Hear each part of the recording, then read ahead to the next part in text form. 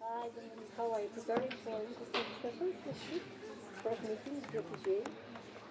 We will have some questions on the management case. Okay, that's good. That's good.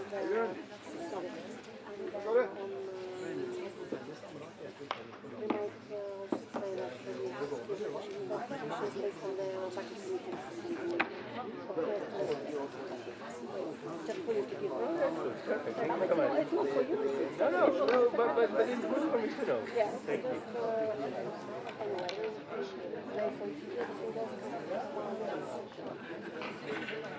Right.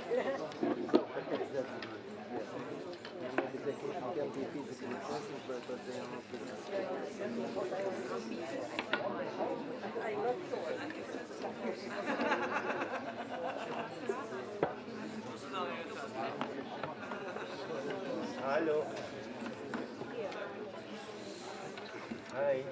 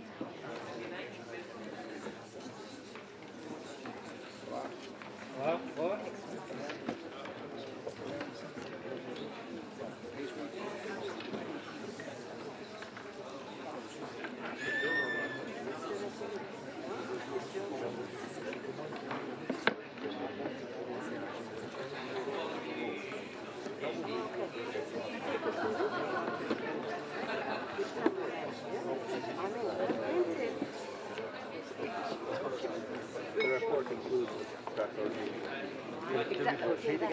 The report includes the draft resolution. The two options are in the explanatory memorandum. Oh, you have even more documents. It's the same document. I thought I did a good. He just read it through. I was traveling and then, okay, yes.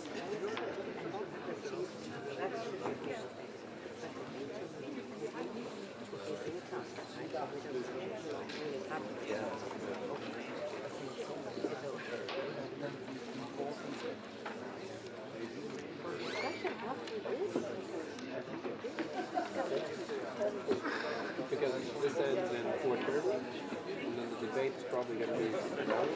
Yeah, and then they will. Yeah, probably 4 seconds.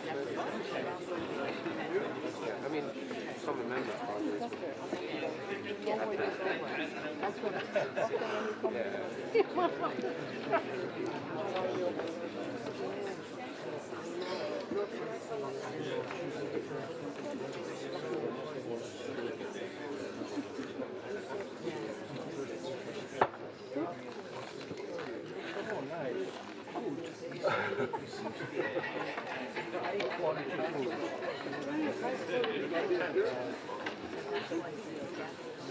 It's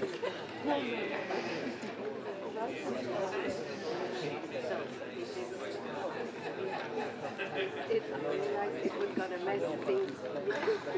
Yes. So I thought it was a mistake, so that's why I thought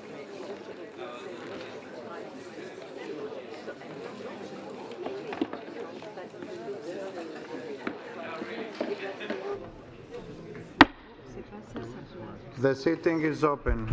Dear colleagues, please be seated. I want to remind members that they should insert their badge before taking the floor. As you begin your speech, please press the microphone button once only, wait for a couple of seconds, and then start. Ladies and gentlemen, dear colleagues, it is my great honor to welcome His Excellency Mr. Luc Frieden, Prime Minister of Luxembourg, to the 2025 opening session of the Parliamentary Assembly of the Council of Europe.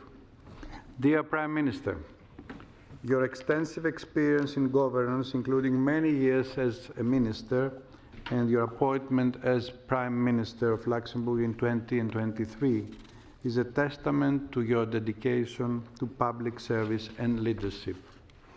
It is with great esteem that I welcome you to this hemicycle, which, as you told me earlier, is the first time that you are visiting. And we are welcoming you warmly, and we are thankful to you that you are here today with us. I assumed my first year of presidency during the year marking the 75th anniversary of this institution, and I have to say that I was struck by the insufficient visibility of the impact of the Council of Europe's work on the lives of millions of Europeans. Throughout my tenure, I have called on political leaders to highlight by all possible means the history and legacy of this organization to the broader public. It is for this reason that I am particularly pleased about the opening in Luxembourg of the exhibition 75 Years of Defending the Council of Europe's Fundamental Values through posters. This exhibition serves as an excellent bridge, connecting the Council's rich history with the present, and I find it symbolic that it opened its doors, Prime Minister, in your town of birth, allow me, if I will not pronounce it very well, as Sur Alzette, a city deeply rooted in the values of resistance and human rights. The theme of resistance against oppression and the responses of societies to authoritarianism is also central to this session, particularly as we commemorate the 80th anniversary of the liberation of Auschwitz-Birkenau.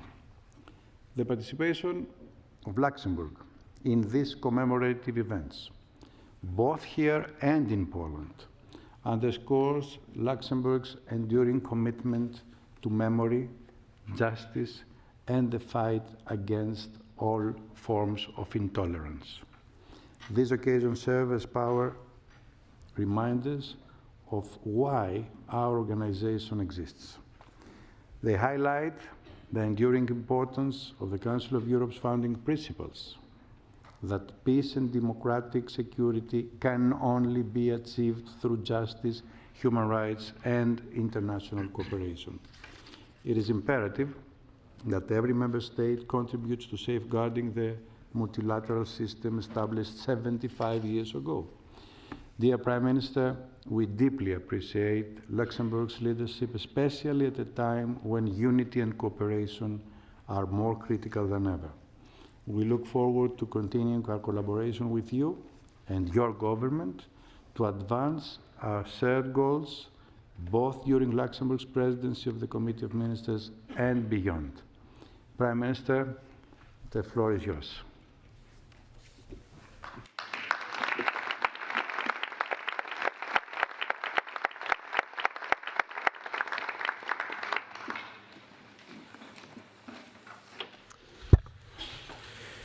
Monsieur President of the Parliamentary Assembly, Secretary General of the Council of Europe, ladies and gentlemen, honourable members, excellencies, ladies and gentlemen. 2 days ago, I found myself in Auschwitz, a place, a name that will forever represent a synonym to the absence of humanity in our history. It is a place of commemoration, and it encourages us to think carefully about the darkest moments of our continent's history. Furthermore, it is an encouragement to act in order to make sure that these horrors never ever occur again. Born after the inhumanity displayed during the Second World War, this Council of Europe was called upon to strengthen and to give real meaning to a new frame of mind here in Europe. It would be based upon the principles of individual freedom and the rule of law. The moral ambition of this organisation, therefore, right from the outset, goes beyond the material objectives of other organisations that were also created in the post-war period, such as NATO or the OECD. And it is this moral ambition that still continues to guide the Council of Europe. And therefore, I am very happy indeed that the presidency of my country, of the Committee of Ministers of this organisation, affords me this opportunity to exchange with you today. First and foremost, I would like to restate the unwavering commitment of my country, Luxembourg, towards this organisation. Indeed, this is demonstrated by the imminent visit to Strasbourg of His Royal Highness, the Grand Duke of Luxembourg, and last Monday, the visit of our Minister of Foreign Affairs. The Council of Europe was the first common democratic institution on our continent. The principles that guided its action right from the outset, from the first day, still hold true today, just as they did on the 5th of May 1949, defending human rights, fundamental freedoms, the promotion of democracy, as well as the rule of law. Luxembourg attaches great importance to the promotion and the protection of human rights, be that at an international level or be it within our own country. Like so many other countries, we too are very much aware of the challenges that we currently face. And with regard to that, I want to make it clear that Luxembourg is going to work actively together with the Council of Europe, the Committee of Ministers, the Parliamentary Assembly, the Court and the other bodies of this organisation. I am convinced that we need to adopt an approach that is based on the rule of law and on multilateral cooperation. That will allow us to work together for peace, for joint development, for respect for human rights, and it will help us resolve the challenges that arise at an international level. These concerns were also very much at the heart of the term of office of Luxembourg within the UN Human Rights Council, which just came to an end. And I will state it here and I will state it everywhere, Europe is a must. We need Europe. But it's much more than that, in fact. Europe is first and foremost an idea, an ambition. It is a community of values that brings together states that have different traditions, different cultures, but it is precisely because we have this pan-European bearing that we are so strong. There can be no Europe without democracy. There can be no Europe without respect for human rights or without respect for the rule of law. We are actually talking about the very soul of our continent, this intangible force or strength that we share beyond our borders, and they form part of our DNA. These values were the values that gave rise to the European Convention on Human Rights. This text, and we are this year celebrating the 75th anniversary of this convention, a convention that constitutes one of the fundamental pillars of our common democratic space. And it's here in the city of Strasbourg, a city that was marked by centuries of war and of violence. It is here in Strasbourg that these wounds started healing. And it is here in Strasbourg that a real European consciousness began to emerge. And yet, today we also witness challenges to the rule of law. We see our democratic values being put to the test. These are extraordinary challenges that we face, and the Council of Europe, together with the European Union, must continue to mobilise in order to defend these values.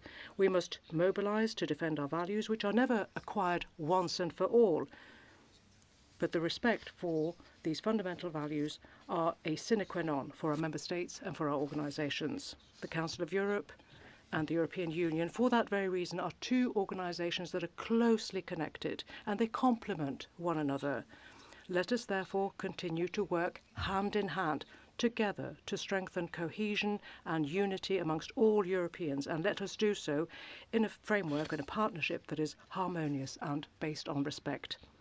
If we want to face up to the challenges of today, in particular a geopolitical world that is changing before our eyes, then it is precisely this European spirit or European consciousness that we need to promote. For the very first time in a number of decades, for the very first time, there is actually a democracy here in Europe that is fighting for its existence. There are countless victims. This war of aggression by Russia against Ukraine rides roughshod over the very basis of the Council of Europe and the basis upon which the whole of Europe was in fact built. It is a war that is waged against our values, it is waged against international law, and it is waged against multilateralism. It is a war of aggression. And therefore, today, I would say that it is the major security challenge of our continent, in addition to which it also calls into question international law that we hold so dear. Our historic duty is therefore to stand up to these dangers which threaten our peace. These last few years, this organisation, the Council of Europe, has proven that it is able to act resolutely when it is faced with threats and when our European values are threatened. In order to fight this, we have revitalised the organisation, we have prepared our organisation to face these numerous and complex challenges for today's Europe. The Council of Europe has abided by its pioneering spirit. I refer you in particular to the Reykjavik summit, with an agreement to set up a register of damage, the damage caused by the Russian aggression against Ukraine. This register, which has been operational since April 2024, is an essential step. It allows us to document in material terms the damage sustained by Ukraine and by the population of Ukraine. The Council of Europe has legal expertise, has technical experience, and these are precious tools that will help us set up in future a mechanism for compensation for victims, as well as set up a special international tribunal for the crime of aggression against Ukraine. Ladies and gentlemen, honourable members, it is in our common interest to promote synergy with other international organisations, and I would refer here in particular to the United Nations, to the OSCE, and to the European Union. We need to pull together in order to support Ukraine at every level. Support for Ukraine, whether that support is provided on a national basis or whether it's done here in the Council of Europe, this support for Ukraine will continue to be a key priority for the Luxembourgish presidency of the Committee of Ministers, and that's in line with the principles that we defend and that Ukraine is defending for all of us. The corollary to any weakening of the multilateral system by this war, which is still wreaking havoc in Ukraine, the corollary to that is an erosion of respect for fundamental values in many of our countries. And these challenges constitute a source of deep unease, insecurity. They call into question peace. They also call into question democracy. Building peace, basing that peace upon cooperation between nations, is basically the way of ensuring that we have democracy, a democracy that is based on rights, human rights at every level, every national level too. And therefore I would welcome the initiative taken by the General Secretary of the Council of Europe to start thinking about an ambitious action plan to help breathe new life into democracy, revitalise it. We are faced with democratic backsliding, and the Council of Europe is very well placed to deal with these crucial matters for our continent and for our societies. Breathing new life into democracy, revitalising it, that is a process, it's also an objective. It requires, of course, full participation on the part of civil society. We need our citizens on board, young people, and of course we need all our state institutions on board as well. The Secretary-General will be able to rely on the support of Luxembourg when it comes to drafting this plan of action. Notwithstanding the considerable advances that have been made since the end of the 1980s on our continent, notwithstanding that, I note with some concern that these same values, these same ideals are being challenged even here in Europe. There are increasing difficulties when it comes to the enforcement of judgments handed down by the European Court of Human Rights. There are also attacks being perpetrated against human rights defenders and other civil society actors, and there is also violence against journalists, and these are, if you like, these are manifestations of this problem, and we must react to these problems. If we undermine the rule of law, the first victims will be vulnerable individuals. They will be minorities. Protecting minority groups must form part of our common pan-European action. If we don't have that solidarity, a solidarity that needs to be implemented by our member states, if we don't have that, then I'm afraid our entire European architecture of democratic values will be sapped as well, will be called into question. Since it was first established, the Council of Europe has proven that it can play a crucial role in the process of European integration and the creation of a common legal space. It was there when it came to the establishment of the rule of law. It did so, of course, primarily through its court, the European Court of Human Rights, but it has also undertaken this effort thanks to the support of the Venice Commission. Luxembourg was particularly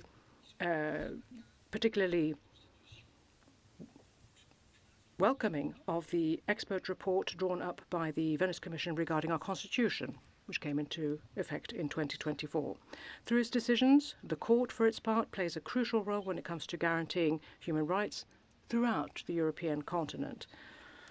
The court is not always, how can I put this, a comfortable institution, but it is certainly a very essential aspect, a cornerstone of the entire system of the European Human Rights Convention. Without this court, the convention system, which, like I said, emerged together with the creation of the Council of Europe and very much forms part of the organisation today, without that cornerstone, we could not operate.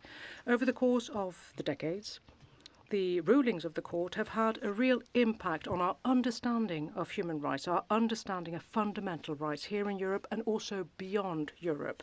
My country, Luxembourg, our judicial system, our society, they too have evolved, and they've evolved thanks to the case law of the Strasbourg court. Over and beyond the work of this court, we also very much hope that we can make some progress on this path towards a common legal space or area for all of us. Indeed, we're continuing to work towards such a common space, and I would like to welcome the Council of Europe draft convention on the protection of the profession of lawyers, which has now been transmitted for opinion to, or was transmitted for opinion to your Assembly on the 11th of December of last year. We welcome that step, and we very much hope that the convention will be opened for signature when we have our Foreign Affairs Ministerial Conference in mid-May in Luxembourg. This convention, this future convention, has a purpose, namely to strengthen the rule of law, and by doing so, protecting lawyers. Lawyers have a fundamental role to play when it comes to the administration of justice and when it comes to safeguarding our fundamental rights. It is a new instrument, the first binding instrument of this nature, in fact, a new instrument that is designed to strengthen the protection afforded to lawyers, allowing them to exercise their profession freely without any obstacle. We very much hope that very soon this convention will be adopted, and we call upon the member states and non-member states of the Council of Europe to sign up to this convention, because that would extend the scope of protection afforded by the convention beyond Europe. Despite the crucial role played by the court, we cannot ignore the fact that there are difficulties currently in terms of executing the judgments of the court. There are attacks against this institution. I would remind you that all member states are under an obligation to respect the rulings of the court and indeed respect the Convention on Human Rights. Enforcing the decisions handed down by the court is of paramount importance if we want to guarantee the efficiency and the credibility of our system to protect human rights here in Europe. There are challenges, I mentioned them a moment ago. Over and beyond that, I would also like to say that my country is very aware of the crucial role that this court plays. And of course, that has consequences in terms of human resources and in terms of funding. And that is why Luxembourg will continue to support budgetary efforts that are designed to make sure that the court has at its disposal a budget that is commensurate to the work it has to do here in Strasbourg.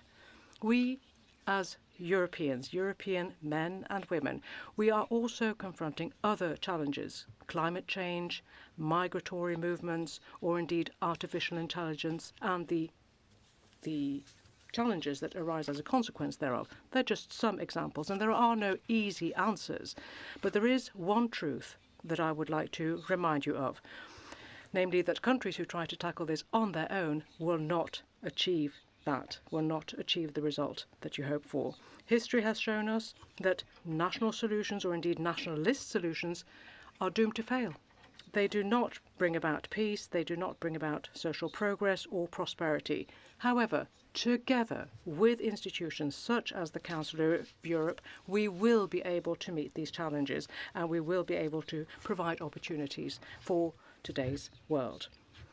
The mission of the Council of Europe should also be to extend the scope of protection afforded by the European Convention on Human Rights. And the accession of the European Union to this convention is therefore a key objective for us. We want to make sure that all citizens in the EU can see their human rights better protected. That is what we wish to guarantee. A future accession also to the Council of Europe by Kosovo. And here the International Court of Justice has recognized that this would be in line with the Declaration of Independence, which is in line with international law. This again would allow one of the last few populations in Europe that currently don't benefit from this, it would allow them in future to also enjoy the protection of the European Convention on Human Rights. Peace in Europe, stability in Europe are two good reasons for us to help make this happen. It is important for the future of our continent. The history of the building of Europe is the outcome of a certain degree of political leadership and also the collective will of our citizens who wanted to build a Europe of peace after the Second World War, a Europe that would be premised upon shared values, values that should continue to inspire us and our actions. They should do so today and they should do so always. The Council of Europe, for its part, has precisely this collective responsibility. It is not easy, it is not straightforward, but it is very much necessary. Your responsibility is to defend the rule of law. We're facing certain trends, certain political movements who seem to have forgotten the consequences of a world where it is, in fact, the mighty who prevail over the rule of law. We need to react. We need to absolutely stand up against such tendencies. And within that context, I very much hope, and my country very much hopes, that the Council of Europe will remain an organisation that places the bar very high, that is demanding and that is courageous. And the Reykjavik summit really was an important moment in the history of the Council of Europe. It was a really strong moment in our history, and the ministerial session that we're scheduling for May 2025 in Luxembourg will be an opportunity for us to take stock of the progress made since then, the 2 years since the summit. That will be an opportunity for us to look together at our priorities, to define them, to define the actions that will be required in order to strengthen our common values and to defend our common values. As a founding state and as President in office of the Committee of Ministers of this organization, Luxembourg pledges to continue on the basis of the momentum created by the Reykjavik summit and to make sure that our efforts are in line with strategic actions of the Council of Europe. Our presidency will make sure that there will be continuity and that there will be consistency as compared to the decisions taken in Reykjavik. We want to guarantee proper execution of the rulings handed down by the European Court of Human Rights, and we want to, of course, protect all individuals protect them in terms of the rule of law. In particular, I've mentioned journalists and lawyers. We need to meet these challenges, both today and tomorrow, and with a view to that, Luxembourg provides full support for the Council of Europe. We want the Council of Europe to be strong, to be innovative. It was rather a revolutionary idea at the time. Since then, the Council of Europe is very much part of our reality, and we need to cherish that pioneering spirit. We need to cherish it for the future, and we also need to take inspiration from the ideas and values that guided our predecessors. Let us therefore maintain that moral ambition of the Council of Europe to strengthen and to give body and meaning to this European state of mind. Thank you.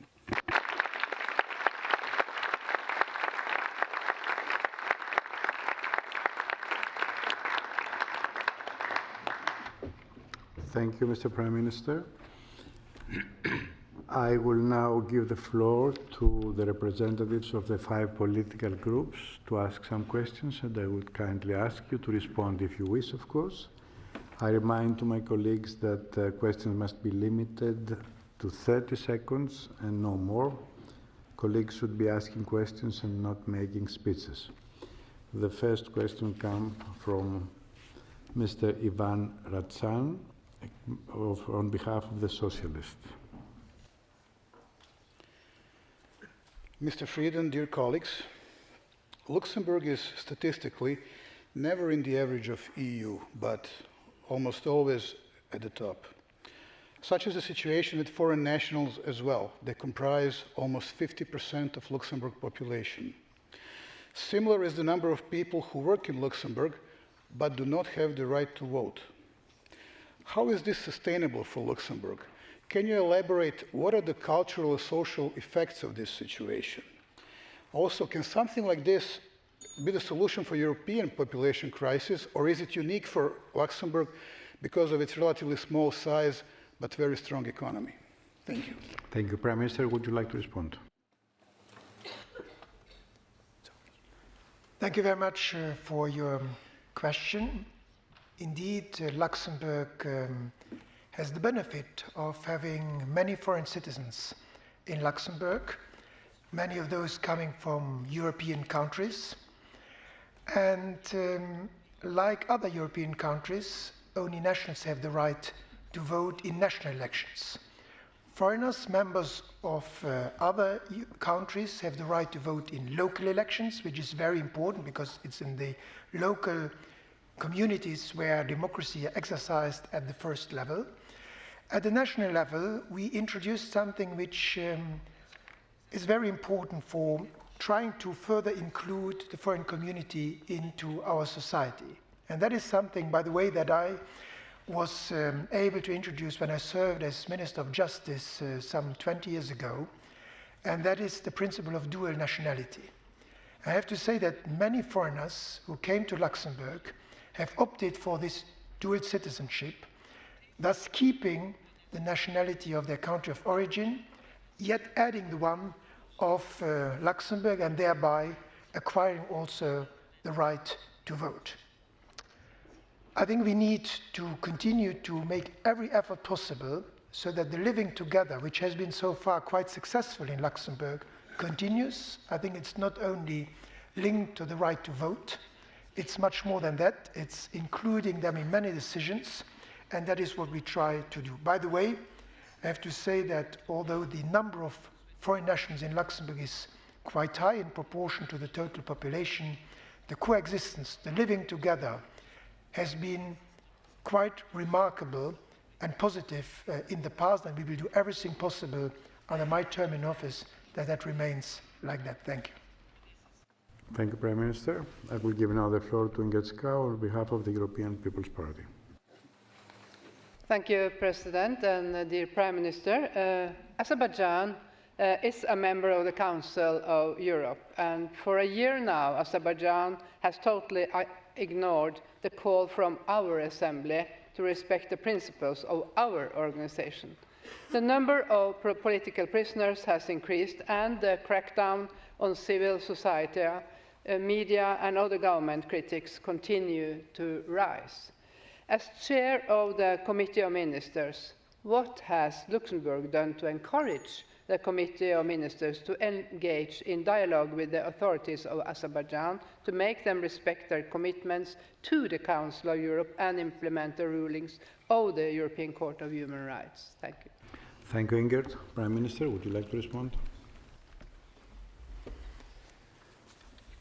As I said in my remarks, the respect of human rights, of all the principles enshrined in the European Convention of Human Rights is extremely important for my country, and we advocate the full respect of those rights everywhere and on each and every occasion. I met a few months ago with the president of Azerbaijan. By the way, on the same day, I also met with the Prime Minister of Armenia, because we believe that not only the peaceful coexistence of those two countries, but also within their countries, the full respect of all the principles that we hold so dear in this Council of Europe must be respected.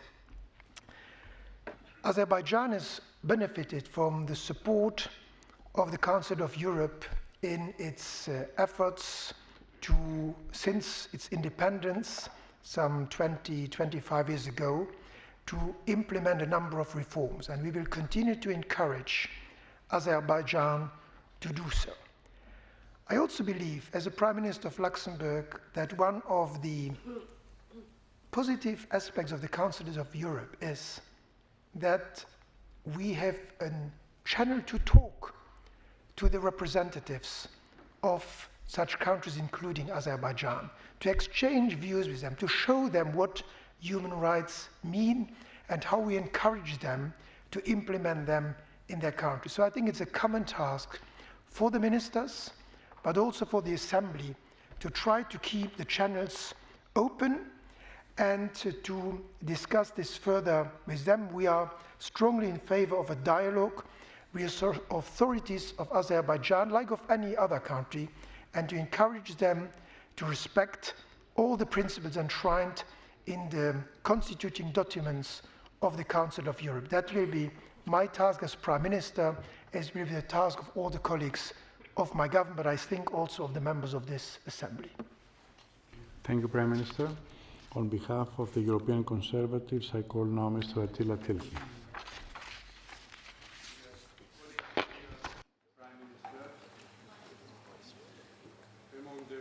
Mr. Tilki, we cannot hear you. Have you inserted your badge? Okay. Press once only the button and then wait for a couple of seconds. Sorry. Dear colleagues, dear Prime Minister, among the priorities of the Luxembourg presidency, both the promotion of European culture and living together are program items that are ideal tools for increasing mutual understanding and celebrating the historic diversity in unity of Europe. In light of this, what is the position of the Luxembourg presidency on the protection of traditional national minorities of Europe? Thank you. Thank you, Mr. Tilki. Prime Minister, would you like to respond? Sure.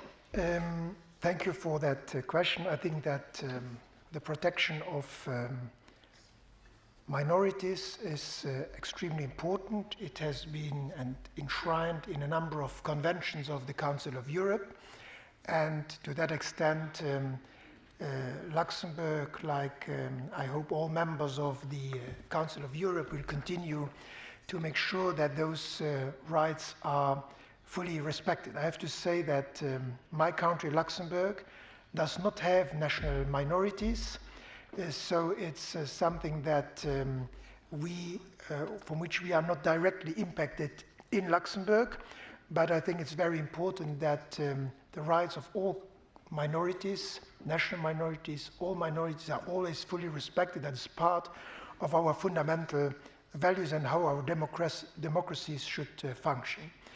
May I also say that what you said at the beginning of your question, that indeed I think that getting to know each other better through culture, building bridges through culture is something also extremely important. And that is one of the reasons why also Luxembourg has put culture among its priorities. I've always believed that if people come together around other things than political debates, be it culture, be it sports, maybe some other areas, that creates the bonds that we need to have a peaceful and better world. And therefore, let us work on using culture for a better living together, for respecting the diversity, but diversity in a certain unity around common values. Thank you. Thank you, Prime Minister. On behalf of the Liberal Democrats, Larissa Biloser. Thank you, Mr. President. Dear Prime Minister Frieden, first of all, I would like to express my gratitude to your country and to you for being a reliable partner to Ukraine for fruitful cooperation and support. My question would be, what specific measure can Luxembourg take to expand its military and humanitarian assistance to Ukraine that daily fights for its survival against Russia as aggressor? And as it is Luxembourg presidency, I would like also to use this opportunity and to ask your country's facilitation in ensuring accountability for the Russians involved in abduction and unlawful adoption of Ukrainian children by creating, according to the recommendations of the PACE, joint registry for individuals to be sanctioned. Thank you, Larissa. Prime Minister, would you like to respond? Thank you very much for your question, and I would like, again, as I said already in my remarks earlier on, that my country fully supports Ukraine, will continue to strongly support Ukraine, not only because we want to defend Ukraine, but because you are defending us and you are defending the principles for which this organization was created. If international law is violated, if the basic principles on which the world after the Second World War, our part of the world after the Second World War, has been established are violated, it is our duty, independent of the size of the country, to stand by those who are the victims of such aggression. And that is the reason why my government, and I would say the large majority of the people of Luxembourg, fully stand behind all efforts to support Ukraine, militarily, financially, humanitarian aid, and we will be there also to help one day the reconstruction of Ukraine. This is our moral duty, but it's also about fundamental principles. So we will continue to look for ways to help Ukraine, also to make sure that there will be a sustainable peace. And sustainable peace means, of course, a peace that means that once there will be peace in Ukraine, no other war can start on the European continent. Therefore, we will also be on the side of Ukraine when we look for ways to find a solution to end this war. But that can only be done with Ukraine. It cannot be done by others talking on behalf of Ukraine. Only Ukrainian people and the representatives of Ukraine can decide what is the best course for Ukraine, but we must be there to ensure the safety of Ukraine in the long term and also the human rights, the fundamental human rights of Ukraine in the future. There are so many terrible things that happened.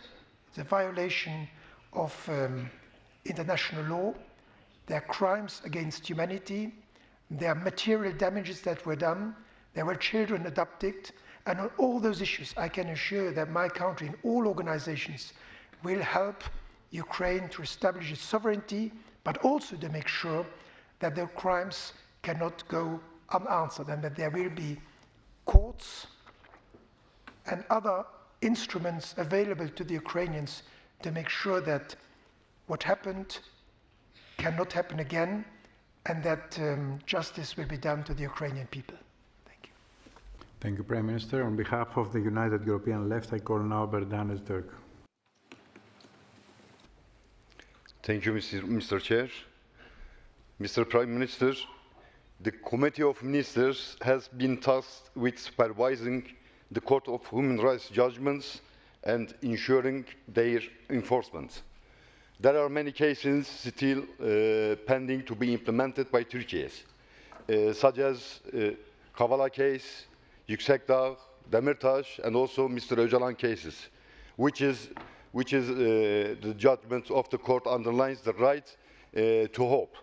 In your opinion, what step does the committee should take to ensure Turkey's compliance with the court rulings in these and other many cases? Thank you. Thank you, Mr. Öztürk. Prime Minister, would you like to respond?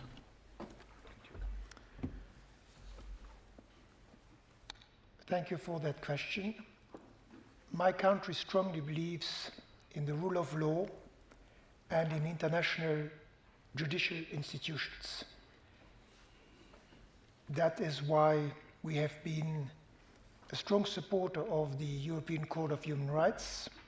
That is why we have been a founding member and strong supporter of the International Court of International Criminal Court. That is why we are the host country and a strong supporter of the European Court of Justice. And therefore, we believe that all judgments that are rendered by international organizations, international courts of which we are a member, and which other countries are members as well, must be fully implemented. Otherwise, the system on which the conventions have been adopted will not function well. And therefore, we have to tell every member of those organizations, Council of Europe, European Union, but also Statute of Rome, that the decisions of those courts must be implemented. And it is for us in our political fora, everywhere, in each and every country, to remind the that if we believe in the rule of law, court systems are the instruments to have the checks and balances to make sure that the rights enshrined in the treaties, in the constitutions, are applied. And therefore, there can be no doubt on that. Court decisions must be implemented always and everywhere. Thank you, Prime Minister. I will now give the floor to a group of 3 of my colleagues. So, Prime Minister, if you wish, you can take some notes because you are going to respond to all 3 at the end. And the first is Sonia Khazarian. Thank you, Chair. Honorable Prime Minister, we are living in quite turbulent times, wherein political dynamics, long-standing established practices, alliances, unquestionable bonds, and decade-long relations among the states may be called into question.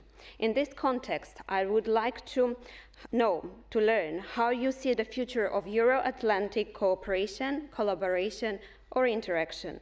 I'll be very grateful for your valuable insights, especially from the Luxembourg's viewpoint. Thank you.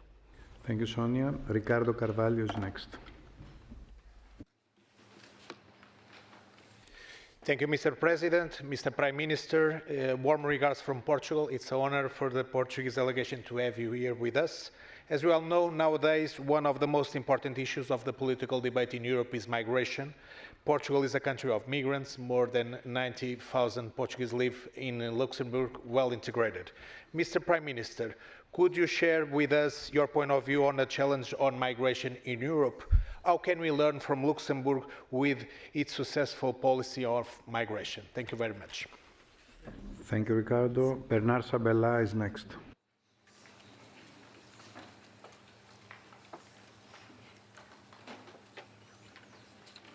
Is Mr. Sabella in the room? So I'm going to Vladimir Vardanyan. Vladimir. Thank you, Mr. President. Honorable Mr. Prime Minister, what lessons can Luxembourg share from its own experience in promoting democratic values, and what specific initiative can it lead within the Council of Europe or European Union to support Eastern Partnership countries in addressing challenges to implementing human rights and rule of law reforms, as well as helping Armenia safeguard its democratic reforms and values against geopolitical pressure? Thank you. Thank you, Vladimir. Prime Minister, would you like to respond?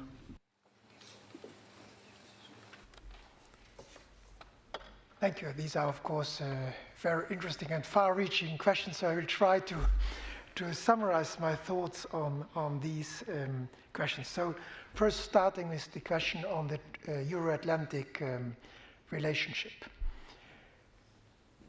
The United States and Europe share, for many decades, the same basic values. Both continents are based on documents which are rather similar. The French Convention on Human Rights and the US Constitution, the Bill of Rights that followed the Constitution, are almost identical.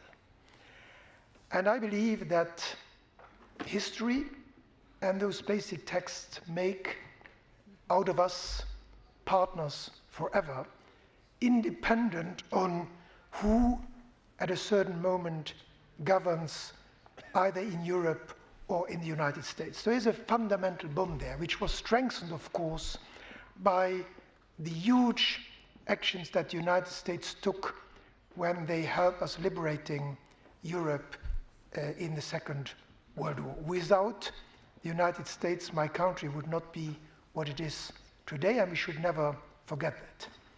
The United States, like Europe, is also based on a system of checks and balances. And I hope, of course, that those checks and balances will continue to function well also in the coming years in the United States and elsewhere also in Europe. Times that we are entering now might become a little bit less predictable due to the style of governance of those who have been recently elected. So Europe needs to adapt to that. But my view as a European leader is that we should not follow and react to something, but that we, as a continent, based on our values, based on our principles, we must try to become more sovereign in questions of security, of economy, of energy, yet at the same time trying to keep the bridges, the historical bridges between Europe and the United States. We have worked well together in the past decades with the United States, including in the recent past in fighting for fundamental values in Ukraine, in resisting the Russian aggression. I think we also need to discuss with the United States to keep the world a peaceful place, a place based on fundamental values. I believe in partnerships that Europe must do with others, and the United States is certainly a country that remains a partner and a friend. But if some fundamental values would not be respected, the friendship that we have with the United States will also allow us to raise our voice. But it is also a time for Europe to become more, I would say, more autonomous, more determined to defend its values and its voice. We are 400 million people in the European Union, even more in the Council of Europe, so we are not dependent on others, but we need friends and partners around the world, and the United States is among those. On the second question, migration. Let me first of all stress once again that migration and cultural diversity is part of the richness of our continent. And we see that every day with, for instance, the very big Portuguese community in our country. They contribute to the cultural and economic enrichment of our country. I'm very grateful for that. Now, migration has, of course, many facets. The migrants from other EU countries, like also from Portugal, they are legal migrants. We have people who come to our countries, including Luxembourg, to seek asylum. Of course, we are bound, and we want to be bound by the Geneva Convention for those who flee for reasons of political persecution, that they get the right to asylum and that they can stay in Luxembourg for as long as they are under threats. That also goes, by the way, for the numerous people who came from Ukraine to Luxembourg during the war and whom we try to give all help that they need.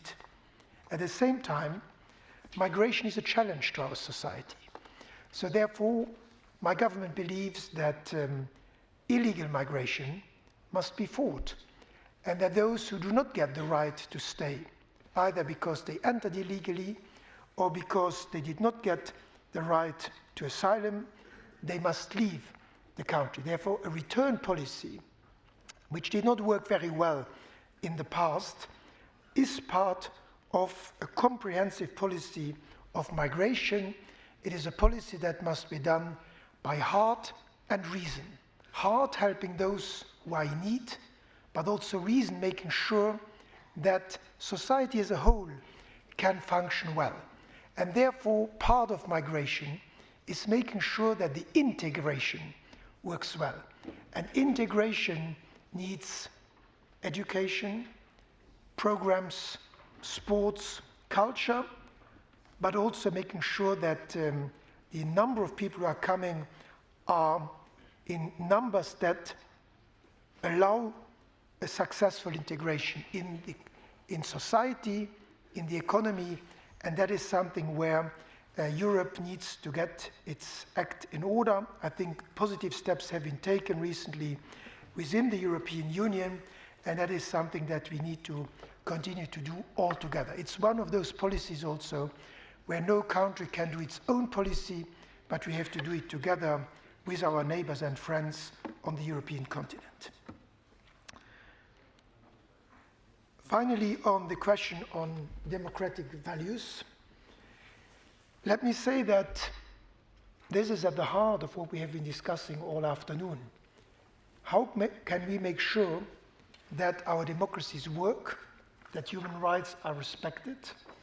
And I think the main element is that we have a stable environment with good functioning institutions, parliaments, governments, courts, and the respect of the minorities, also the political minorities. All that is part of making sure how democratic values function. If you do not respect the minorities, if you do not respect the views of the opposition, if you do not respect the views of civil society, if you do not allow them to express themselves freely, if you do not strengthen the freedom of the media, then democratic values are in danger. And so my experience, our experience in Luxembourg is that those checks and balances of all different powers in society need to be constantly strengthened.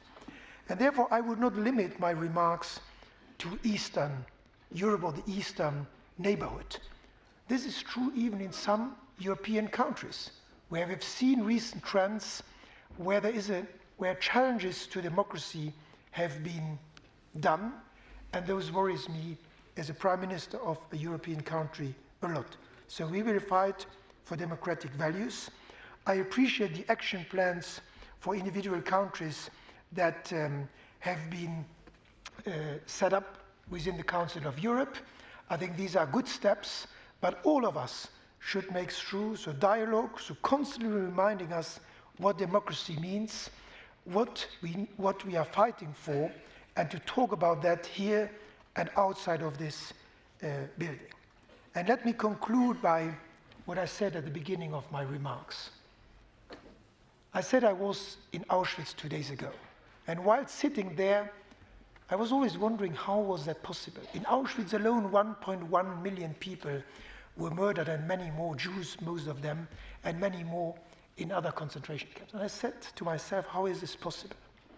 And I think this is possible if we allow certain tendencies to grow. Because before action, there is speech. And before speech, there is thought.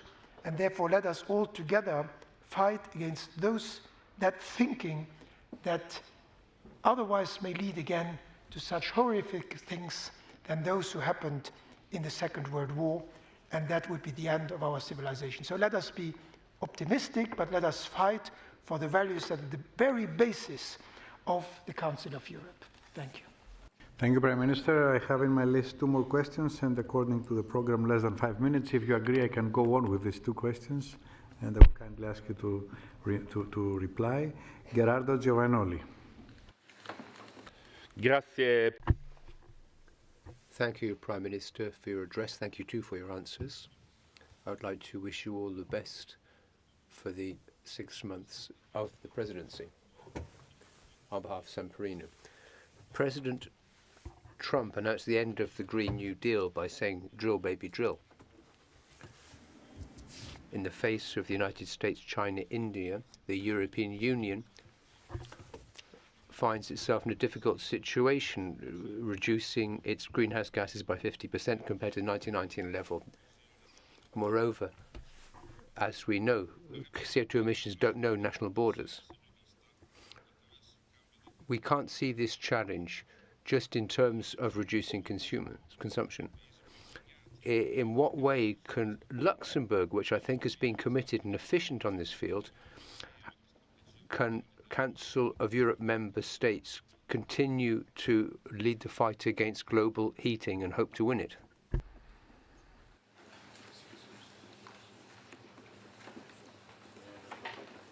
Yes, thank you, Mr. Chairman. Thank you to the Grand Duchy of Luxembourg for its support for Ukraine. And my question concerns the assessment of Europe's level for the preparedness for the threats of war. How do you assess the EU's capabilities to produce weapons and ammunition 3 years after Russia's full-scale invasion of Ukraine? And do you support the idea of a possible deployment of EU peacekeepers to Ukraine after the ceasefire? Thank you. Thank you, Yuri. Prime Minister, you have the floor. Thank you for those questions on climate change. Our view should not depend on what others are doing. So my government, and I hope all members of the European Union, will continue to stick to the Paris Accords and to the commitments that we are doing there. We are doing those not only because they are commitments to a treaty that we participated in, but because they are there to make our world livable also in the future and for the future of our children and grandchildren. And therefore, while I regret that the United States will leave the climate agreement, we should continue to make sure that we stick to our ambitious goals. They are not easy to attain, but we should not change course because of what happened. We also saw that last time when the United States left the Paris Accords, they came back to them 4 years afterwards. So my hope is that this is not forever. I would like to stress once again that I think that climate change is an enormous challenge for our society, that we should not underestimate it, that we must do policies that encourage people to change their behavior, and therefore, of course, we need to invest massively in renewable energies to make sure that we become less dependent on fossil energies. So my main point is, let us stay on course and let us try to convince others who might temporarily not be convinced of what we have agreed upon years ago for the good of all mankind. Regarding the second question on preparedness and the future of Ukraine, but more the general security architecture of Europe, I think what is necessary is that all countries in Europe can live in peace and security. And therefore, when I mentioned earlier on that we need to look for a sustainable peace, obviously security guarantees for Ukraine, but also for other countries, are part of that discussion. Security guarantees for some are being member of NATO. Security guarantees for others are bilateral or multilateral agreements. And the details of those still have to be discussed.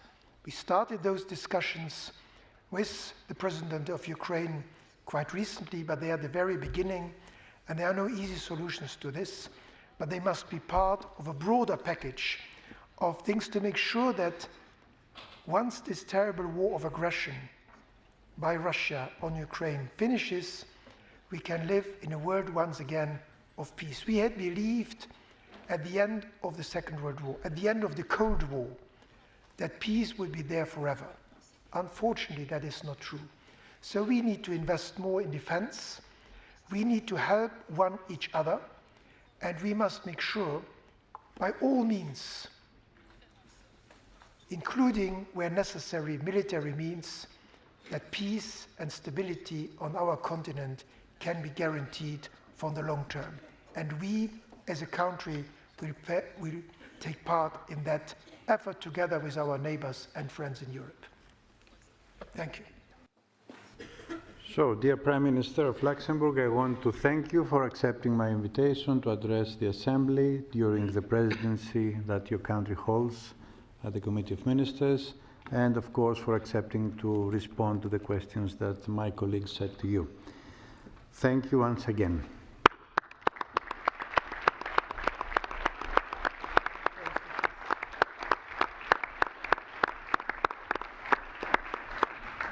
Dear colleagues, in 2 minutes we start with the next item, which I want to remind you is challenge on some substantive grounds of the still unratified credentials of the parliamentary delegation of Georgia. 2 minutes, please don't leave the room.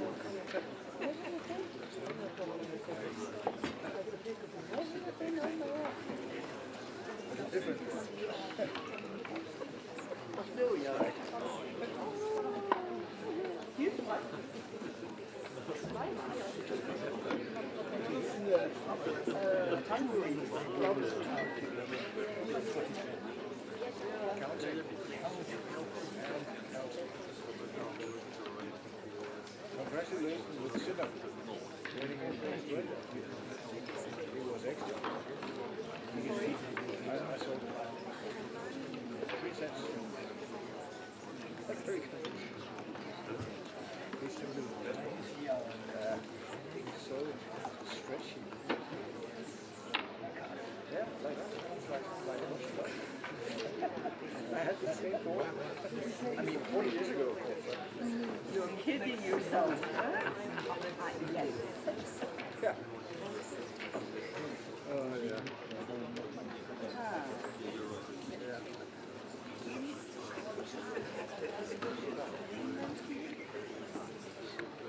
Maybe not.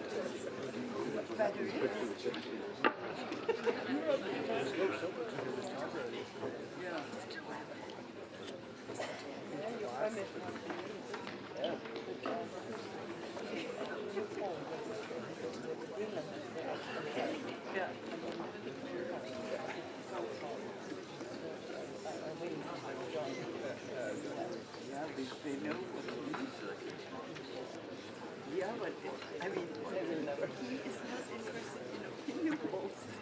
But this is yeah.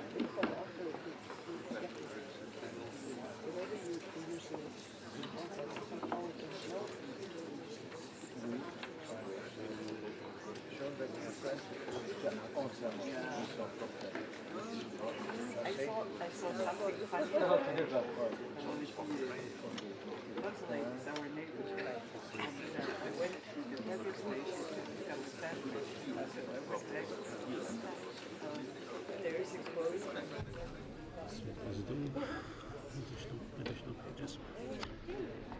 So I will start with this. You start. They have changed it, yeah. Okay.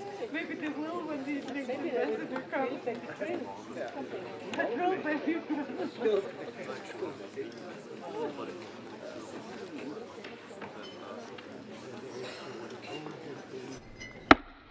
Dear colleagues, the next item of business this afternoon is the debate on the report titled Challenge on Substantive Grounds of the Still Unratified Credentials of the Parliamentary Delegation of Georgia. It is document 16104, presented by Mrs. Zanda Kalnina Lukasevica on behalf of the Monitoring Committee, with an oral opinion presented by Mrs. Petra Bayer on behalf of the Committee on Rules of Procedure, Immunities and Institutional Affairs. It is document 16107. In order to finish by 5:45 p.m., we must interrupt the list of speakers at about 5:25 p.m. to allow time for the reply and the vote. I call now Mrs. Zanda Kalnina Lukasevica, Rapporteur. Dear Zanda, you have 7 minutes. Thank you, dear President, dear members.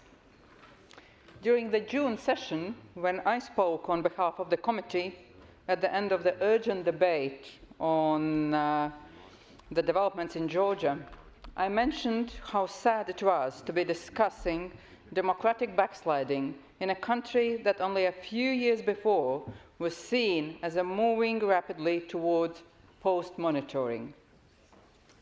Little did I know that only 6 months later, I would be presenting a report on the challenge of the credentials of the Georgian delegation due to the country's failure to honor its membership obligations to the Council of Europe with regards to democracy, rule of law, and human rights.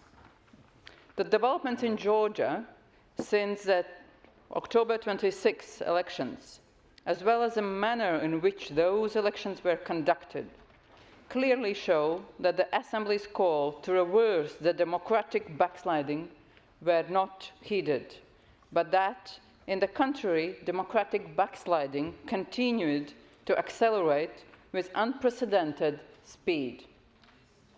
This needs a clear response, but also clear recommendations on how to reverse this democratic backsliding.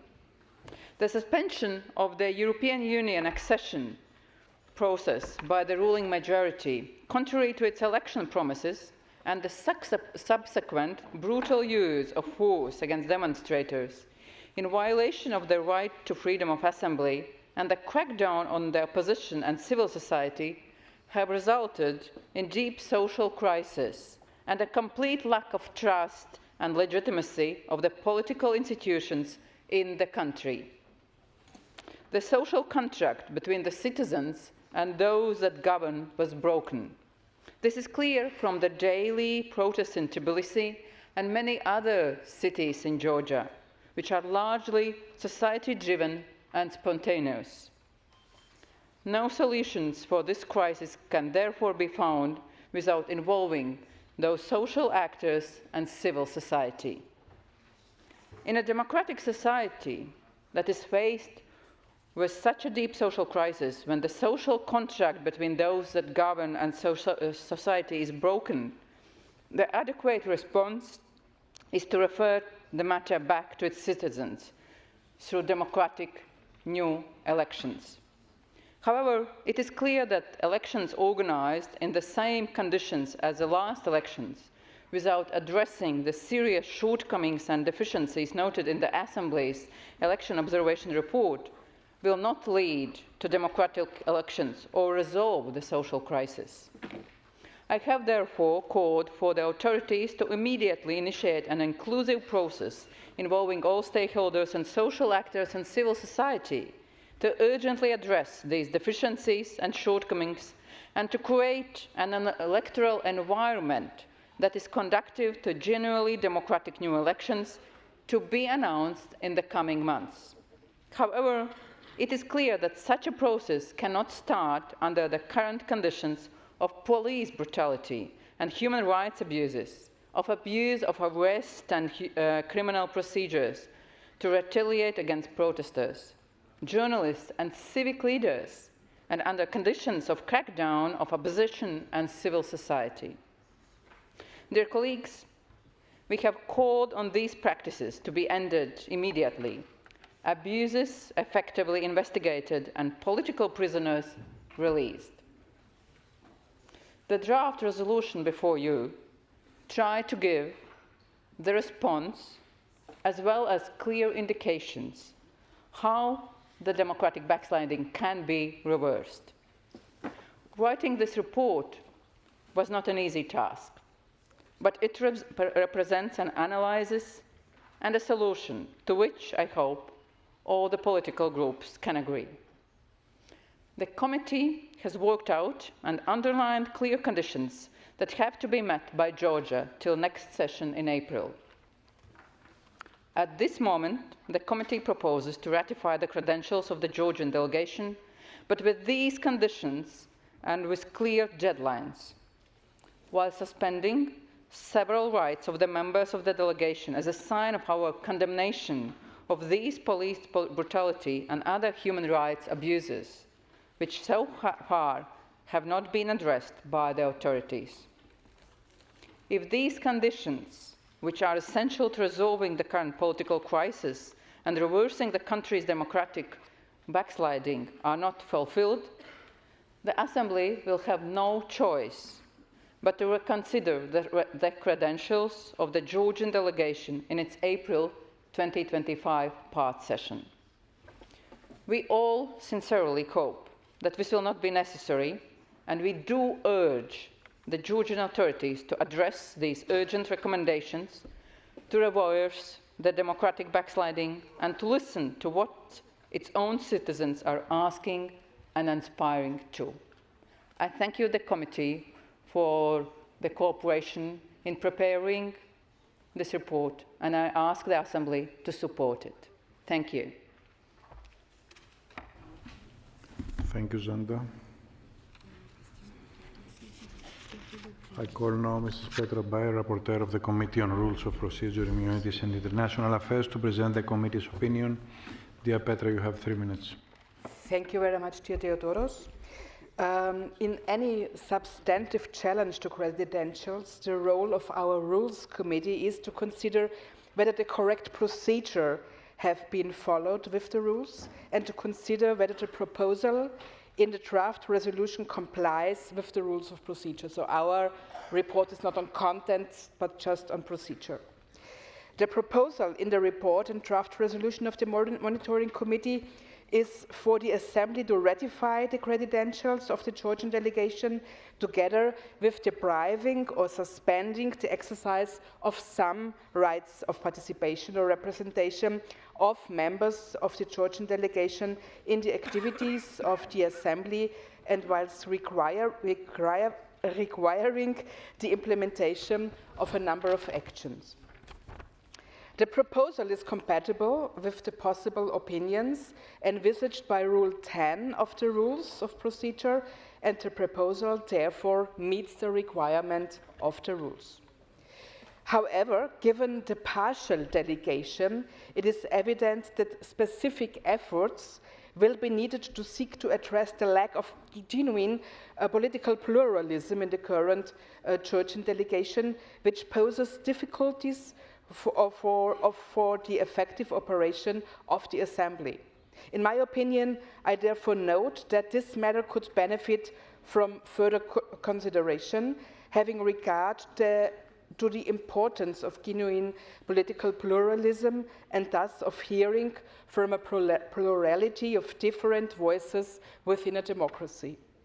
Further, my opinion also highlights that in order to make the actions set out in the bullet points in paragraph 11 of the draft resolution meaningful, they should be followed up closely by the monitoring committee and its two co-rapporteurs, as well as, if appropriate, other bodies of the Council of Europe, including the Secretary General of the Council of Europe, the Commissioner for Human Rights, and I think you have seen that he published his report on Friday of this week. He visited Georgia in the course of January, and in order to inform the Assembly of developments on the implementation of these required actions.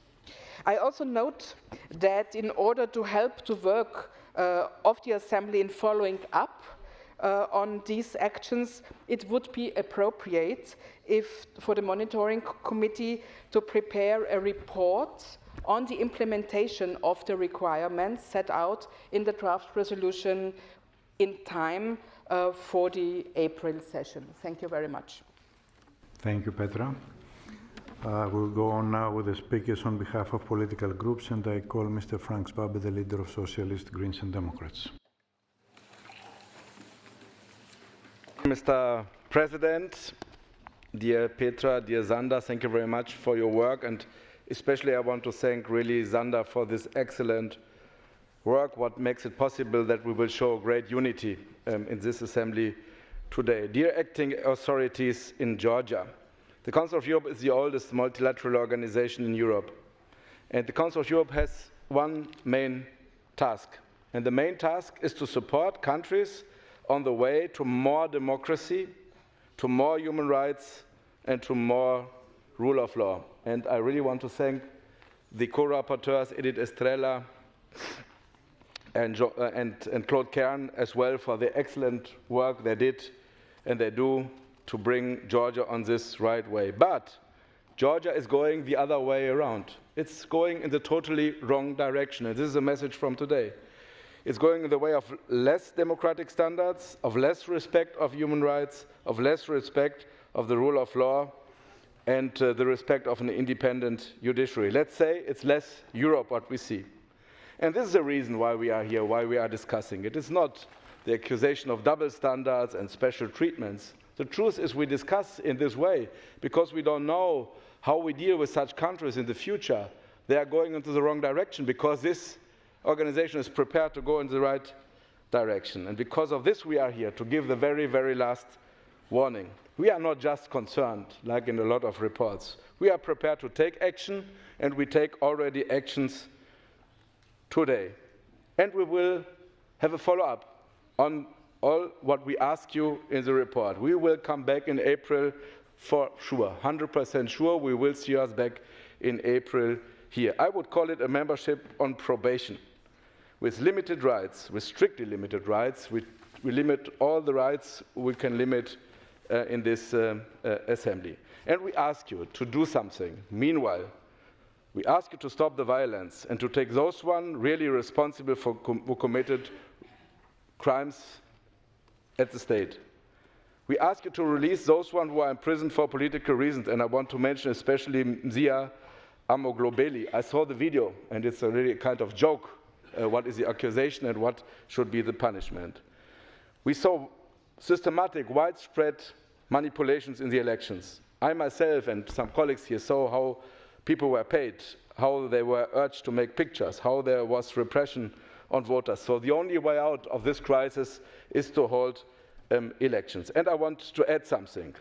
Do not extradite people from Azerbaijan, and do not put yourself in the same row. So there are people like Afgan Zadigov, Nurava Ashurova, they are suffering in Tbilisi and they are scared to be pushed out to Azerbaijan. So please take it serious. We don't close the door today, but it is a very, very clear and serious warning we give to you. Come back to our European way on democracy, human rights and rule of law.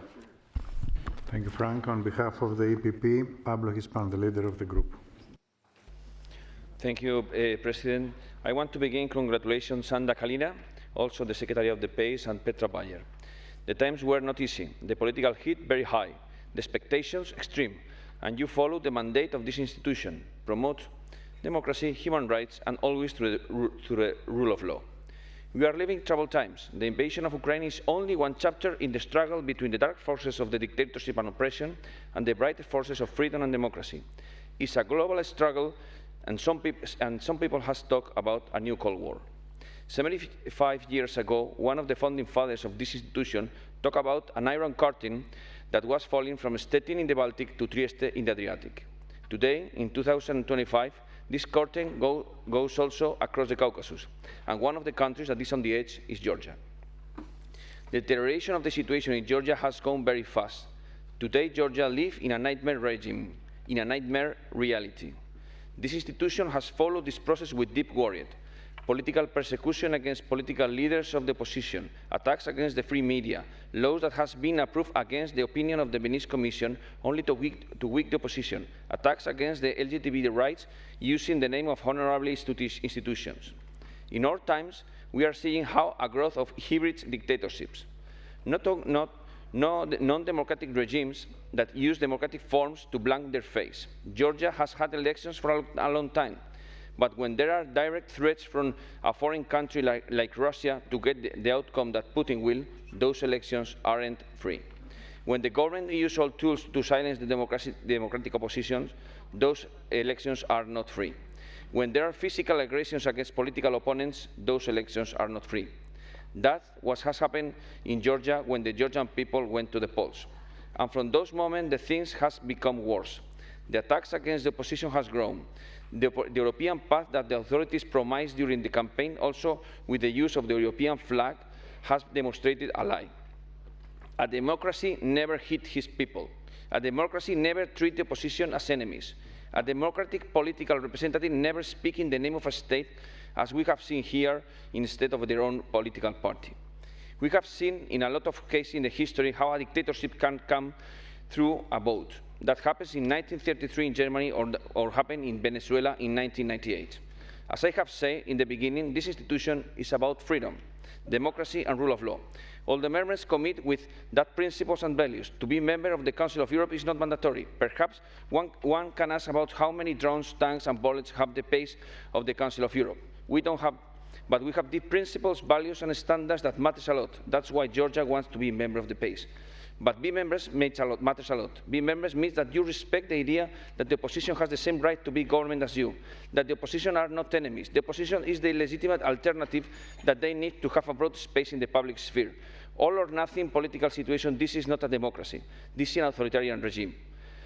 2 months is a lot of time if the current government wants to stop the authoritarian path and reverse it. It's also the time this institution needs to see if there are real changes. The report set clear and accountable objectives. This is not an institution of rules, and this is an institution of rules, and the institution has tools for monitoring the situation. In these 2 months, if the requirements that are set to get in a clear and undebatable path to get this would be approved, that Georgia return to the democratic path. Again, congratulations to the reporter of the monitoring. This has been an easy, brave Latvian woman that has done a great job. Pablo, Thank 44 you. seconds. Yes. Thank you. 44 over, I mean. Now, Elisabetta Gardini, the Vice Chair of the European Conservatives. You have the floor. Grazie, signor. Thank you, President. Dear colleagues, the question of the credentials of the Georgian delegation is both delicate and crucial. It strikes at the heart of the fundamental principles of our institution. Our duty is to defend democracy, the rule of law, and human rights. We know that Georgia is going through a difficult period. There are legitimate concerns regarding recent political decisions and the implications of those decisions for the democratic future of the country. Nevertheless, we can't ignore the fact that a significant part of Georgian society looks with hope to the West, to the European Union, to the Council of Europe. These are citizens who've gone out to demonstrate in the streets to defend the fundamental freedoms. They believe in the values we represent. They want their nation to continue along the road towards being a genuine and authentic democracy. However, we do not believe that the appropriate response here would be to close the door. We should offer a way forward. Accepting their credentials with conditions means we'll be not only giving Georgia an opportunity, but also a responsibility. This would mean we could support the country in a process of reform and democratic consolidation with the objective of strengthening institutions, guaranteeing the separation of powers, and protecting the rights of citizens. Let's be clear about this. Our support is for the people of Georgia. We support its desire to be part of a community of nations based on democracy and on the respect of fundamental freedoms. Our support is for civil society, independent journalists, democratic forces which on a daily basis fight for a more free and fairer and more European country. We can't abandon all these people. This is why we would call on the Georgian authorities to demonstrate with tangible steps their commitment to these principles. We want them to respect the right of association, to investigate excessive use of force during the demonstrations by the police, and to release people arrested during those demonstrations. Europe cannot turn its back on Georgia, nor indeed can Georgia turn its back on Europe. Once again, I repeat, we cannot close the dialogue. We must remain strong in the respect of our values, but responsible in terms of political action. Today, we're not just voting on Georgia's credentials. We're also voting on the signal we should send to all those in Georgia who continue to fight for a European future. I'd like to ask all of you to remember that. Thank you.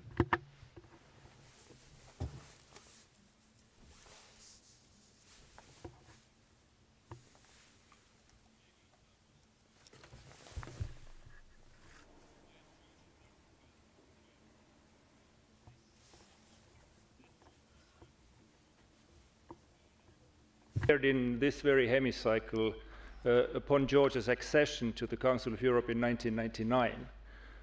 This belief, this is declaration of identity, and this has been a cornerstone for generations of Georgians who have struggled for their country's freedom, to free their country from Russian imperial domination attempts, the Tsarist Russia, Soviet Russia, and now Putinist Russia. In 1999, Zhvania also said that the majority of Georgians, every Georgian, is waiting for an important message from this hall. And it's not an exaggeration to say that it's true today as well. The Georgian people are waiting for our message in their struggle, because 26 years later, a pro-Russian oligarch and his proxies are conducting an operation of state capture of Georgian institutions by the textbook we know from similar operations in Belarus, we saw in Yanukovych's Ukraine, and of course we saw in Putinist Russia. The Georgian state and Georgian people took a treaty-bound obligation in 1999 to honor the values of Council of Europe, democracy, the rule of law, human rights. Yet, in November 2024, the de facto Prime Minister of Georgia, upon freezing accession process to Europe, declared that calls from the Council of Europe and from European institutions to uphold those values are, and I quote, blackmail and manipulation which is utterly disrespectful to our country and society. It's clear that the majority of Georgians and obviously the majority of Europeans think exactly the opposite. What is utterly disrespectful to Georgia and its people, what is manipulation and blackmail, and worse is what the regime is doing to Georgia and its people now. Yesterday at the committee, when we discussed this resolution, the representative of the ruling party told us basically there is no police brutality in Georgia, there are no political prisoners in Georgia, and there is no need and there will be no new elections in Georgia before 2028. That, of course, makes the conditions set in this resolution somewhat mute. But ALDE Group supports this resolution in sake of agreement between political parties, and our message to the Georgian people they are waiting and to the regime are in the conditions set in these resolutions. 1, stop police brutality. 2nd, release all political prisoners. And 3rd, most importantly, announce new parliamentary elections under strict international observation in free and fair environment. Thank you very much. George Lukaidis on behalf of the United European Left. Thank you, Mr. President. Dear colleagues, the UEL Group expresses deep concern regarding the recent developments in Georgia. The report contains several constructive proposals aimed at addressing the troubling situation in Georgia. We welcome the visit of the Secretary-General of the Council of Europe to Georgia, as well as the process and working group he has initiated to help Georgia align with its commitments and obligations. We believe that joint action by both statutory organs of the Council of Europe is the only way to achieve effective results and remedy democratic backsliding. Hence, we also urge the Committee of Ministers to strengthen the Tbilisi office, as current efforts and programmes have proven insufficient to prevent the ongoing crisis. We are deeply concerned, dear colleagues, about the broader trends of democratic backsliding in Georgia and in various other member states of the Council of Europe, which are in similar or even worse situation. Georgia and all other member states have committed themselves in the 2023 Reykjavik Summit to the 10 principles of democracy of the Council of Europe. The commitment must be implemented in practice by all member states. We strongly urge the Georgian delegation to continue working with the PACE rapporteurs in good faith and fulfil without any delay all outstanding issues mentioned in the resolution pertaining to our values and principles, namely human rights, democracy and the rule of law. We urge at the same time the Georgian opposition to take their seats in the parliament as soon as possible, honour their mandates and represent the voters who elected them. This will ensure their representation in this assembly, allowing all members to actively contribute to PACE work and promote dialogue between the opposition and the ruling majority on matters of mutual interest. UEL urges Georgia and all member states to participate in both the governmental and parliamentary organs of the Council of Europe. In case of flagrant violations of a member state, both statutory organs should act in synergy instead of unilateral actions, so that a member state to ensure compliance with statutory obligations. Therefore, we urge the Georgian government, the parliamentary coalition and opposition to find a sustainable solution to the current stalemate. We propose to resume this matter in our April part session and support ratifying the credentials of the Georgian delegation until then. Thank you. Thank you, George. Edmund Sepuritis is next. There is a lot of shared history between Latvia and Georgia, and this has created special ties between our societies, culturally and politically. And among other reasons, it is because of this special connection I stand here to support this report and the measures proposed. Because I know that the recent actions of the current government do not reflect the views of the Georgian society and who overwhelmingly support a democratic and European future for their country. I strongly condemn the violence and brutality used against the protesters, members of society, simply reminding about this overwhelming support for the European integration that the government neglects. The violence and retaliation against protesters and civic society has to be stopped. The political prisoners have to be released, and the democratic process has to be restored. I support the measures proposed here, limiting the rights of members of the Georgian delegation now and coming back to not ratify credentials in the next session if the steps mentioned here have not been taken. The people in the streets of Tbilisi have been defending the values of the Council of Europe, and we have responsibility to stand with them. Thank you. Thank you. Linda Hofstad-Helleland, you're next. Thank you, Mr. President, dear colleagues. Georgia stands at a critical crossroad in its democratic journey. As we convene here at the Assembly, it is our duty to stand firmly in defense of democratic principles and the rule of law. The current circumstances and the lack of common ground between the government and the opposition has made efficient governance and progress toward European integration impossible. The parliamentary election held in Georgia on the 26th of October 2024 were clearly not in accordance with democratic standards. Violation of democratic norms and standards have eroded the trust of the Georgian people, and they resulted in a government that lacks the legitimacy to represent the will of its citizens. Furthermore, the crackdown on peaceful protesters, illegal detentions, and the suspension of Georgia's EU integration process are alarming developments that undermine the democratic aspirations of the Georgian people.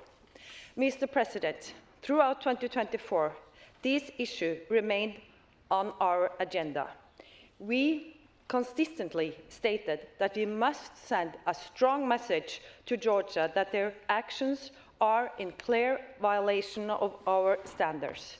We have also said the Council of Europe should be equally visible and strong in its support to the democratic opposition forces. Our challenge today is to decide on how to best combine these two ambitions. Personally,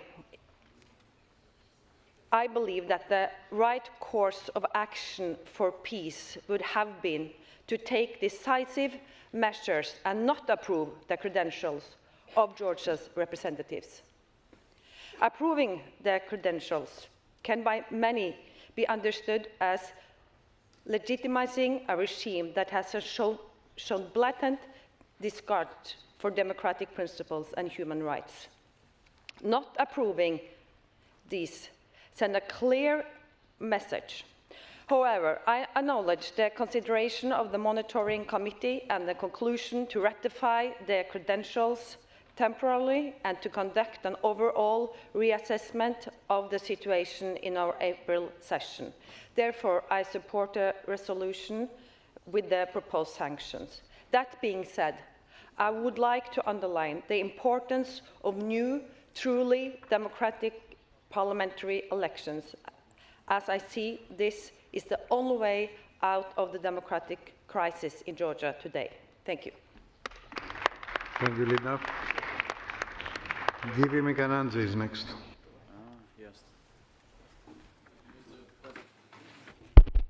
Thank you, Mr. President. Today in this hemicycle, we are facing a situation that does not meet those values which are essential to the Council of Europe and the PACE particularly. Challenging the credentials of the Georgian delegation and demanding to organize new elections is a direct interference in domestic affairs and a threat to the sovereignty of Georgia. It is an unfair decision which contradicts to the will of the majority population of my country. Facts about elections speak for themselves. The OSCE Observation Mission report commended the election administration for the well-organized and administered elections. The difference between the winner Georgian Dream and the second-runner opposition party is 43%. Opposition had 25,000 members in the precinct commissions. The vast majority of them signed summary protocols of the elections, while only 9 expressed dissenting opinion regarding the summary protocols. 2 times fewer complaints were filed in comparison with previous elections. Electronic machines were used for voting by more than 90% of voters. These machines were audited by international audit company ProVNV, and the conclusions highlighted that they operated smoothly and in line with international standards. These conclusions were supported by the results of an investigation carried out by the General Prosecutor's Office. During questioning in the court, most of the witnesses were unable to provide any evidence to the investigation of election fraud. The arguments were based solely on unverified information provided by third parties. They appealed to the facts reported in the media, while individual witnesses told that investigations that the statements they made about specific facts of election fraud served as a preventive measure and did not contain information based on real facts. Opposition is not recognizing the results of the elections for the 9th time in a row. They are not entering the parliament. However, 3 out of 4 opposition parties accepted state funding based on the results of the October elections, which is 120,000 euros per month. At the end of my speech, I want to quote the Georgian ombudsman, who recently said, "I don't know if there were at least 1,000 people who would constantly talk about it, or if 350,000 people were deprived of their right to vote. And I don't know how many months have passed since the elections. There must be some evidence, basic evidence behind these statements on election fraud for the public to be convinced. The most neutral and trustworthy thing I have at hand is the OSCE ODIHR and its assessment. All of this combined does not allow me to blindly believe someone's statement. Based on all above, it would be very unfair to ratify the credentials of the Georgian delegation with unacceptable conditions. Once again, we express our readiness to cooperate with the Council of Europe based on the agreement between the Georgian Prime Minister and the Secretary General of the Council of Europe from December 2024. Any decision rather than ratifying credentials without conditions will be ignoring the will of the majority of the Georgian population and in contradiction with the core values of the PACE. Accordingly, we call for the members of the PACE to vote against the draft resolution presented by the Monitoring Committee and support our amendment. Thank you for your attention. Thank you, Givi. Yevgenia Kravchuk, you have the floor.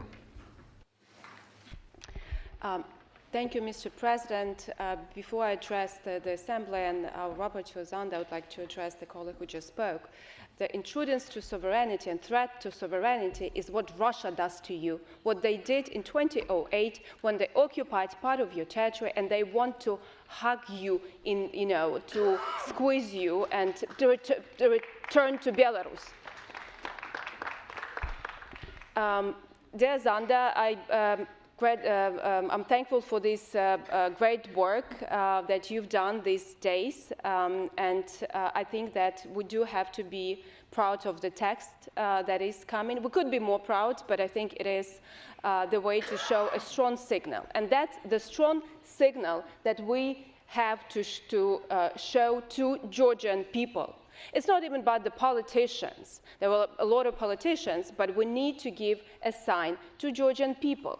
And I've had a conversation with a young Georgian girl in the youth center, and they are afraid that they will be forgotten, that it will be business as usual. And at the end of the day, no one will care. We do care. We do care about Georgian people that chose a democratic European path.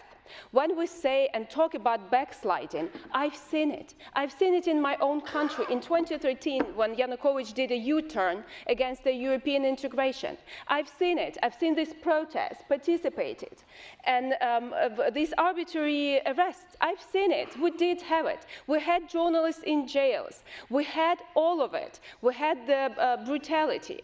So I do support the resolution, especially the call to thank you, Zanda. The call to have the early elections, to release the prisoners and to release all the protesters that are unlawfully arrested. And I would like at the end, since I'm a journalist myself in my previous capacity, I would like to acknowledge that it's the 18th day of hunger strike of Ms.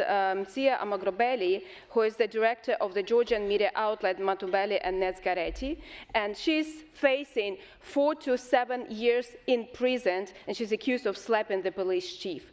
And I do send our solidarity, my solidarity, and the solidarity of this assembly. Thank you.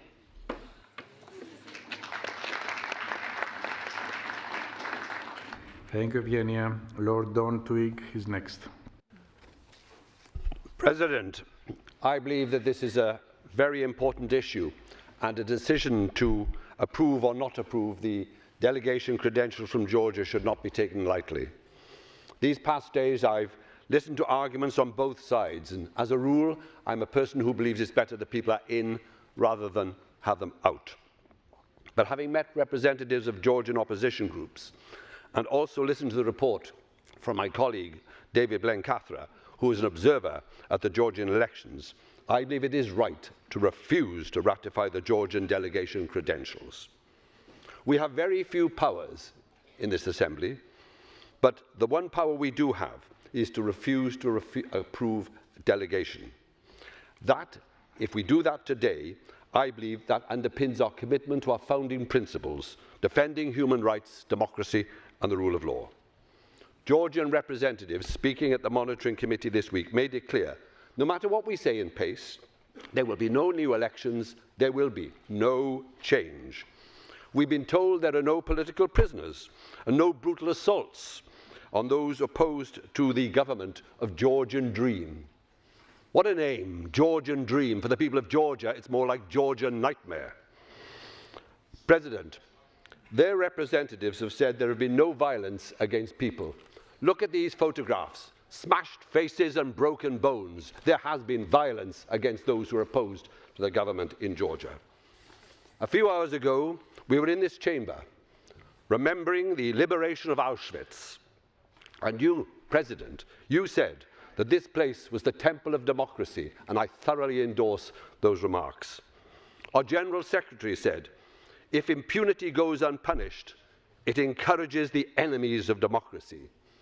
Colleagues, I urge you to heed those words and support Amendment 7 when we get to it, to deny ratification of their credentials. If you will do that, then it will tell the suffering people of Georgia that they are not abandoned. By supporting Amendment 7, we give them hope. Hope that one day they, like us, will be free.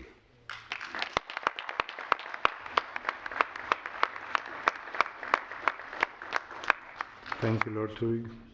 Emanuelis Zingeris. Emanuelis, you have the floor.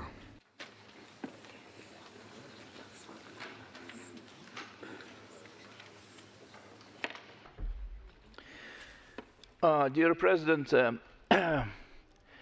Georgia was a key, Georgian society was the key power in the 90s, in my time, when I remember when they was supporting us in Lithuania to destroy evil empire, Soviet Union. I remember all of them. I remember Gomsahurdia, I remember other friends from '89. I remember printed anti-Soviet, anti-communist democratic newspapers in Vilnius for Georgia, in Georgian language.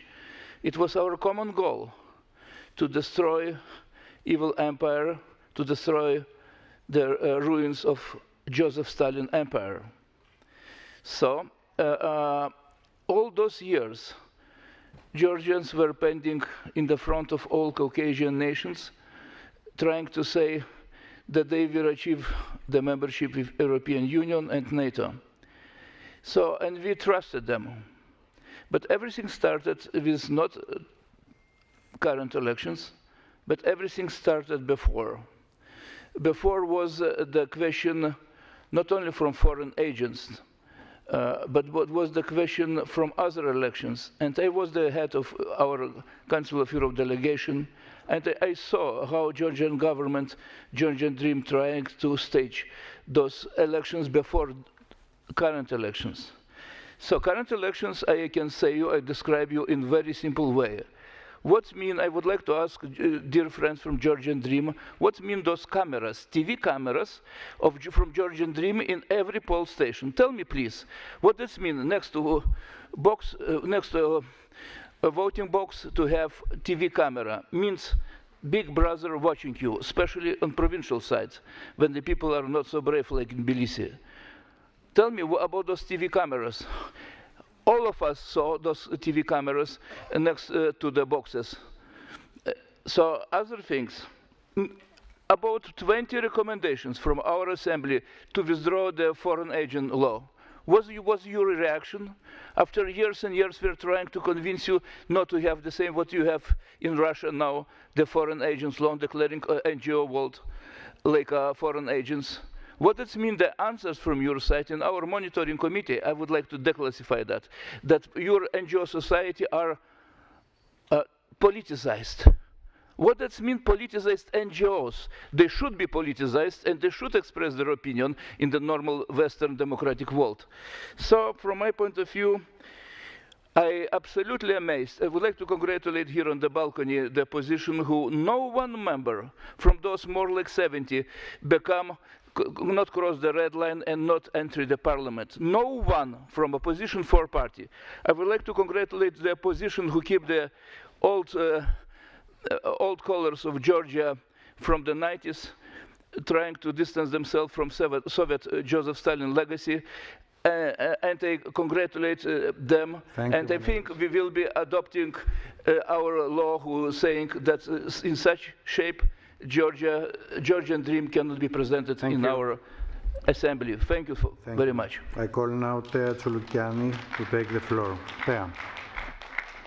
Thank you, Mr. President. The Monitoring Committee heard the case concerning our delegation and examined two different options. A, not to ratify our credentials, and B, to ratify our credentials with a number of conditions. As a result, the Monitoring Committee rejected the option of not ratifying our credentials, and I shall express our appreciation for that. However, a number of the conditions which accompany the ratification are problematic for us, especially the first condition aiming at announcing the new elections in coming months. I and my delegation met with many of you these days, dear colleagues, and you do know very well why it is so.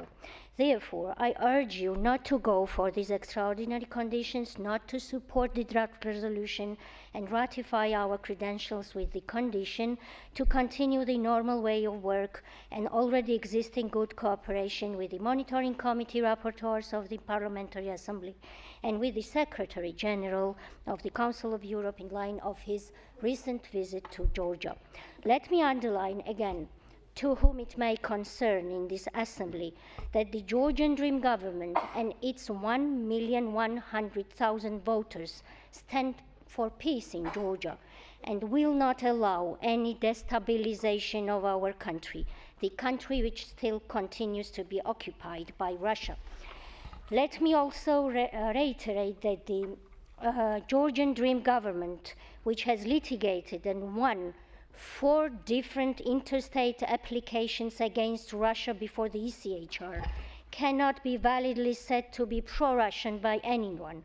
The Georgian Dream government that is proud to have one of the best penitentiaries amongst the Council of Europe countries, to have one of the best statistics in the ECHR, to have wonderful cooperation with the rapporteurs of the Monitoring Committee, and to be one of the best partners of yours in many of other sectorial fields cannot be said to be backsliding just because some of you, dear colleagues, dislike the Georgian people's free choice to re-elect the Georgian Dream once again. Thank you. Thank you, Tea. I call now Alexei Goncharenko.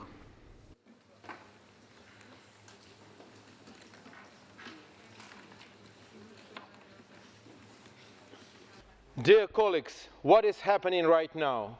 Democracy is under attack in Georgia. They try to kill democracy and freedom there. We see abduction of Georgia by pro-Russian puppets. That's what's happening right now. Who is standing on their way? Georgian people and Georgian civil society. That's why Georgian regime is attacking civil society so harshly, with the foreign agents law, Russian law, with the brutal attacks, taking them to prison.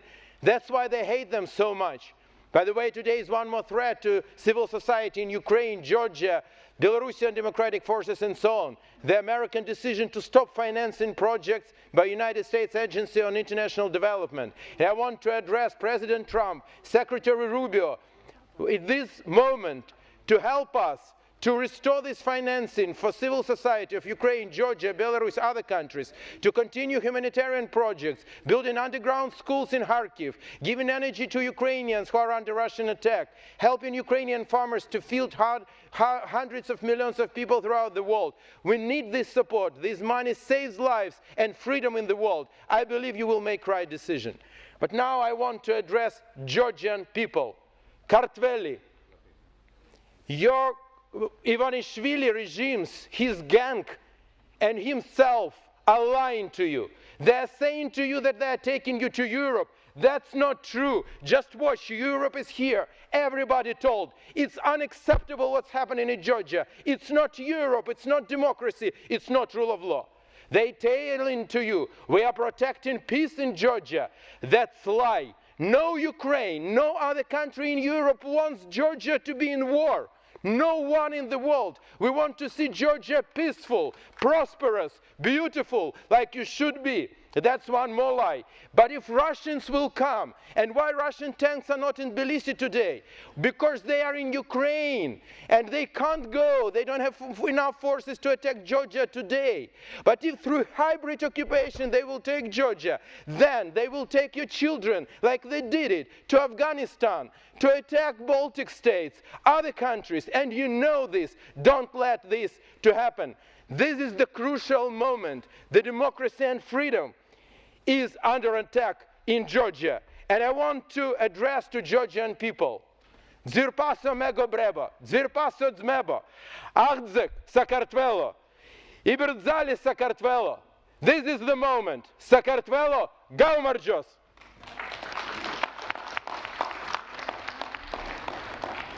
Thank you, Alexi. Peran Moon is next. Muraz ha da. Thank you and good afternoon, Mr. President. I stand before you for the first time and greet you in the Cornish language, the language of my home in our corner of the United Kingdom. It is a great privilege to stand before you today as a member of this esteemed body, which has been long at the forefront of advancing the values of democracy, human rights, and the rule of law across our continent. Today, Europe finds itself grappling with multiple challenges to that democracy, but none perhaps more urgent than the state of democracy in Georgia. The credibility of free and fair elections is the cornerstone of any functioning democracy, and we must be deeply concerned when there are questions about the fairness, transparency, and integrity of the electoral process in Georgia. The Georgian political situation is increasingly polarized, and the Georgian regime's actions, particularly regarding the foreign agents law and crackdowns on media and dissent, threaten these democratic values that we hold so dear. The public protests of recent months exemplify this profound anxiety, and the UK government has expressed deep concern. The Council of Europe plays a crucial role in supporting Georgia, particularly through the Venice Commission, which has made valuable recommendations on the foreign agents law and the Committee for the Prevention of Torture, which has supported efforts to address state-sponsored violence. Like many here this week, I have seen graphic evidence of this violence, intimidation, and electoral malpractice in Georgia. What we are seeing in Georgia is a crucial test of democracy. It is vital that all political actors respect the rule of law and the rights of voters, ensuring that elections remain free and from undue influence and manipulation. This is a moment where we, as European nations, must remain vigilant and united in defending the democratic principles that are the foundation of this body. The values we hold are at risk, and we must act together to ensure they are preserved. And to that end, I would urge all delegates to stand up against those that wish to trash those core democratic values that we hold so dear, and vote for Amendment 7 when it is put before you. Finally, I ask, are we really to send the message to the Georgian regime that don't worry about democracy, come on in and join our cozy club? And what message do we send to the brave Georgian people who have endured violence and intimidation in order to protect democracy? Tonight, I will sleep well, knowing that I've done my duty and protected the values of democracy and the rule of law. I hope you will all sleep well tonight, having voted for Amendment 7. Thank you, Mr. Moon. Gustav Getberg is next. Mr. President, thank you very much. The current developments in Georgia, orchestrated by Georgian Dream, cannot be described as anything else as a slow, Belarusification of the country. The decline of democracy and the decline of rule of law in the country has been going on for months. We all know this. It escalated last year in May as the government and Georgian Dream decided to pursue the infamous Russian law, which main cause to destroy and crush the civil society and free press of the country. In the weeks before the parliamentary elections in October, which were neither free nor fair, the Prime Minister of Georgia openly stated that he welcomed the jailing of the opposition, and the elections, which many of my dear colleagues in this hemicycle were there and observed, were not merely stolen, but also bought by an oligarch, the dishonorable honorary chairman Bidzina Ivanishvili of Georgian Dream. The elections were a total fraud. And after this, we saw and continue to see the ongoing crackdown on peaceful protests in Georgia.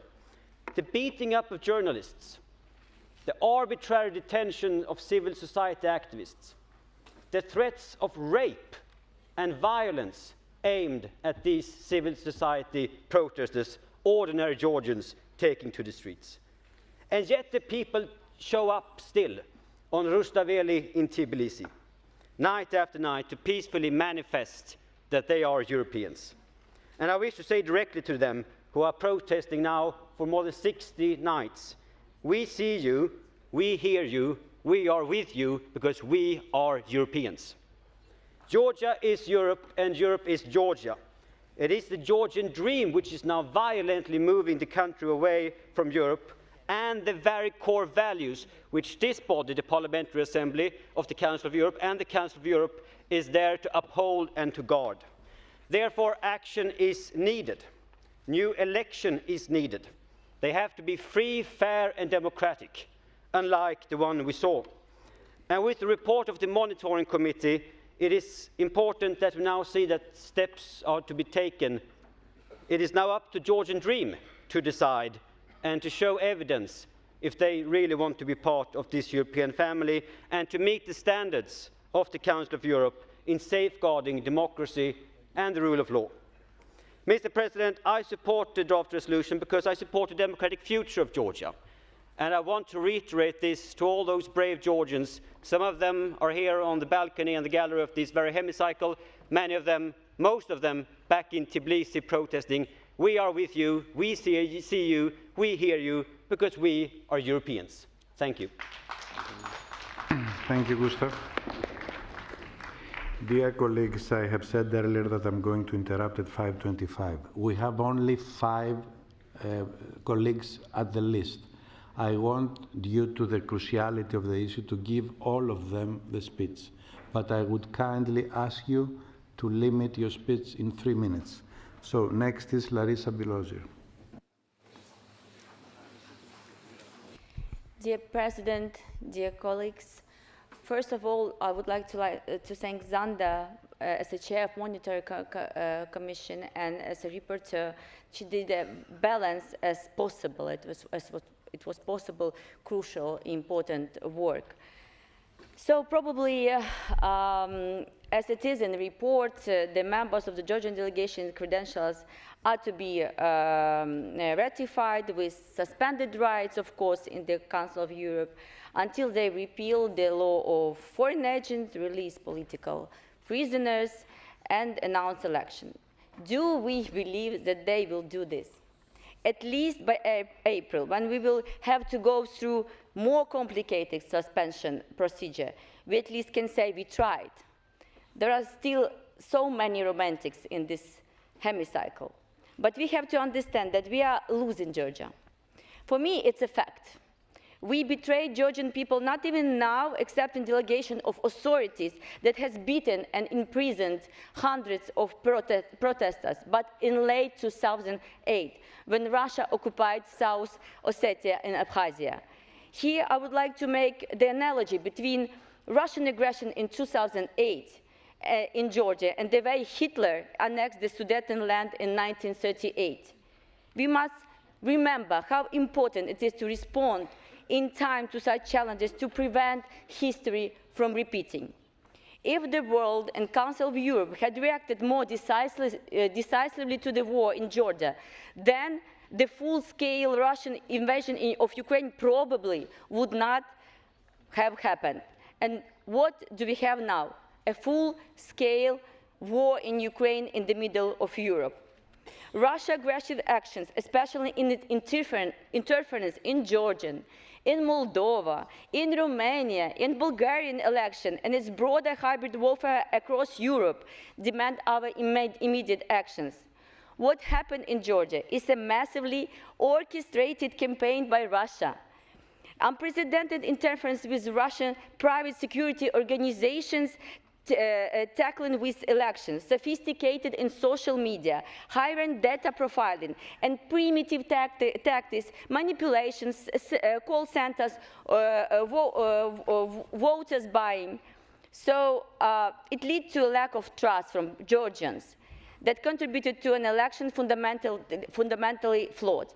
Russia's plan to go far beyond Georgia and extend in particular to the EU and to the NATO countries.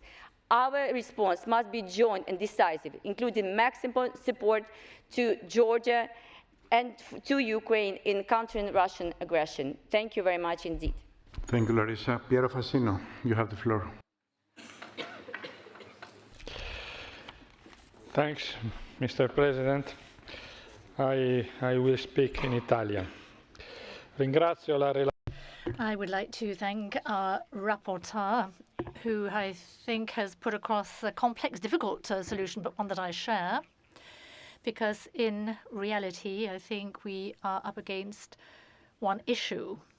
We know that in all countries that for more than 60 years have been under the Soviet power, moving from autocracy to democracy isn't easy. I think we've seen that in Russia, we've seen that in Belarus, where the autocratic totalitarian regimes prevail, but we've seen it in Azerbaijan and Eurasian republics, and we're seeing it today in Georgia.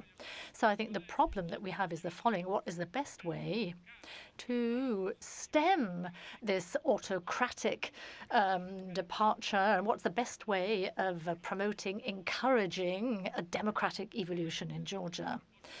And this is what is being proposed by our rapporteur. I think it does correspond to that criterion. We're not here to sort of hand down a sentence or a judgment. No, we are called upon to put in place everything that is necessary in order to stop this sort of autocratic development in Georgia, given all that happened. And once that is possible, so Georgia can return on a democratic path. We shouldn't isolate the democratic opposition in Georgia, which inevitably would be weaker, were we simply just to suspend Georgia from our assembly. And I don't think we want to push Georgia any further into the arms of Russia. So for that reason, I think the decision that is being advocated is the right one. That's to say ratification, but on completion of certain conditions.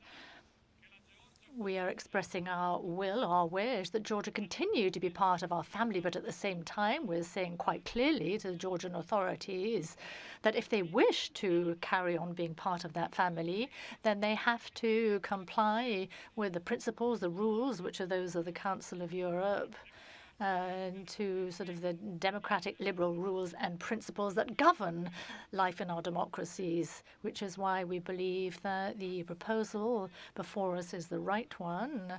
Between now and April, we shouldn't just sit back and wait. No, we need to put in place and do everything that's necessary in order to push the Georgian authorities to comply with our requests and to take the measures that we're asking of them. So I think we should, as a parliamentary assembly, be supporting the initiatives already taken by the Secretary General of the Council of Europe, visiting Georgia only a few weeks ago. And I think the initiatives advocated certainly are a move in the right direction, as the direction advocated in our resolution. Yuri Kamelchuk is next. Yuri.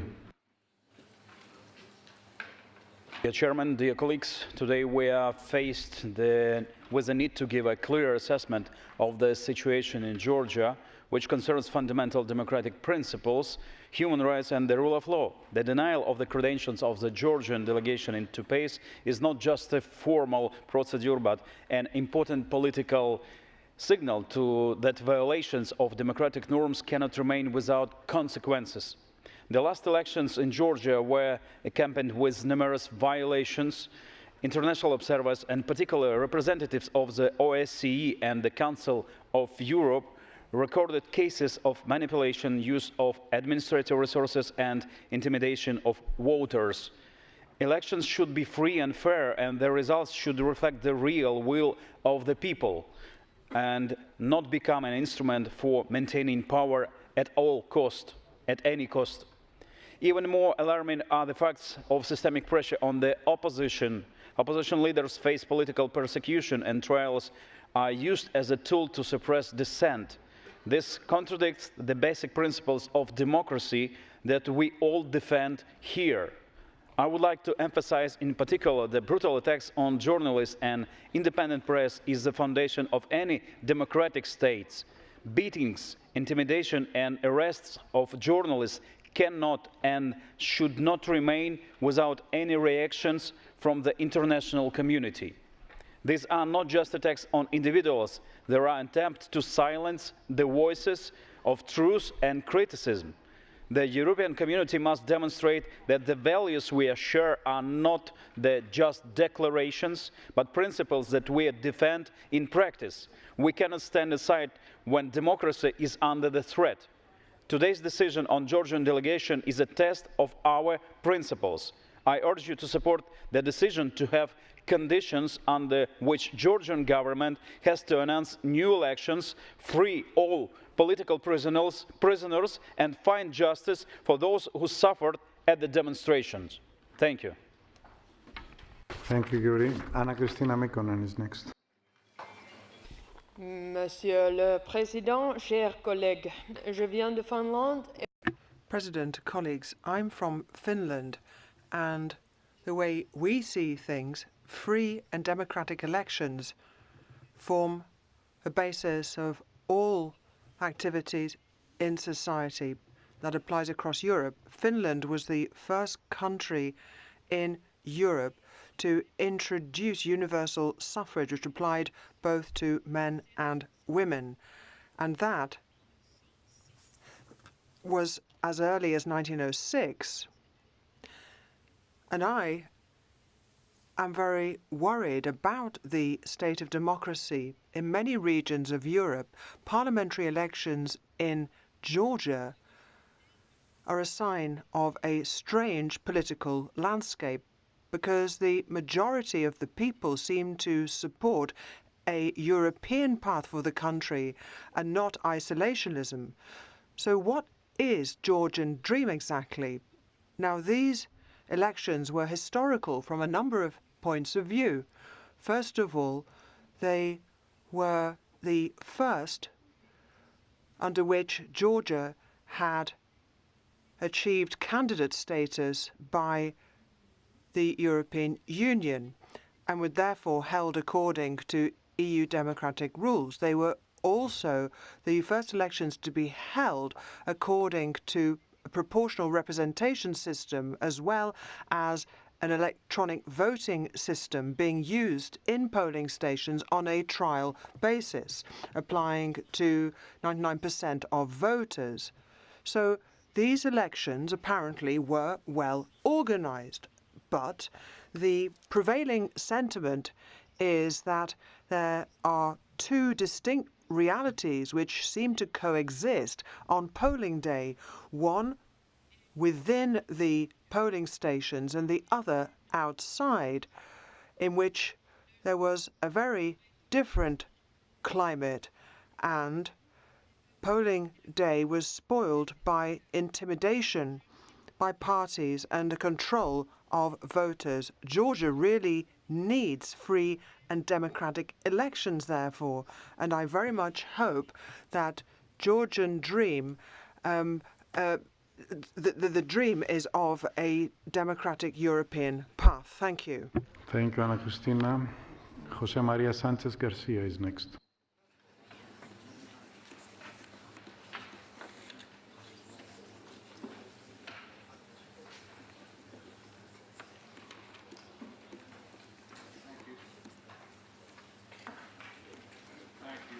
Have you answered?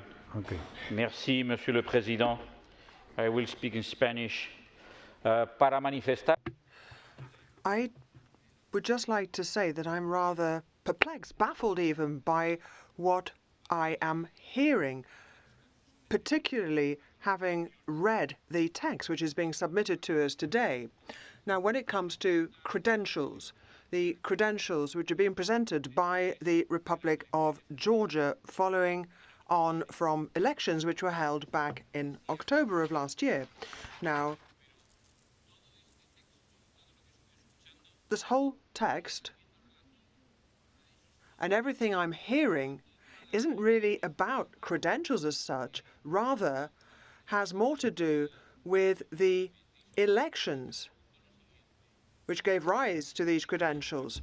My question, therefore, is why does this text assume that the people of Georgia wish to join the European Union? What is that assumption based on? What are the grounds for stating that that is what the Georgian people want? I mean, I don't see any grounds for making that assertion, because that is at variance with the official results declared by the Georgian authorities, if they truly are in keeping with the true wishes of the Georgian peoples as expressed at the ballot box. Now, if we don't know what the results are, well then, what are you basing that statement on? Because the majority of Georgians, apparently it is being asserted, are in favor of accession to the European Union. So I think there's a contradiction in terms there.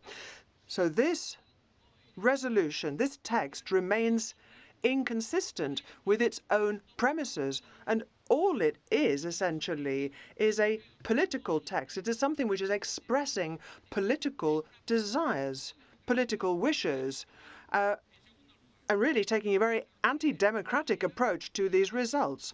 Secondly, this text omits any reference to the behavior of the President of the Republic of Georgia, who, once her mandate had come to an end, decided simply to stay in office. That was not in compliance with the Georgian constitution. Do you really think that is a democratic way of behaving? How can it be that this kind of behavior deserves approval from people who are saying that the results are not valid? It's not up to the Council, not up to the Parliamentary Assembly, not to any other body or institution here to engage in party politing, because that is precisely the reason the Council of Europe was set up in the first place. That's it. Thank you. Mr. Sanchez Garcia, we have reached the end of our speakers list, and I will give now the floor to the Vice Chairperson of the committee, Mr. Mogens Jensen, to reply to the debate. 3 minutes.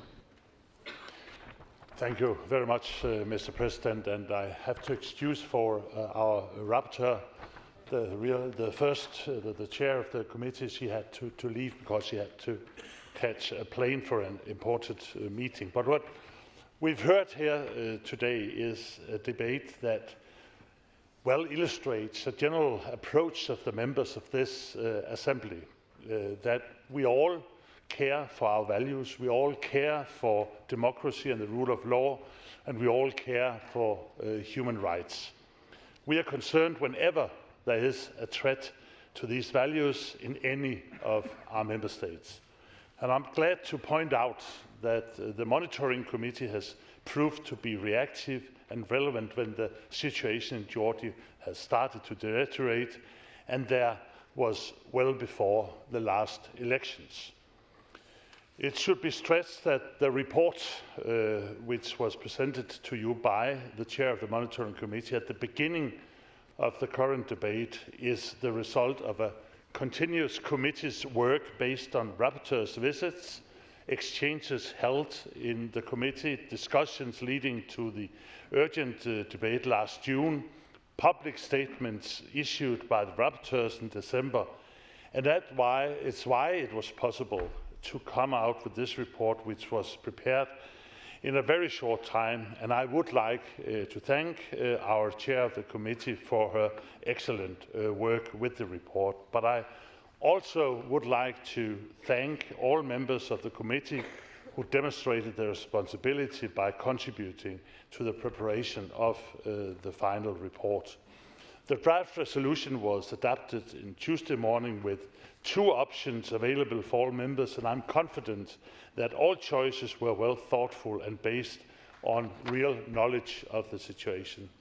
I would like to stress that it's with great regret, of course, that the committee is today presenting a report which puts serious conditions on the ratification of the credentials of our Georgian colleagues.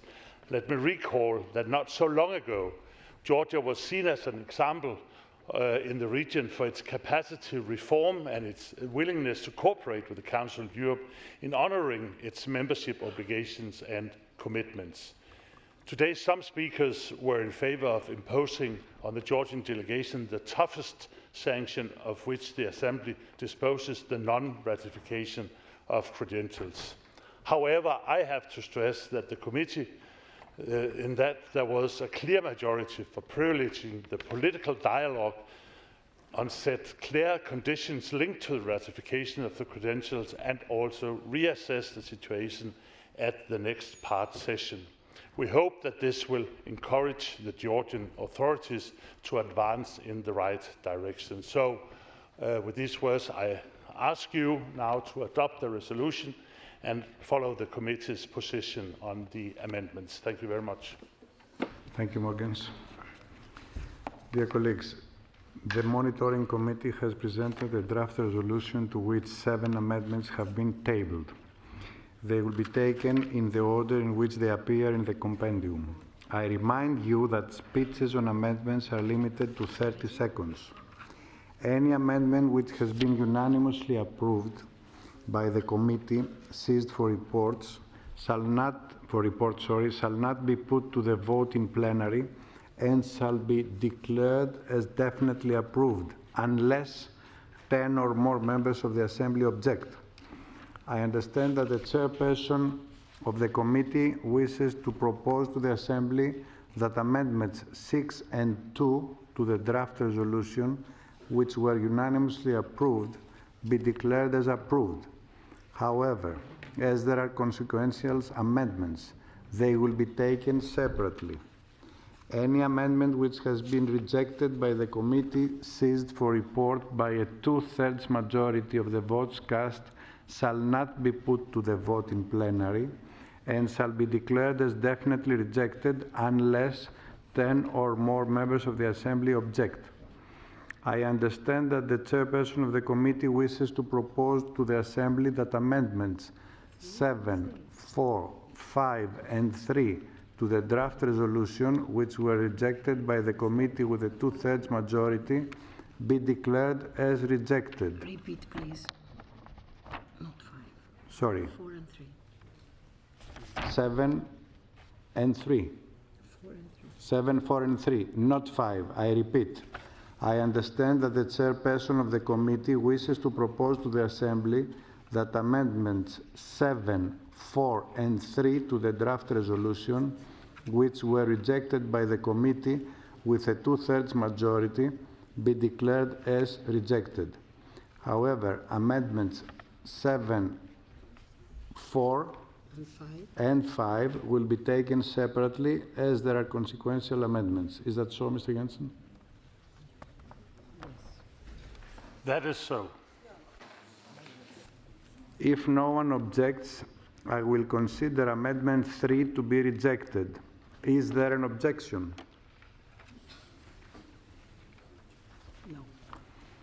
No. So,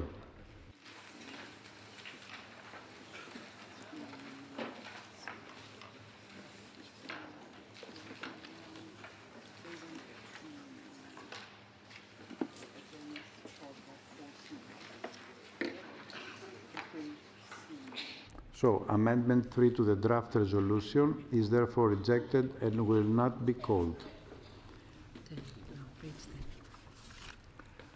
Now I call Amendment number 1. I call Mrs. Boriana Aberg to support Amendment 1. You have 30 seconds.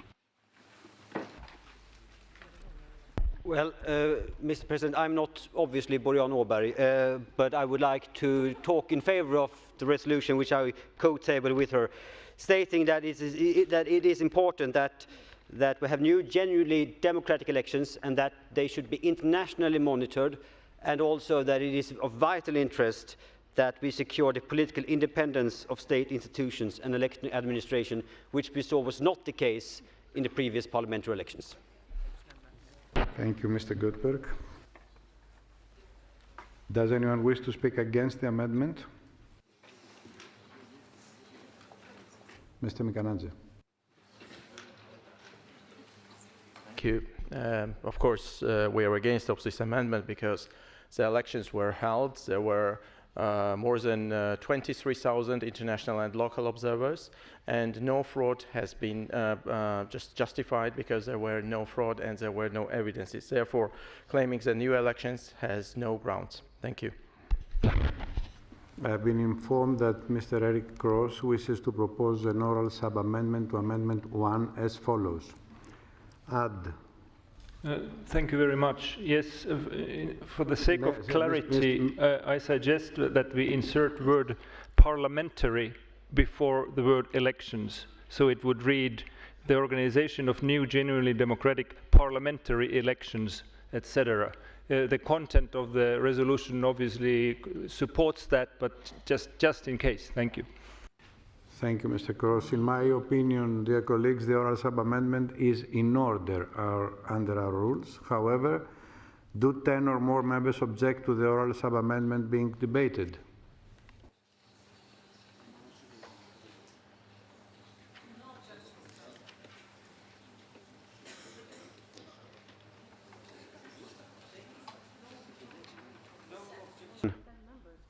No.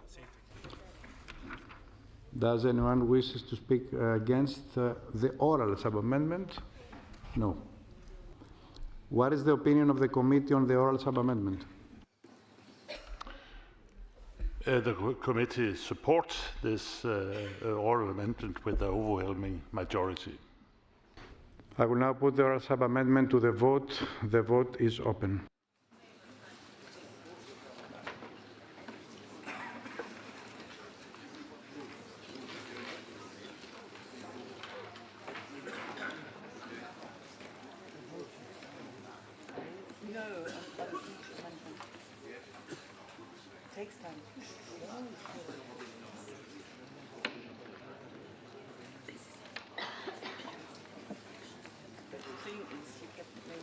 The vote is closed. I call for the result to be displayed.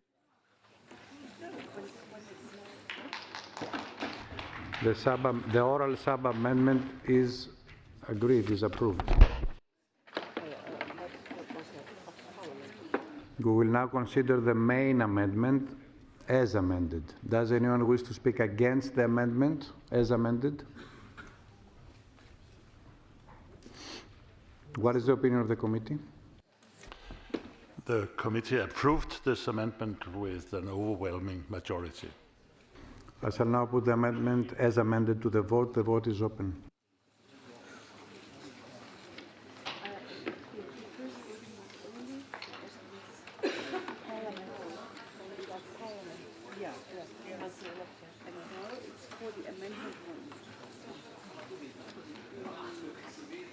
The vote is closed. I call for the result to be displayed.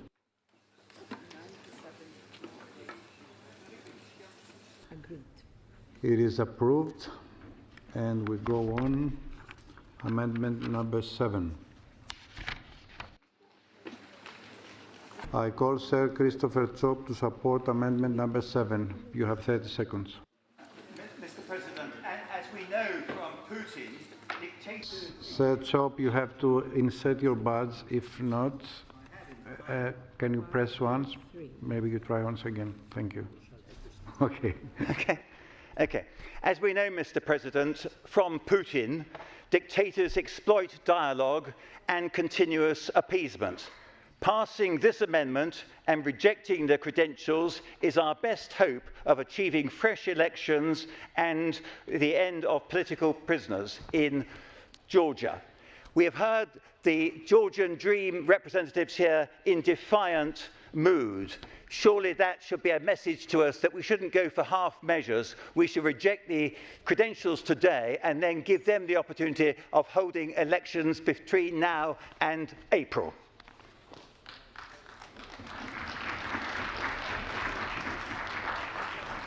Does anyone wish to speak against the amendment?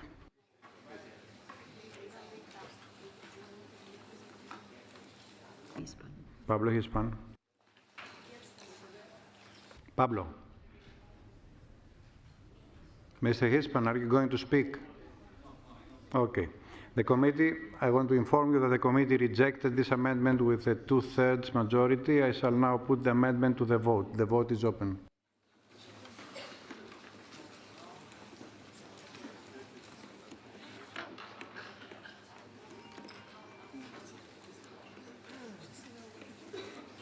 The vote is closed. I call for the result to be displayed. The amendment is rejected. Amendment number 4. I call Mr. Givi Mkanadze to support amendment number 4. You have 30 seconds. Thank you. As we have already mentioned, there are all evidences which proves that the elections were conducted in a way of fair and free style. Therefore, there are no evidences which can lie basis for the demand of new elections. Therefore, the credentials of the delegation should be, in our opinion, supported without any conditions. This is the major idea of this proposal. Thank you. Does anyone wish to speak against the amendment? Mr. Frank Schwabe. Dear President, unfortunately, it's nothing like this. The Election Observation Mission make a report, and I would ask you to read it very carefully. And we spoke about widespread violations of everything what this election should be. For sure, there was no fraud in the election in the ballot boxes. This is clear. But around, there was a lot. And because of this, it is this kind of way we want to go. We want to say the door is open, but we send a very clear signal with limitations of the rights of the Georgian delegation, and we say we come back in April, and we will ask you to do something meanwhile. And this is the way the majority, I think, should go. Because of this, please vote against this amendment, no. The committee rejected this amendment with a 2/3 majority. I shall now put the amendment to the vote. The vote is open.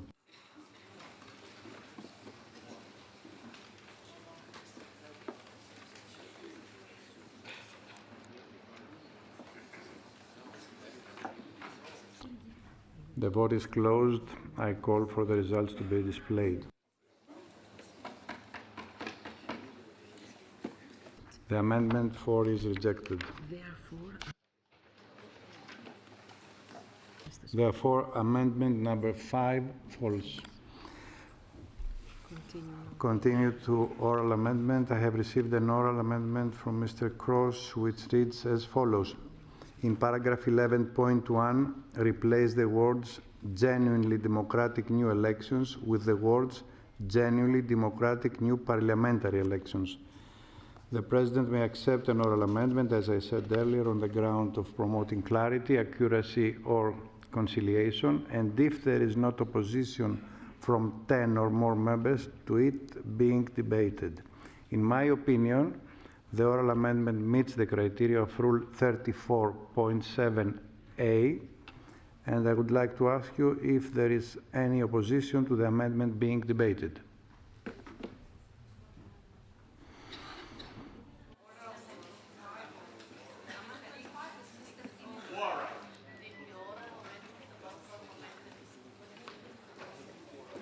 That is not the case. I therefore call Mr. Cross to support the oral amendment. 30 seconds.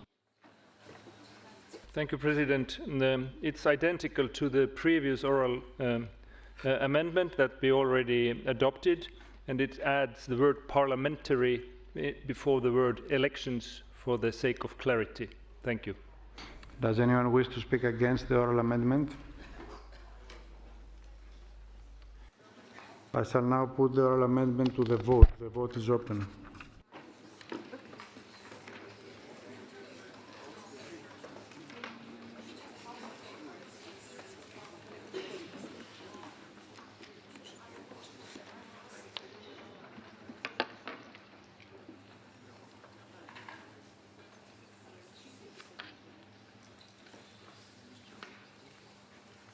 The vote is closed.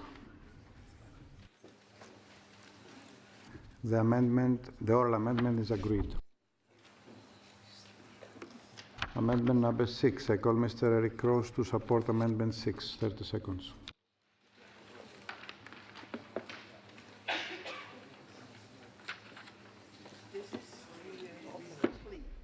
Didn't we just vote number 6?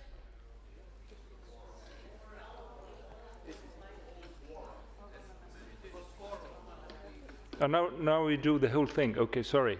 Yeah, it was the oral earlier. So the amendment adds words "to be" before "announced." That makes the sentence grammatically correct and also better to understand. So parliamentary elections to be announced during the coming months. That's the clear intent of this assembly. Thank you. Does anyone wish to speak against the amendment? The committee unanimously accepted this amendment. I shall now put the amendment to the vote. The vote is open.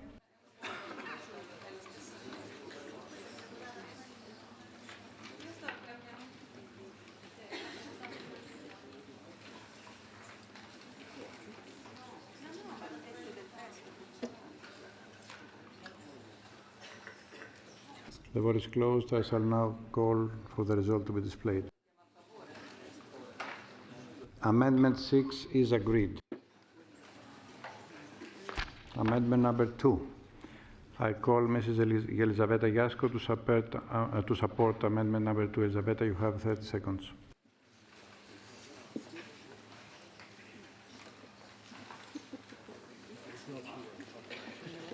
So Maria Mezentseva will support the amendment. Maria. 1, 2, 3, Georgia. Yes, amendment number 2, colleagues. We want to add and work to ensure the monitoring mechanism function effectively during pre-election period, thereby strengthening timely warnings against any democratic decline. So during this time that we're giving to the Georgian government to fulfill on the conditions, we also want to strengthen the monitoring mechanism this assembly currently has. Thank you. Does anyone wish to speak against the amendment? The committee unanimously accepted this amendment, and I shall now put the amendment to the vote. The vote is open.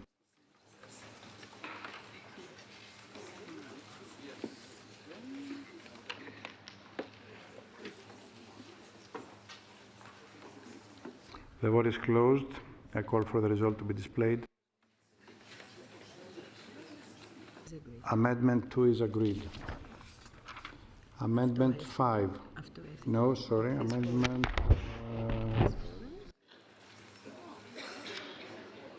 Amendment 3. I call Mr. Givi Mikanadze to support amendment. 3 is also. Sorry, Givi. Don't need to vote because it was. Okay, we don't need to vote because it was rejected by 2/3 majority. We'll go on to the draft resolution. We will proceed to vote the draft resolution contained, as said earlier, in document 16104 as amended. A simple majority is required. The vote is open.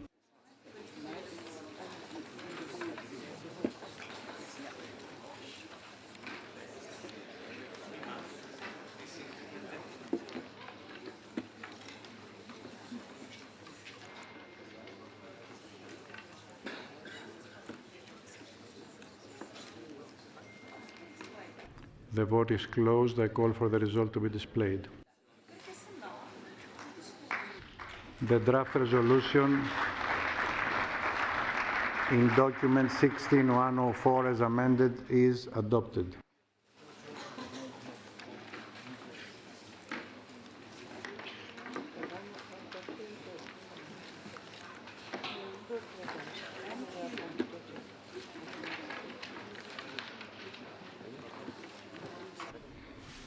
The next item, dear colleagues, in our agenda this afternoon is the debate on the report titled Immigration, One of the Answers to Europe's Demographic Aging, document 16072, presented by Kate Osamor on behalf of the Committee on Migration, Refugees and Displaced Persons. We will start in a minute.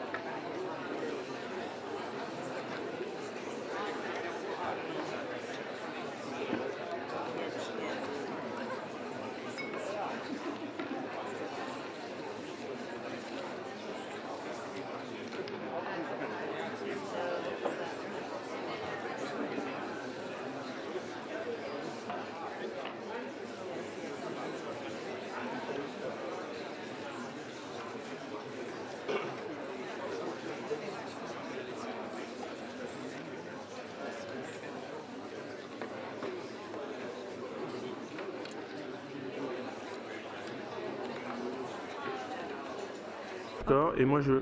Pardon.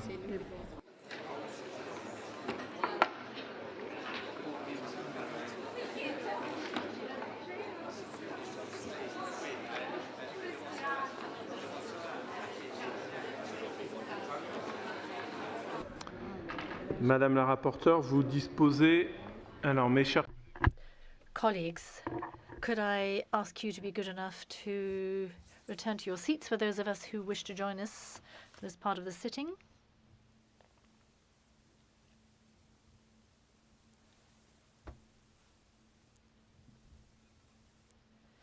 Madam Rapporteur, you have 7 minutes now in order to present your report and 3 minutes at the end to reply to the debate. Rapporteur, you have the floor.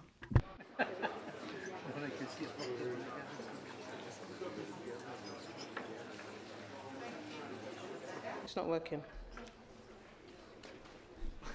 Thank you, Mr. President and esteemed colleagues. Europe stands at a critical crossroad. Our population is ageing rapidly, and as the number of elderly people continues to rise, the number of working-age individuals is steadily shrinking.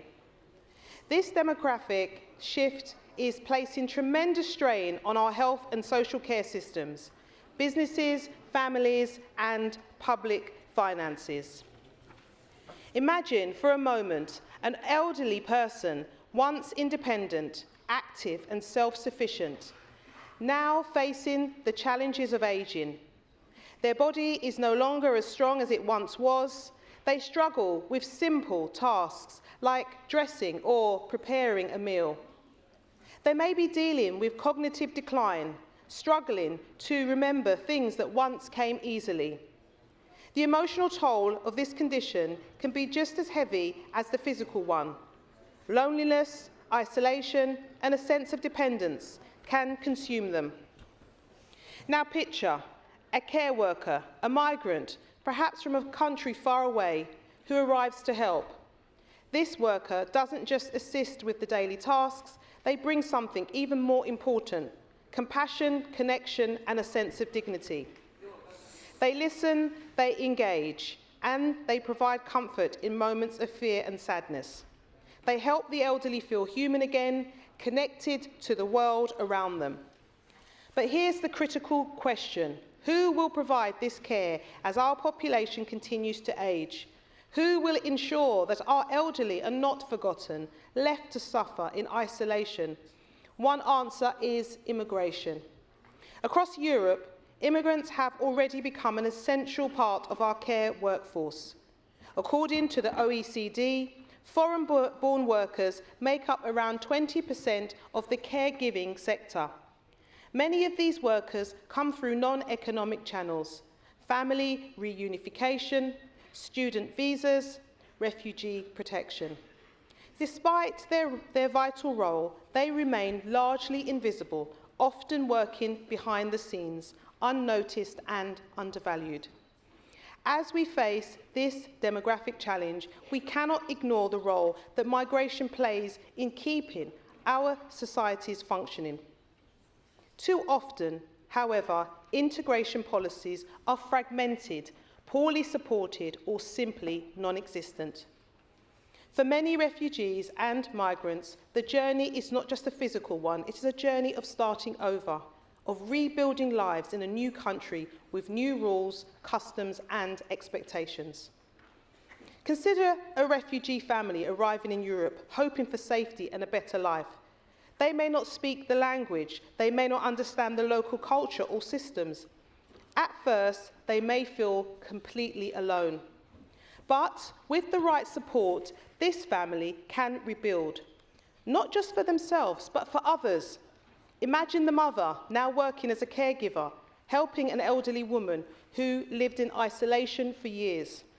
Through her care, she now only provides physical help, but also becomes a bridge to a future where both generations, young and old, can share experiences and offer support to one another. This is not just a hopeful vision, it is a reality we can make possible, but only if we take action. This resolution calls for member states to act, guided by the principles of Resolution 2502 on the integration of migrants and refugees, benefits for all parties involved. I'm calling on, as the report and the resolution is calling on, for all states to establish a new social contract defining the rights and responsibilities of all parties involved in the integration process. Implement mentoring programs and integration guides to help newcomers navigate their new lives. Provide nationwide interpretation services to bridge communication gaps. Expand educational opportunities, including language classes and training on human rights and democratic citizenship. Improving the recognition of foreign skills to ensure that migrants can continue and contribute their full potential. Additionally, we should rethink urban planning to create spaces where different generations can interact by fostering projects that bring together the elderly and newly arrived migrants. We can help both groups overcome isolation and build a more cohesive society. Europe's future is intertwined. To meet the challenges of an ageing population, we must embrace immigration. Skilled migrants can enhance our labour force and provide essential services, particularly in the care sector, where the need is most urgent. The EU Blue Card programme, which offers highly skilled migrants a pathway to residence and citizenship, is a promising step forward. We must also address the harmful narratives surrounding migration. Too often, public discourse is clouded by fear and misunderstanding.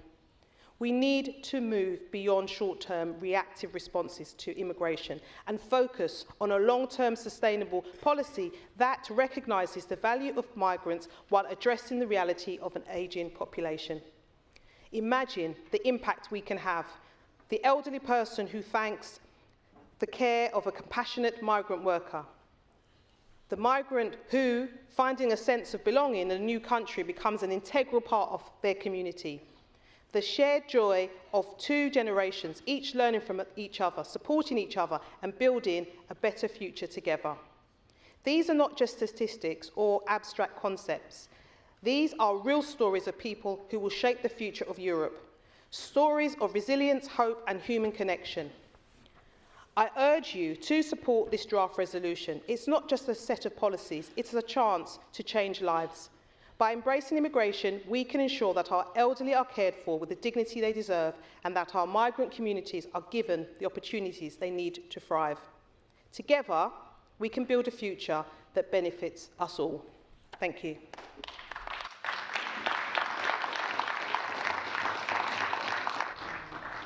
Merci, Madame la rapporteure.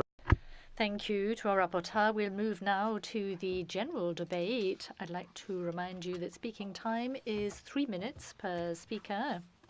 So we will now take the speakers on behalf of the political groups. I call Mr. Ricardo Carvalho for the EPP group.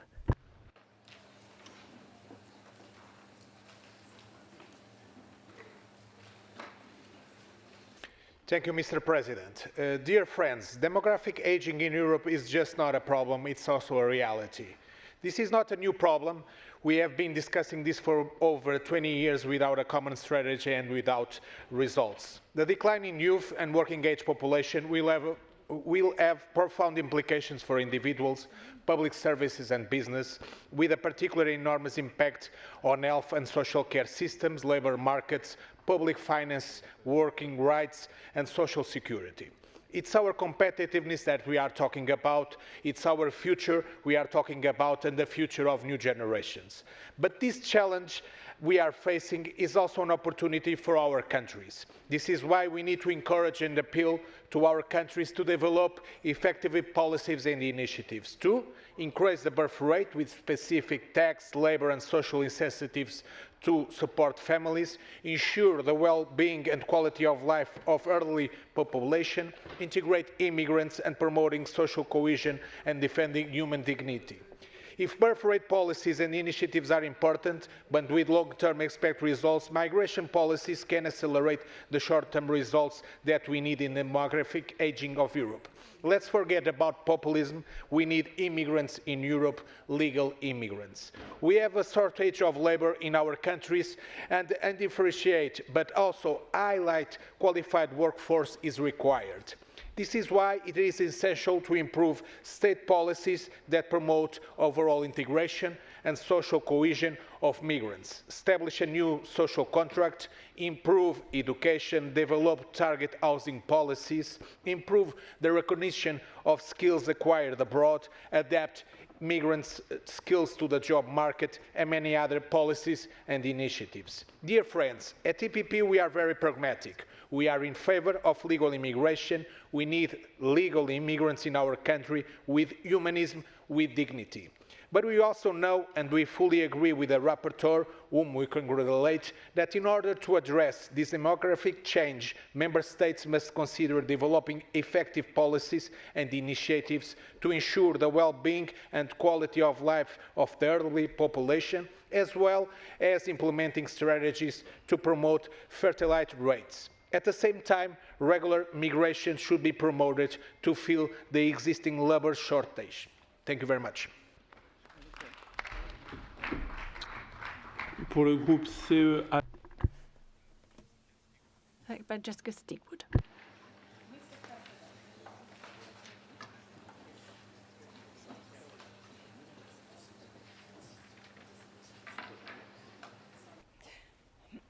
Mr. President, first I would like to thank the rapporteur for their important work in highlighting Europe's demographic challenges.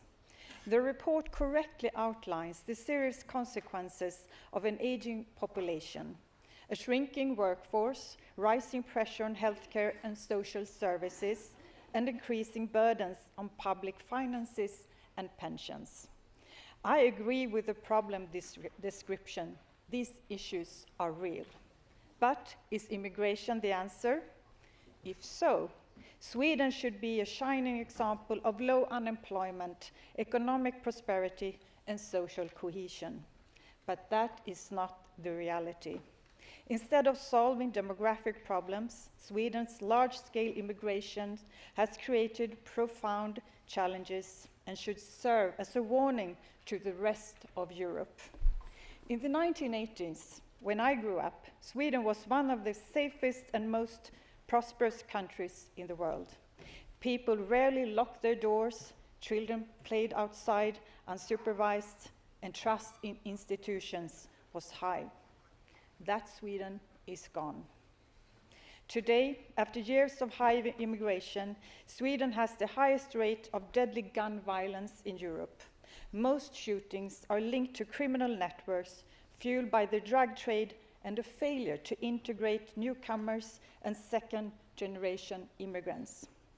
Bombings have become a grim reality, with nearly one explosion per day. New forms of crime, such as humiliation, robberies, and rape on elderly women, have emerged. Parallel societies have taken root, and areas once safe are now plagued by lawlessness. For years, Swedish leaders believed mass immigration would help those fleeing conflict, enrich our culture, and bring prosperity. Instead, it has led to division, instability, rising crime, and unsustainable pressure on the welfare system. Furthermore, the values of democracy, freedom of speech, and women's rights are increasingly challenged by conflicting ideologies. After decades, even hundreds of years of progress, we now risk taking a step backward. Let me be clear. Immigration is not a sustainable solution to demographic challenges. While it may temporarily fill labor shortages, immigrants, like native population, grow older. They usually also have higher unemployment and place greater demands on healthcare, adding strain to public services. That being said, many immigrants have succeeded in Sweden and are now a natural part of our society. But overall, immigration in recent decades has placed a greater strain on Sweden than it has brought benefits. Well-functioning, safe and prosperous societies take generations to build, but they can be dismantled in a fraction of that time. I hope some countries can learn from us. Immigration, as Sweden has proven, is not the answer. Thank you, Mr. President.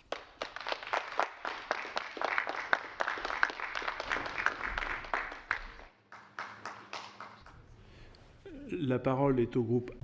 I call on the ALDE group, Mr. Michael German.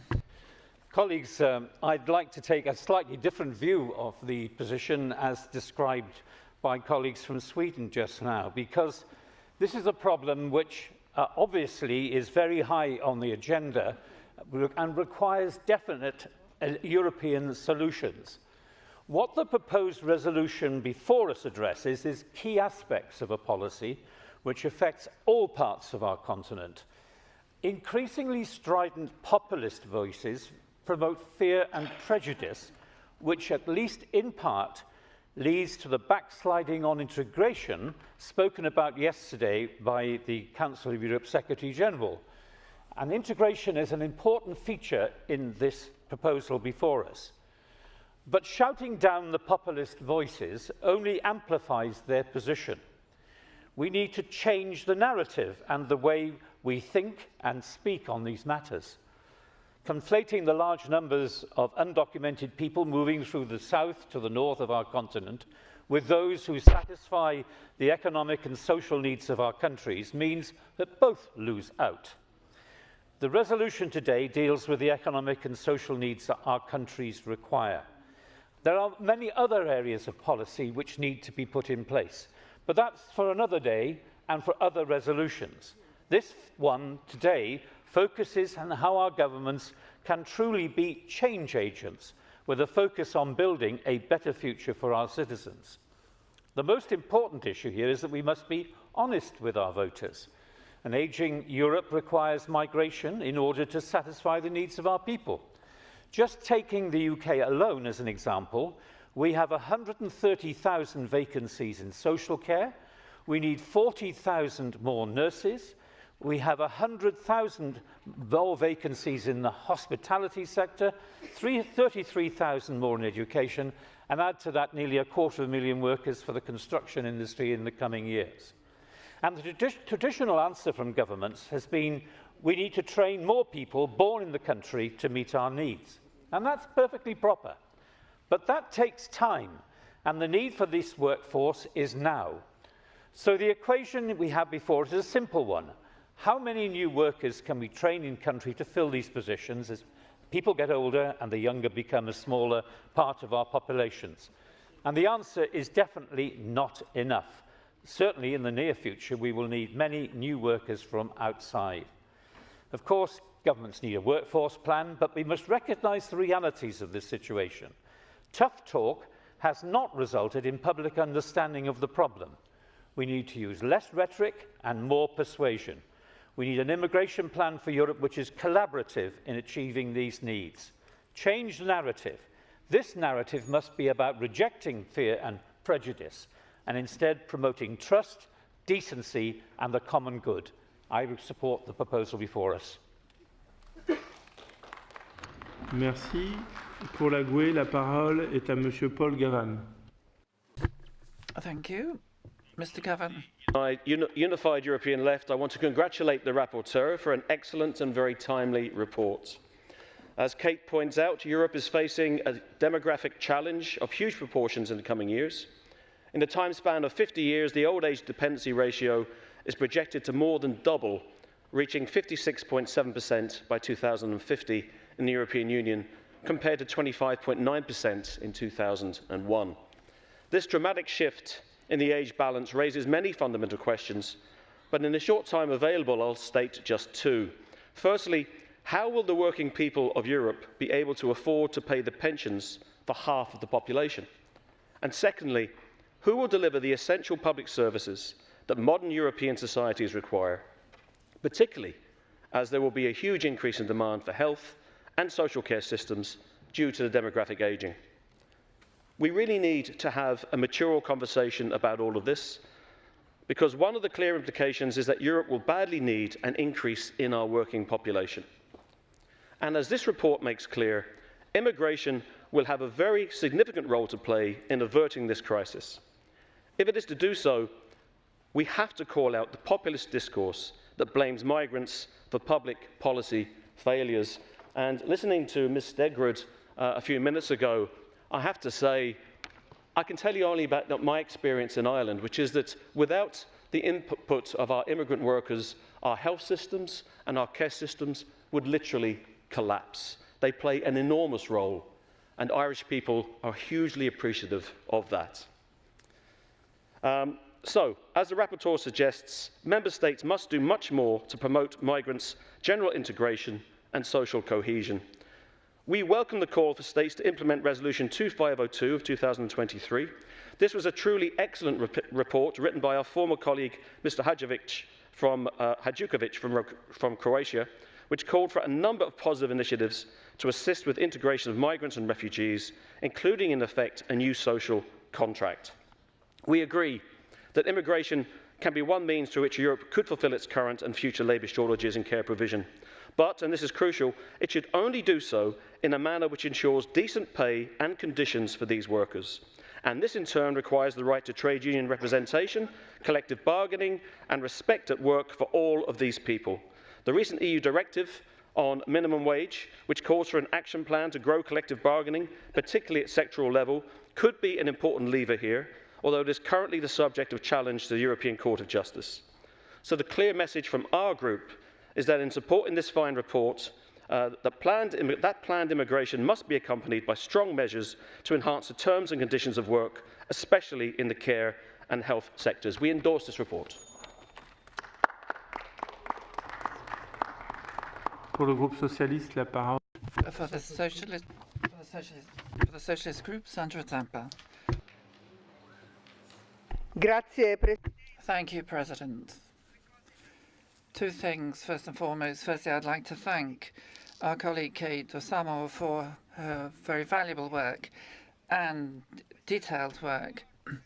This report and the resolution put the limelight on two key questions, which both are a major challenge for politics.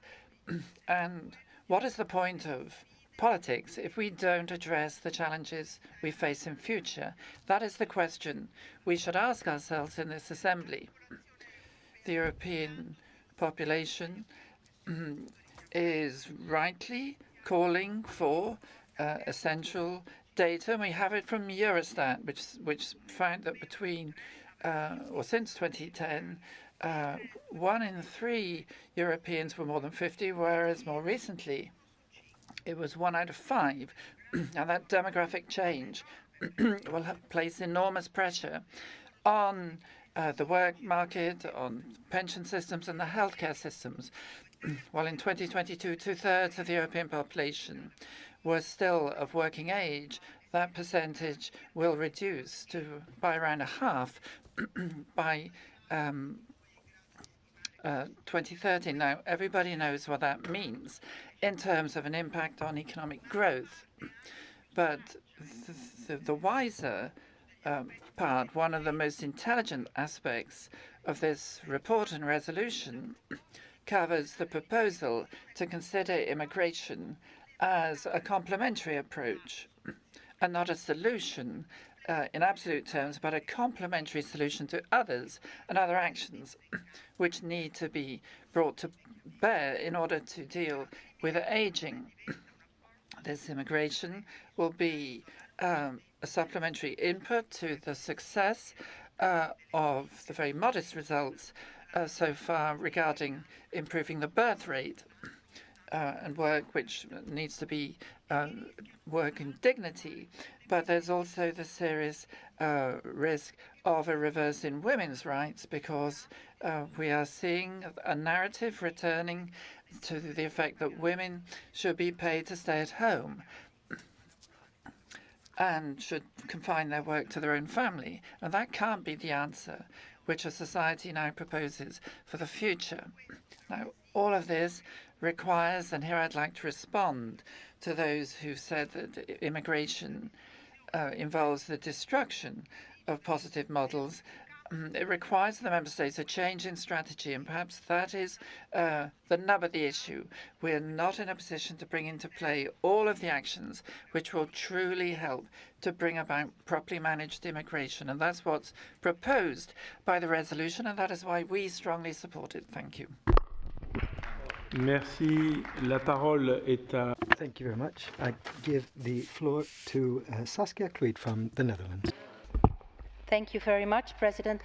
I have to say, I just love this report, and I couldn't agree more with the reporter. I love it because it's really fact-based on our demographic challenges and shows a wonderful, realistic attitude to migration and towards solutions that we can choose from. And it also enlightens the positive spirit that most ordinary people adopt when they start living together. I mean, when I was in hospital this summer, who came to bring me my food in the evening? It was my Turkish neighbor. Who is repairing my clothes? It's my Kurdish tailor. Who is cleaning my house? It's my Ukrainian friend. So what are we talking about? Look at COVID. Who were the ones who were taking care of our elderly? It were the migrant women. So, the Netherlands presented a report, an elaborate report on demographics, and analog to Houston, we have a problem. I would like to say Strasbourg, we really have a problem. If we do not get our priorities straight, we only have 2 working persons on 1 elderly, and that will be very harsh. I have 2 sons, and they have to take care of 4 parents. Imagine one of us being dementic, or having rheumatics, or having Parkinson. I'm a former elderly nurse. I completely understand what that will bring. It will wreck the life of my boys. It will wreck the ability to work, and that will wreck our economy. So, there's a simple solution. Our world is changing and rapidly heating up in our climate system, so a lot of people will come to Europe, whether we like it or not, and I like it. Don't get a mistake about that. I think we should embrace it. It will inevitably come. Because combining before mentioned groups, the elderly, the refugees, the migrants, we will have a good future together. And it will not go effortless. We have to do work. Our governments will need to help. We need leaders that understand our problems and priorities, and we need governments that help our people adapt with language courses, with intercultural communities, with accepting diplomas that come from different countries. We need proper housing for new family forms and new family structures. And like Mr. Cavan really eloquently said, we need a new form of social contract. So I hope this report will be one of the first steps in that direction. And I really want to thank the reporter. It is a really, really beautiful way of looking at this debate. Merci, Madame. Thank you very much. Ms. Petrushevska from North Macedonia. President, Mesdames et Messieurs. To thank the reporter, Ms. Kate Ossomer, for the excellent text on such an important matter. This report, like many other analysts in this field, pointing to the worrying and pessimistic scenario for negative effects of the aging of the population on the economic system as a whole. Many countries in Europe are confronted with these considerable changes due to population aging, and my country is not an exception to this tendency. Like many countries in our region and in Europe, we are also faced with the challenges to retain our highly educated workforces and to protect the country's economic interest. At the time when the figures for the birth rate are in minus and the number of the young people immigrating in the plus, we must make serious efforts to place the demographic issues among the top priorities. As a governing party and parliamentary majority, we are considering demographic developments as an area of key importance for economic development, state stability, and even national security. We have implemented measures for raising the student standards to creating better conditions and possibility for employment. We have adopted the historically largest budget for the Ministry of Education and Science with an aim to move the process in the right direction. One of the most important conditions to improving demographic images is stability and security in the workplaces and creation of the new opportunities for employment, especially for young people with an income that covers the cost of the average customer's basket and childcare expenses. Housing, as one of the most important issues for young people, is also in our focus, and we are creating policies for subsidizing social housing for young married couples. We hope that with the right policy and positive actions, we will contribute to the demographic renewal. Thank you for your attention.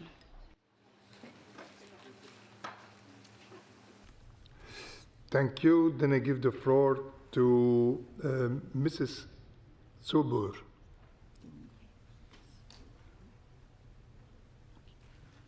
Merci, Monsieur le Président, chers collègues. Thank you very much, Chair and colleagues. We believe in Hungary that it's completely erroneous to try to solve the problem of an aging population via the immigration. The strategy of the government of Hungary has not changed. We are going to face this problem not via immigration, by supporting on our own internal resources and by strengthening more the Hungarian system of family support. We will be making efforts to try to remove obstacles to starting and building families, as well as access to housing, so that young people can actually carry out and realize their family-based projects. We think that the best response to these demographic challenges is in supporting the birth rate and making sure that it's easier to create families and have children. Since the year 2010, all of the decisions that we've taken, as well as all of the actions carried out, are trying to defend the rights of women in Hungary so that as many children as possible could be born and that families can live in safety within their own homes. that people would be able to live successfully within their own countries, and that we be able to have the courage to raise a family, and that older people can live the last years of their life in peace and tranquility. We want to make sure that the fact that one has children is not seen as a disadvantage, and that young people do not have to choose between either a job or raising a family. Since 2010, the government has set up a system that is focused on supporting families and is flexible in nature, and will continue to be developed to make sure that we can protect families and offer them services in many different ways. Helping these families, which is the basic and fundamental unit of our societies. The objective of our family policy for the years to come are to favor a possibility for people to have children earlier, and to foster the economic situation of families with children, so that they can also have a good balance between their working life and their family life, and to maintain a happy mental state. Thank you. Give the floor to Mr. Honkonen. Mr. Chair. Demographics are one of the biggest challenges facing in our European societies. Aging slows economical growth and diminishes the vitality of our continent as the working age population decreases. The elderly deserve human care, but with this trend there won't be enough workforce to provide it.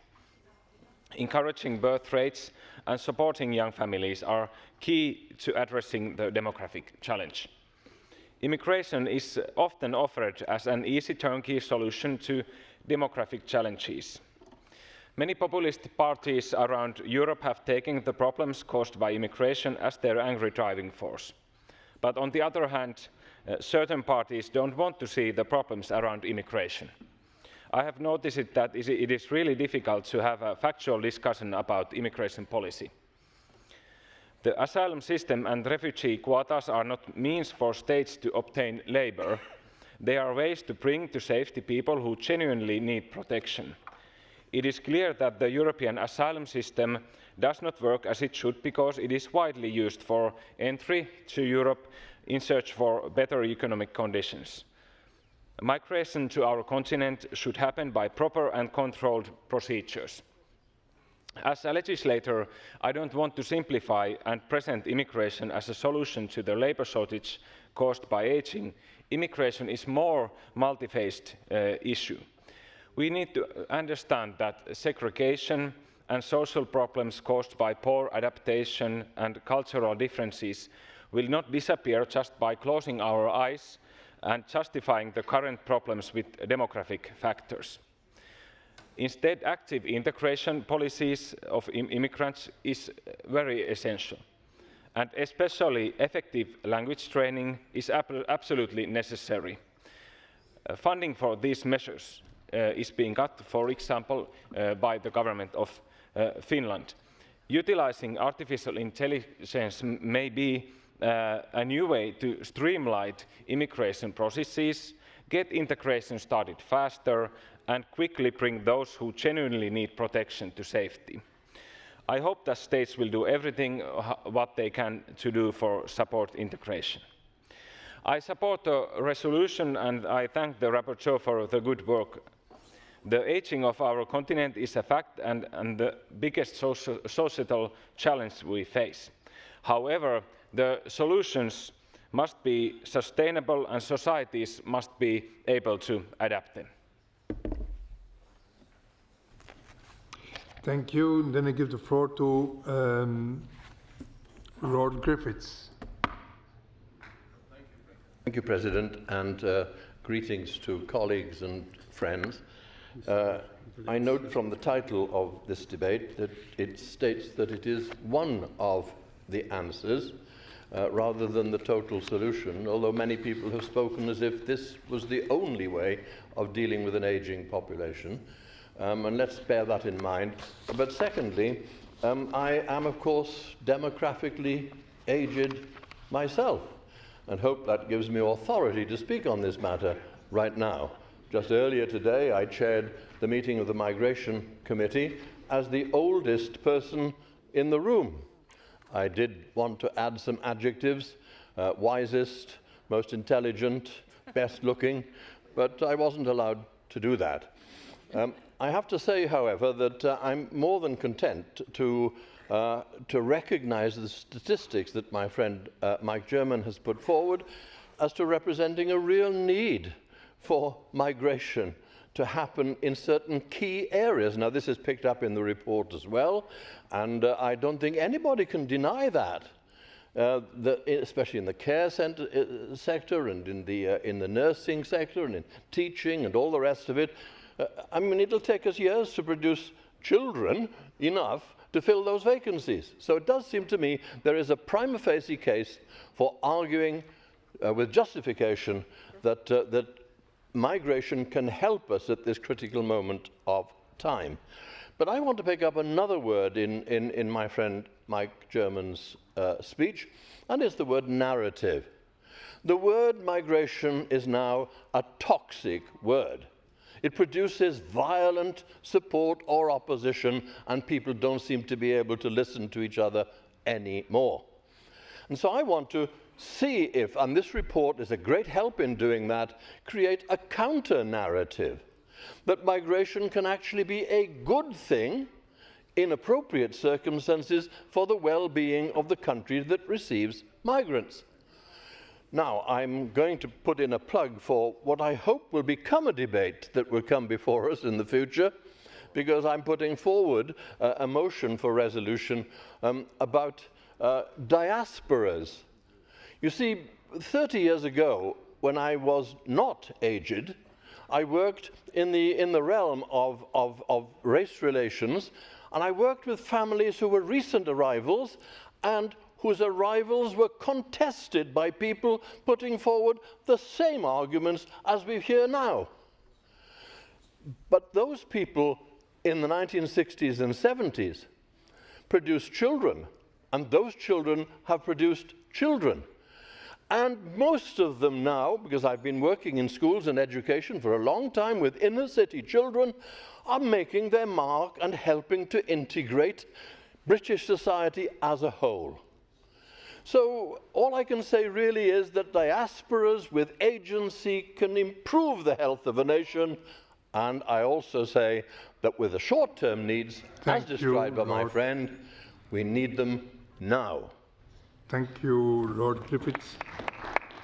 Maintenant, je donne la parole à Madame Dallos. I give the floor to Ms. Dallos, please. Si, Monsieur. Thank you very much, Chairperson. Rapporteur and colleagues, Europe is aging and its economic balance is under threat. But Europe continues to appeal to and to attract a large number of migrants. Madam Rapporteur, you give us various suggestions about how we can deal with this. Many of them seem quite positive to me. Other ones I think we must be cautious about. When faced with an aging population, everyone agrees on the fact that states must undertake measures which favor the birth rate.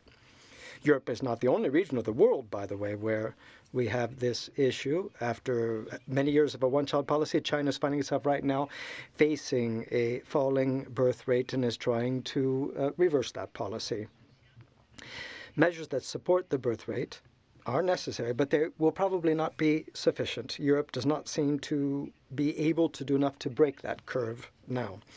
Life expectancy continues to grow, as does the number of people who are senior citizens and will be so in the future. In the European Union, the dependency ratio was 26% in 2021 and will reach 57% by 2050. And so the need for more healthcare and support will increase, and immigration could be a solution in two ways. First of all, it can contribute to giving back a certain balance to the age pyramid. That is to say that migrants in general are young, they're of working age, and migrant women tend to have a higher birth rate than European women do. On the other hand, immigration can also contribute to mitigating the labor shortage that we see in certain areas, such as care workers, especially for older people. It's not easy to find people to work in those professions, but thanks to migrants, but in particular female migrants, the aging population in Europe has greater access to the support they need. So immigration is one of the responses to an aging population in Europe, and yet it must be regulated properly. To make sure that we do so, immigration must have a clear basis. The rights of each one, the rights and responsibilities of states and migrants, must be spelled out from the very beginning. The state must make sure that the migrants can integrate properly, because only when they migrate legally can that give them the chance to find work, to earn decent wages, raise their children, and to pay taxes. Obviously, the need to learn the language is also of primordial importance, and there should be courses on civic education that should be given to new arrivals to make sure that they can integrate culturally. I would also be in favor of strengthening this kind of teaching at the public schools as well. And lastly, I am convinced that occupational training must also be a central factor within this policy if we want to have successful immigration. Thank you very much for your attention. Merci, Madame Dallos. And now, thank you, Ms. Dallos. Mr. Toroksky. Thank you, Mr. President. First of all, let's see what today's draft resolution is about. Immigration is now being proposed as a solution to demographic problems by the very people who cause this problem. The point is that those who have done everything in their power to destroy European traditions, European values, European families, now want to offer us a solution. The so-called progressive, socialist, left-wing, liberal, globalist political forces have been trying to suppress traditional values for decades. The media is assisting them in their efforts, and social media has been a major factor in this over the past few years. It has censored and silenced conservative, Christian, God-fearing opinions and attacked the institution of the family. They claim that 2 men or 2 women with children can be a family. They claim the same. They push for same-sex marriage. But nature cannot be violated. Even the lunatics must admit that only a man and a woman can give life to children. But it has also become clear in Hungary in the past few years that financial family benefits alone are not enough to raise more children. We also see that the world's richest countries have the biggest demographic problems. In order to have more children in Europe, we need to take action in 2 fields. First of all, we must support childbearing and families. The other thing that no one ever talks about, that we need a change of mindset. It is important to return to traditional values. It is important to return to the idea that children are a blessing, that there is honor in having a big family. It seems that the only state in the world where a population with European roots can achieve the 2.1 fertility rate which is necessary for reproduction is South Dakota in the United States. One of their secrets is that a large part of their population lives in farms in the countryside and is engaged in agriculture. They live close to nature and are able to eat healthy food. Instead of immigration, we should also look, for example, at with what and how Europeans are being poisoned by the global corporations that the World Economic Forum always supports. Why are they making more and more infertile couples in Europe? Instead of studying the above-mentioned possible solutions, you are advocating immigration to solve Europe's demographic problems. This is nothing more than a calculated population change that is your real goal. But we will never accept this. Europe belongs to the Europeans. Thank you very much. Thank you, Mr. Toroksky. Now I give the floor to Mr. Driosto. Grazie, Presidente. Sarò... Thank you, President. I'll be extremely blunt. And I can assure you I won't take much of your time. When I saw this issue on the agenda, I was, to be honest, quite speechless. Immigration as a solution to the demographic problem in Europe. But are we really being serious? Is there really anyone who still believes in this lunacy? Are there still parties or political groups convinced that it's enough to import people to resolve the collapse in the birth rate? No. To be quite honest, I can't believe this, and I find it completely absurd even to debate it. And then the demographic problem, obviously, can only be resolved in one way, and we're convinced of this. It means giving our young people the possibility to build their futures, allowing them to establish a family, to have 2 or 3 children without fear of not being able to make ends meet. It's resolved by fighting the problem of the cost of living, guaranteeing a decent wage, security and stability. It's resolved with serious policies for the family. And nobody seems to talk about that anymore, and not with the usual approach of mass immigration. And then hearing the left in this parliament as well, talking almost about importing migrants, sends a shudder down my spine. But do you listen to yourselves when you speak? Do you really think about these things? Who are the true racists? Those who are defending borders, or those who see human beings as mere numbers to be moved around at will? And do we also want to talk about the cities governed by the left, which are now hostage to unbridled immigration? And we must talk about what's happening on our streets. Milan, the city of the trendy mayor, is now like the Wild West, one of the most unsafe cities in Italy. And I think we really need to see people waking up. Can't you see the world is changing? And at this point, I think you need to find that it's increasingly difficult for you lot to win elections in Europe, and then open your eyes and look at Washington, where Donald Trump has now taken power.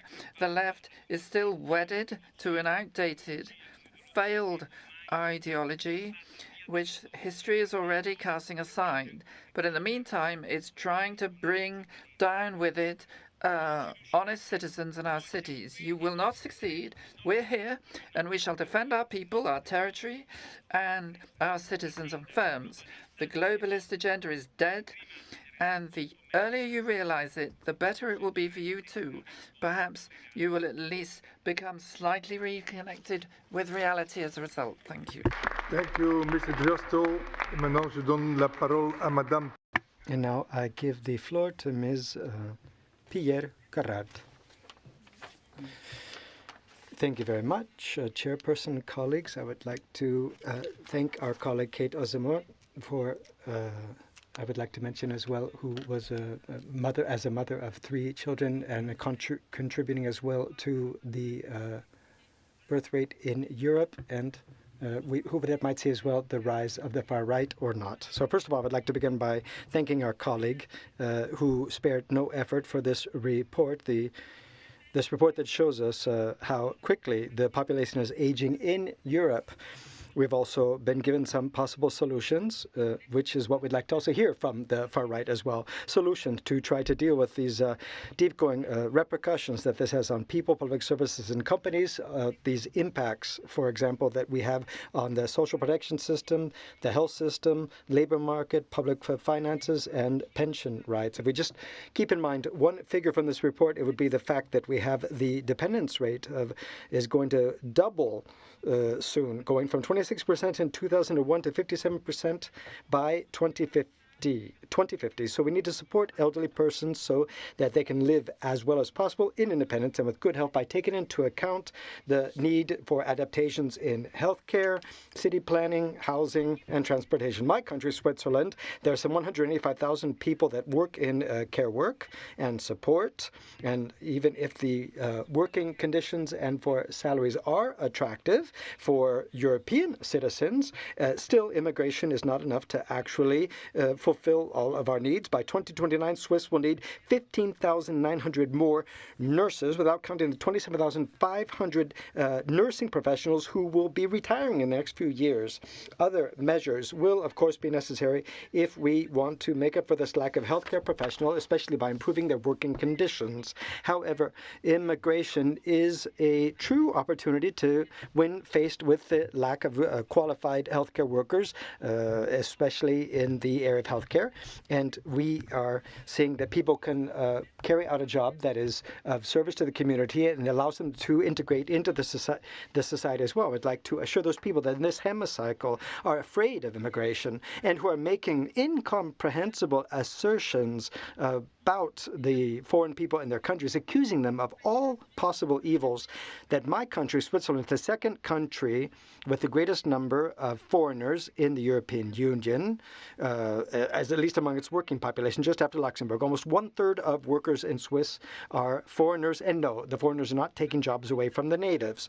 A study from 2023 has clearly shown that, on the one hand, many immigrants accept work within sectors where there are low salaries, such as in construction, the hospitality sector, or manufacturing, and on the other hand, many of them are working in highly skilled markets, such as information technology, pharmacy, research and development, etc. So the due conditions are very important if we want to make sure that there is successful integration into the labor market. A low unemployment rate and good jobs for immigrant persons, that is to say, to make sure that they are given proper wages, which will make sure that they are not earning low wages and thus can contribute to the financial publics and can favor their social integration. Our colleagues, let's turn these challenges into opportunities, and I would invite you all to support this report. Thank you. Thank you very much, Madam. And now Silva Santiago. Merci, Mr. Thank you, Chair, dear colleagues. 83% of the world's population lives where it was born, and 13% are domestic migrants, 3% are international migrants, and 0.3% are refugees.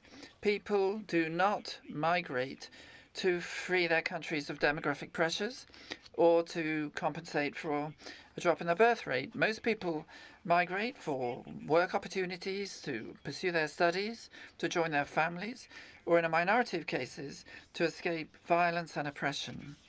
Immigration today constitutes a major social challenge throughout the European continent, and we tend to recognize the contribution migrants can make to European economies, but there are still cultural and professional obstacles to be overcome. It is well known that Europe is experiencing a troubling reduction in the young population and working age population, which leads to obvious demographic aging with damaging consequences for social stability throughout the European continent.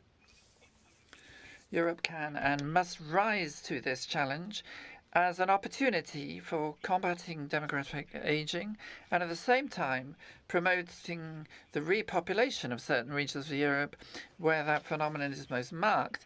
There's a need to combat the drop in the birth rate in the most rural zones, in which Portugal is also involved, by benefiting from the integration of migrants, thus thwarting this trend towards isolation and social loneliness.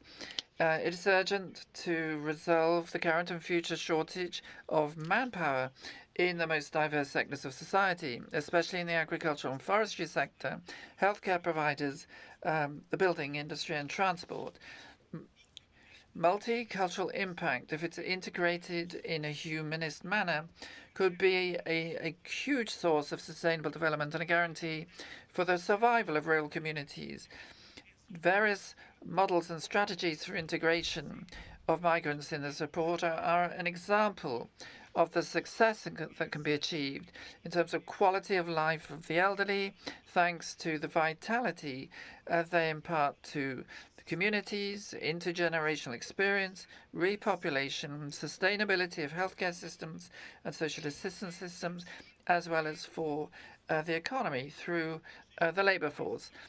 requesting asylum is a fundamental human right, and if I'm fraternal, it means I exist. Congratulations to the rapporteur for this wonderful report. Santiago, and then I give now the floor to Mrs. Georgian.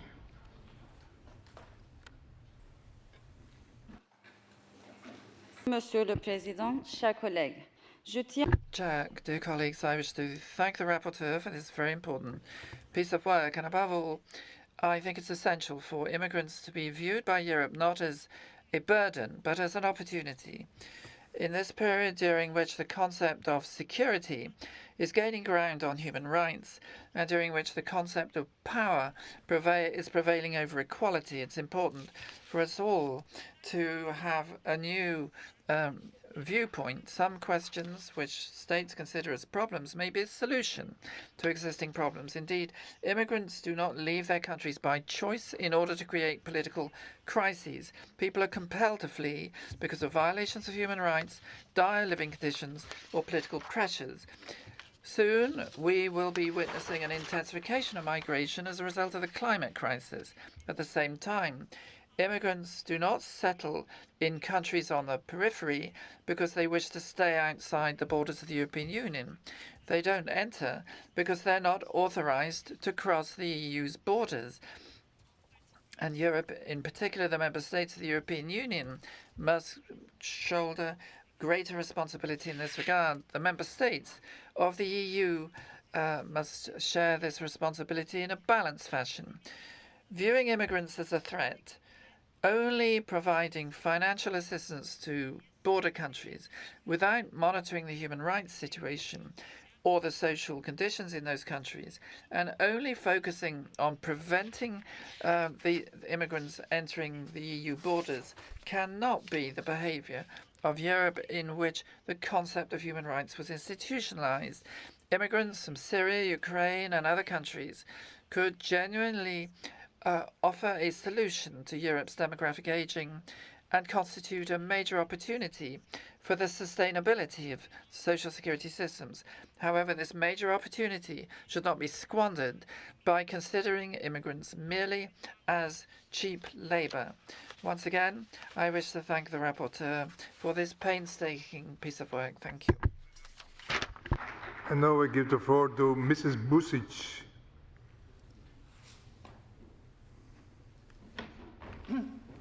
Thank you. Thank you very much, Mr. President. First of all, I would like to congratulate the rapporteur for her excellent report, which is timely and relevant in today's European context. As the report points out, our continent is rapidly aging. It's aging with the highest shares of population age 60 or older, a process that started predominantly in high-income countries. Demographers warned us long ago that this is inevitably coming. They projected it with a high precision that Europe will undergo a major demographic transformation. Broad social and economic progress over the past decades turned into a big challenge with serious decline of young and working age population impacting in particular health and social care system, labor markets, public finances, and pension entitlements. At the same time, the global refugee population has more than doubled with an enormous migration pressure on Europe. So, there are several issues we are faced with today. First and foremost, a demographic one, I mean. On the long run, we should support increase in birth rates and assist parents with child upbringing. Positive action should be urgently undertaken, supporting not merely an increase in birth rate, but also ensuring family flexibility in work-life measures, such as child care services, various tax benefits, parental leave, etc. And second, the problem of large-scale immigration. A global refugee population has more than doubled, with an enormous migration pressure on Europe. So, how to tackle these problems? The solution could be found if we have a holistic and integrated approach. On one hand, Europe needs immigrants to solve labor shortages, and on the other, we need to help them to integrate into our societies. If they are not integrated well enough, their potential can never be fully developed.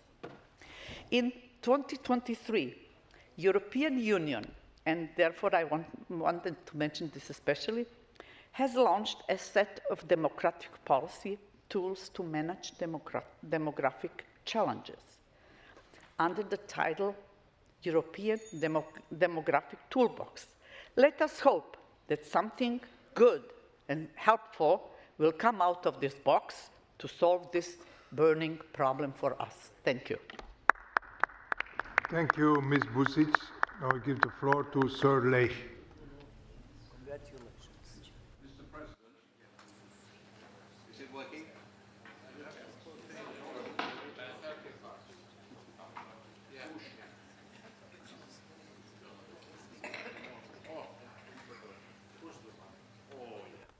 Mr. President, perhaps I should start by declaring an interest, and therefore you can ignore what I say. I am a proud grandfather and the father of 6 children.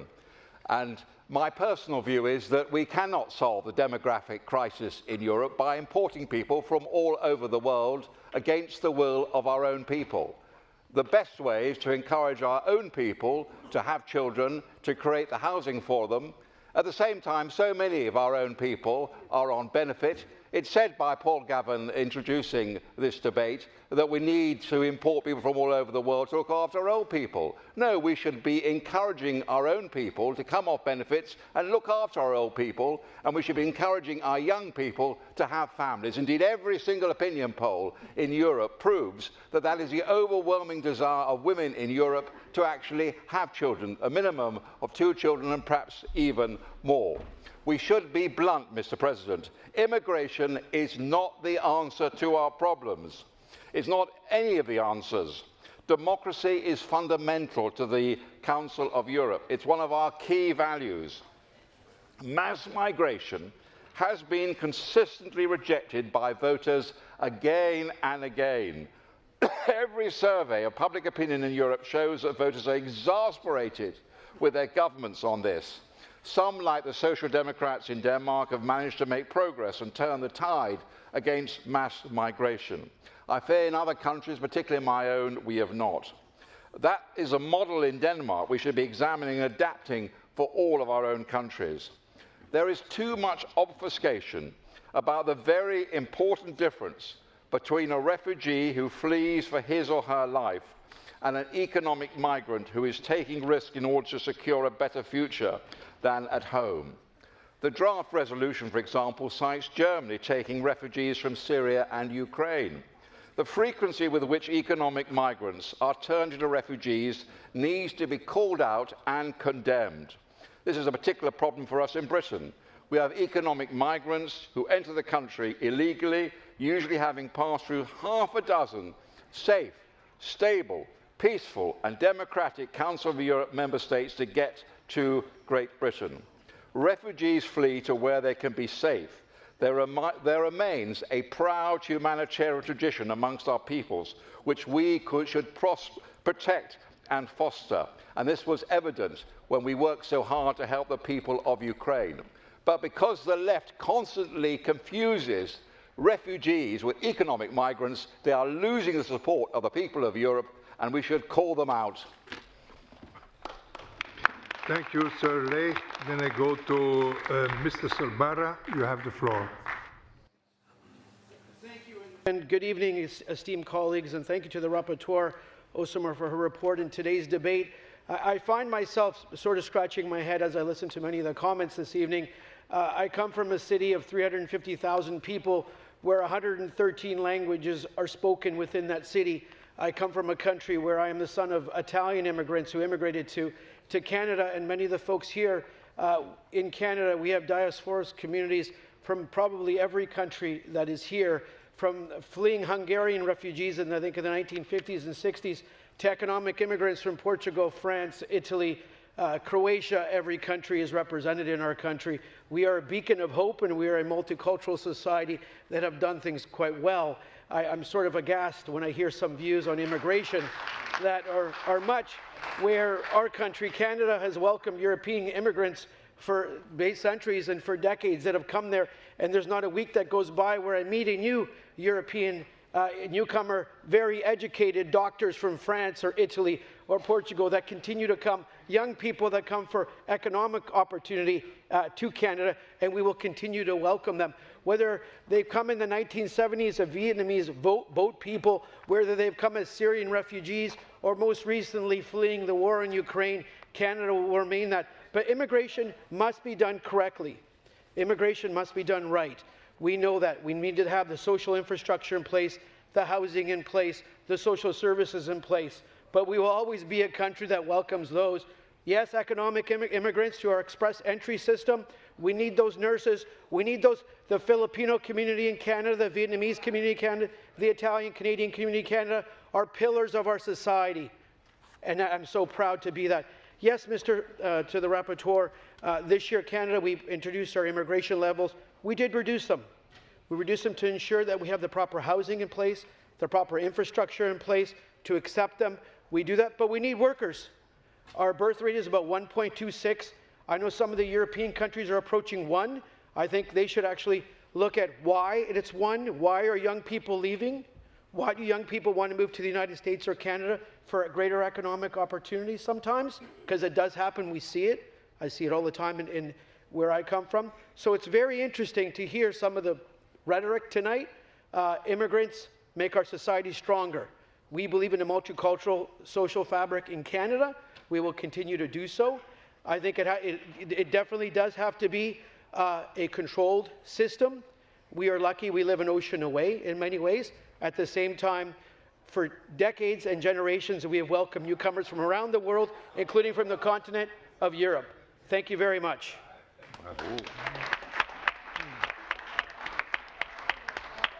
Some people forget. Thank you, Mr. Sorbara. Then we go to Mr. Akalin. Thank you, Mr. Chair. Dear colleagues, this report is very important for the future of Europe because immigration is one of the biggest defining challenges and opportunities of our time.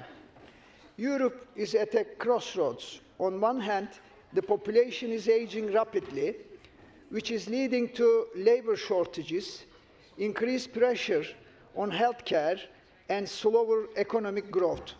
On the other hand, immigration is not without its complexities. Migrants most definitely bring skills, innovation, and a dynamic workforce.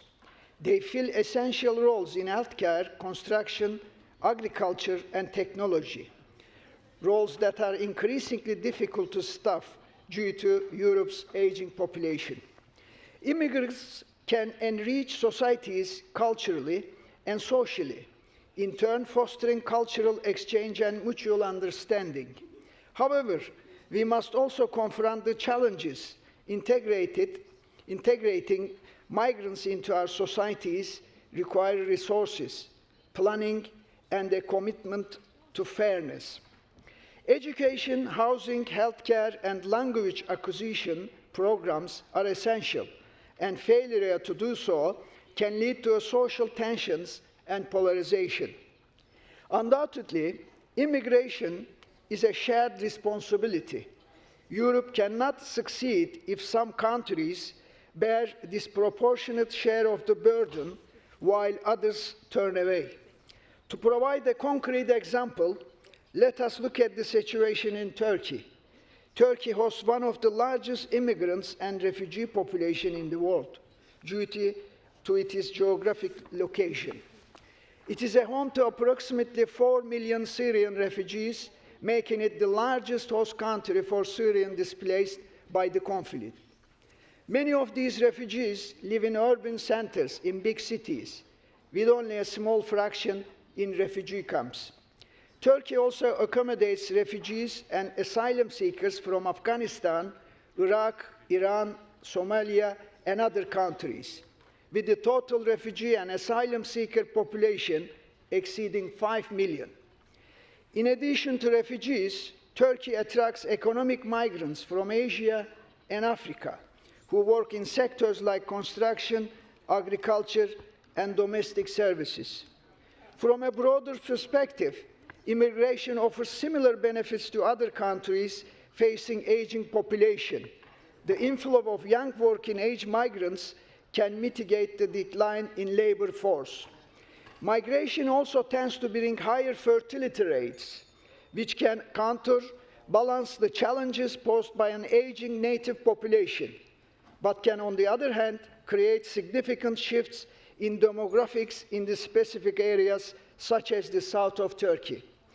Despite the contributions, Turkey and other host countries face challenges in integrating immigrants, social tensions, resources constraints. Fair distribution mechanism, solidarity among member states, and partnerships with countries of origin and transits are essential if immigration is to be beneficial and sustainable for all. Thank you. So we'll now interrupt the list of speakers, and we'll also ask the group over there to a little bit, the bar is outside, it's not inside here, the plenary session. So the speech of the members on the speakers list who have been present during the debate but have not been able to speak may be given to the table office for publication in the official report. I remind colleagues that the typewritten written text can be submitted electronically if possible no later than 4 hours after the list of speakers is interrupted. So this means around 11:30 this evening. So now we give back the floor to Mrs. Osamor to reply on all the remarks that you have heard, and you have 3 minutes for that.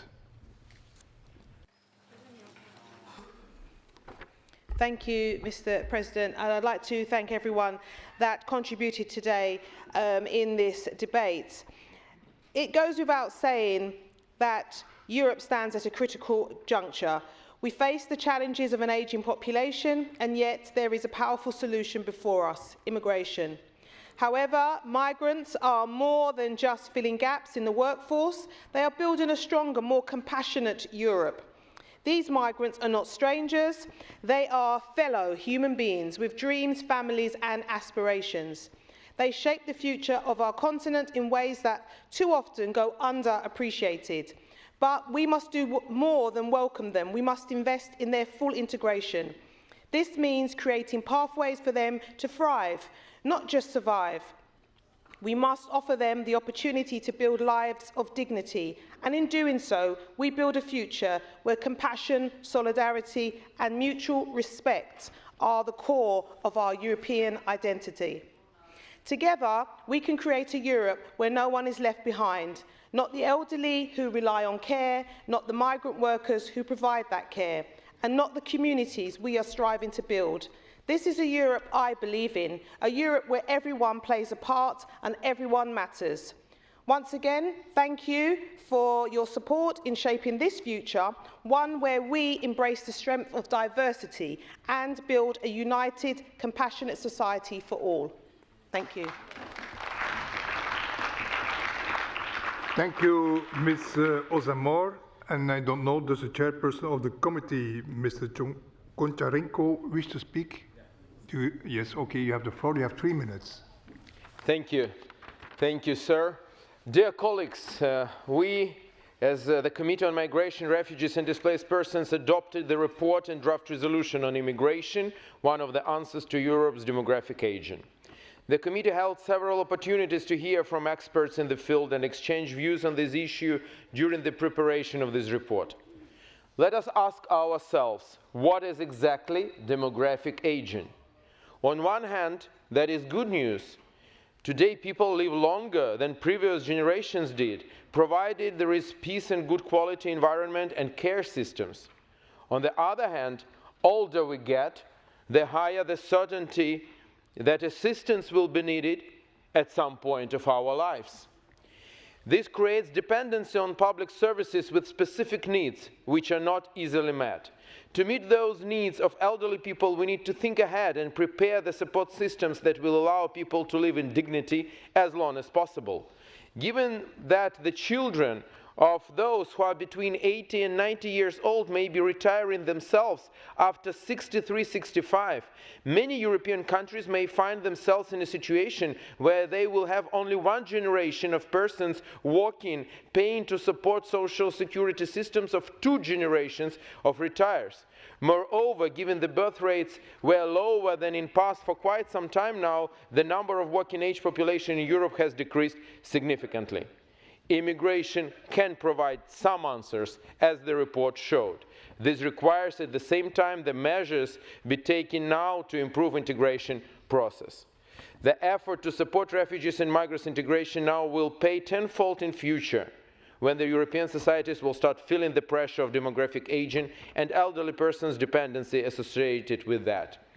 The draft resolution mentions clearly that family policies must be reconsidered to support childcare better, so that families make the choice of having children. And I can give you an example of my own country. In Ukraine, for example, the monthly support for children up to age 3 years old is less than 20 euros per month. Less than 20 euros per month, just imagine this. It's something which should be changed immediately. Definitely that's the question to Ukrainian government, but the same question is to other countries. But at the same time, Europe needs to have more people of younger cohort already now. I therefore call for you to support this report and welcome future actions to implement programs like those mentioned in Madame Osomor's report. Thank you very much. Thank you, Mr. Goncharenko. So the debate is now closed. The Committee on Migration, Refugees and Displaced Persons has presented a draft resolution to which 10 amendments and 4 sub-amendments have been tabled. And they will be taken in the order in which they appear in the compendium. I remind you that speeches on amendments are limited to 30 seconds. So I first go to amendment number 8, and I call Mr. Marcos Curia to support amendment 8. You have 30 seconds. Yes, thank you, Chair. With this amendment, we are requesting the deletion of 2 sentences in paragraph 3 of the report, simply because they're not true. And in the report it says that for political reasons, migrants are left without any chance to integrate in a host community. I don't think there's a single country among our countries, governed by whoever, by the left or the right, reds, yellows, greens, which doesn't give a chance to immigrants to be integrated. So it's not true, and that is why we're calling for the deletion of these 2 lines. Does anyone wish to speak against the amendment? No? Okay, then what's the opinion of the committee on the amendment?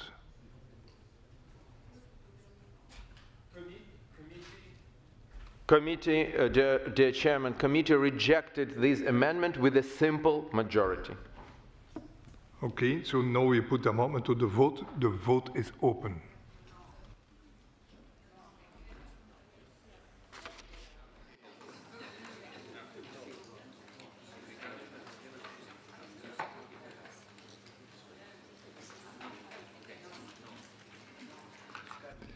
The vote is closed.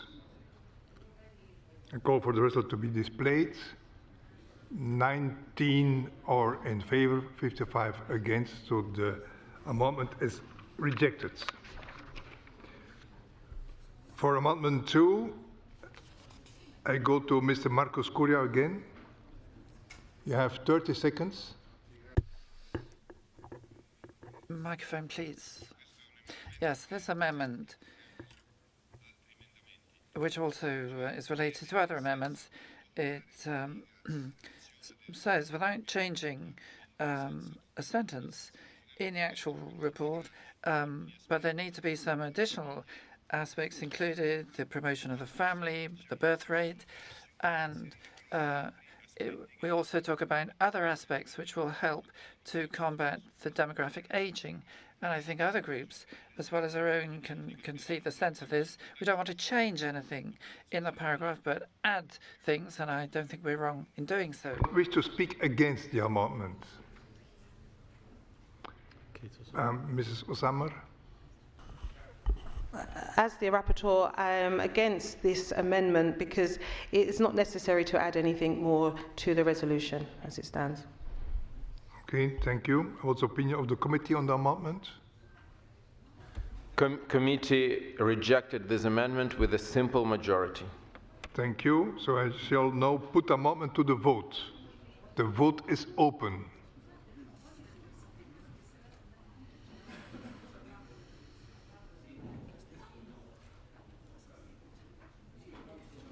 The vote is closed. I call for the result to be displayed. 17 in favor, 65 against, 4 abstentions. So the amendment 2 is rejected. Yes. Now I go to amendment number 1. Once again, Mr. Marcus Correa, you want to support amendment 1? Yeah.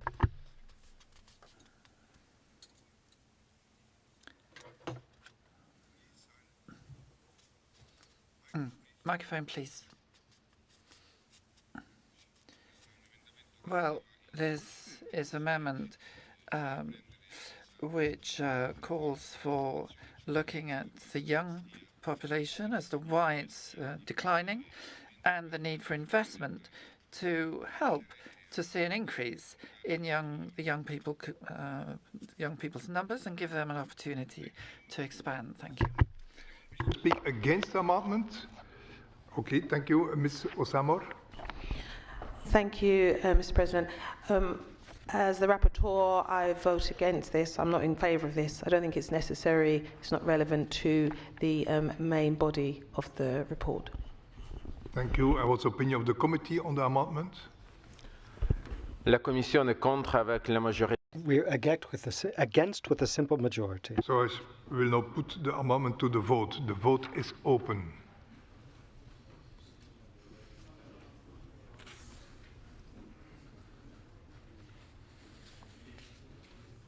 The vote is closed. I call for the result to be displayed.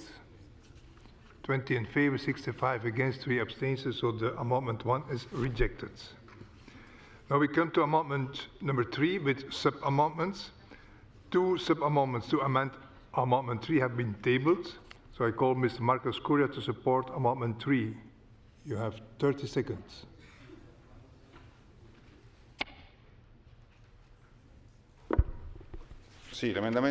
Yes, Amendment 3 with the 2 sub-amendments which were approved in the committee. So I think we all agree on those. I don't think I need to add anything, but just stress that we're talking about the need for investments in the family and in increasing the birth rate. Now we shall consider sub-amendment 1.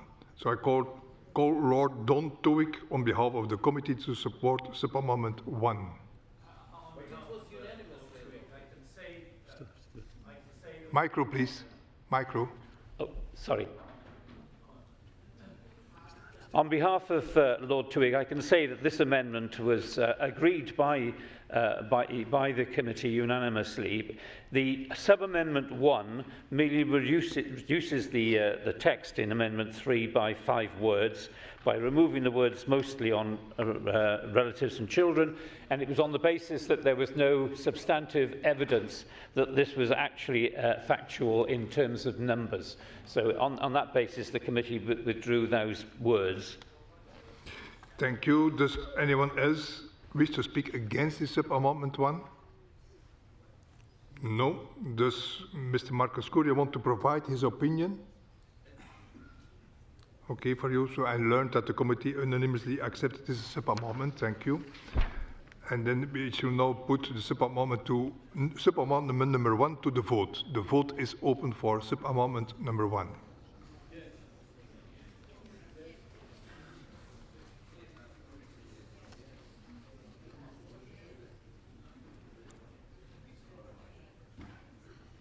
The vote is closed.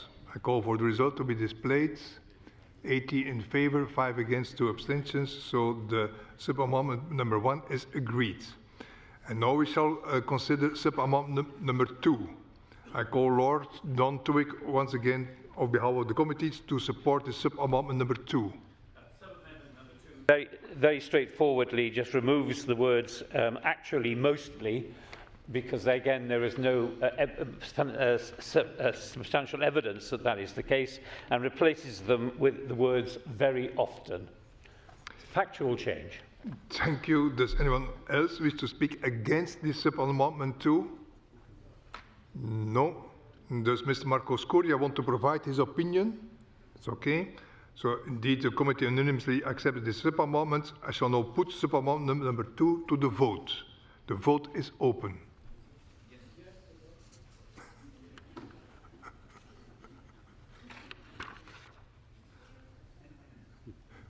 Please, the vote is closed. I call for the result to be displayed. 85 in favor, 1 against, 1 abstention. So sub-amendment 2 is agreed. Now we come to the main amendment 3 as sub-amended. Does anyone wish to speak against the amendment as sub-amendment? No. So, and also the committee unanimously accepted this amendment as sub-amendment. I shall now put the amendment as sub-amendment to the vote. The vote is open.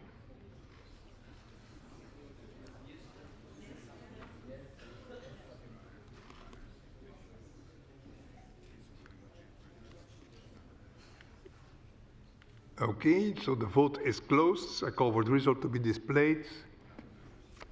80 in favor, 3 against, 1 0, so 1 abstention, sorry. So the amendment 3 is agreed. Then I go to amendment number 4, and I call Mr. Marco Scoria to support amendment 4. You have 30 seconds. Yes, thank you, Chair. Well, in paragraph 7 of the report, the rapporteur talks about integration as a solution to demographic aging. And if you accept that premise, then you need to invest in the birth rate and support for family. Thank you. Does anyone wish to speak against this amendment? Ms. Usamor. Thank you. I'm against this amendment because this associates workers, migrant workers, in a sense like they are a commodity as opposed to human beings. So I'm against this. Thank you. What's the opinion of the committee on the amendment? Commission rejected this amendment with a simple majority. Thank you. So I shall now put the amendment to the vote. The vote is open.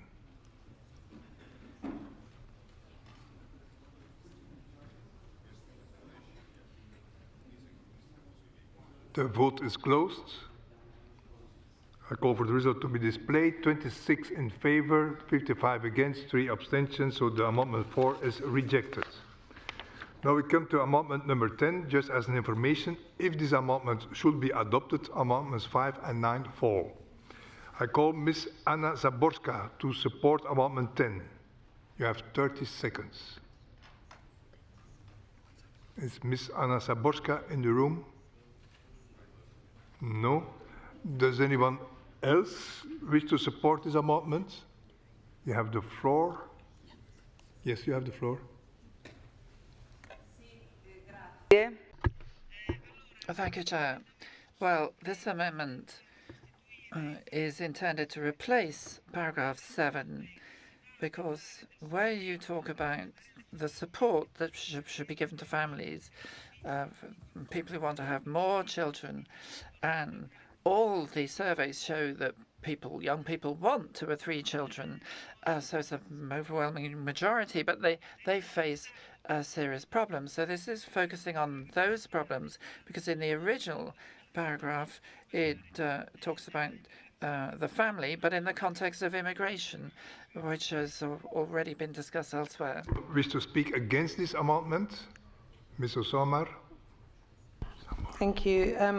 The resolution as it stands makes total sense to the overall report, and the the report has nothing to do with child control or child numbers, so it is not relevant. Okay, thank you. What's the opinion of the committee on the amendment? Committee rejected this amendment with a simple majority.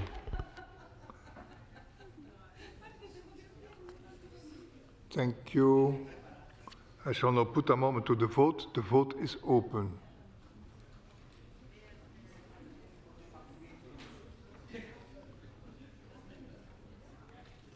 The vote is closed. I call for the result to be displayed. 29 in favor, 51 against, and 0 abstentions, so the amendment 10 is rejected. Please, quiet at my right side, please, to the Italian delegation. Now we go to amendment number 5. I call Mr. Marco Scuria to support amendment number 5. You have 30 seconds. Yes, thank you, Chair. This amendment seeks to imagine policies which are family friendly in order to increase intergenerational processes and to ensure that there's better interaction with the elderly populations, also improving the process in so doing. Ms. Osamor. This amendment doesn't bring anything that's necessarily changing or embracing or making the resolution any better. It's not necessary. Thank you. What's the opinion of the committee on the amendment? Committee rejected this amendment with a simple majority. Thank you. So I will now put the amendment to the vote. The vote is open.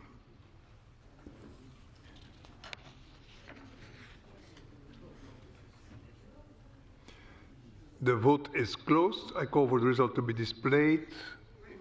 30 in favor, 54 against, no abstentions, so the amendment 5 is rejected. So we go to amendment number 9.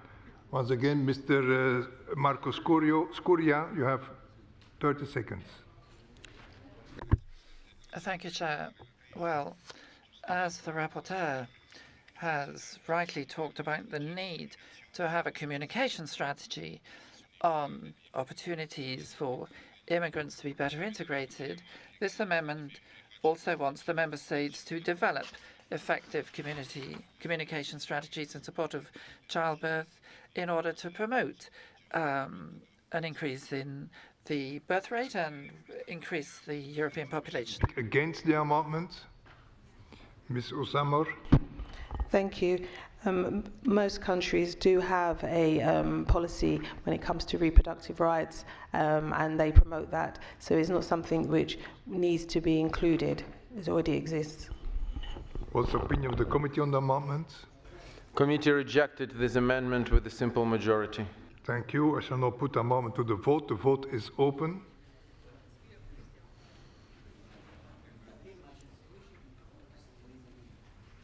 The vote is closed. 34 in favor, 49 against, 1 abstention. So amendment 9 is rejected. Amendment number 6. I call once again Mr. Marco Scurio to support amendment 6. You have 30 seconds.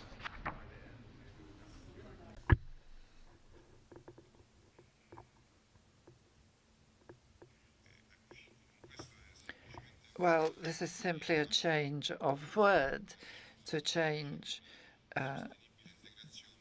sustainable integration to sustainable development with respect to the policies covered in this report. Against amendment, Ms. Osamor.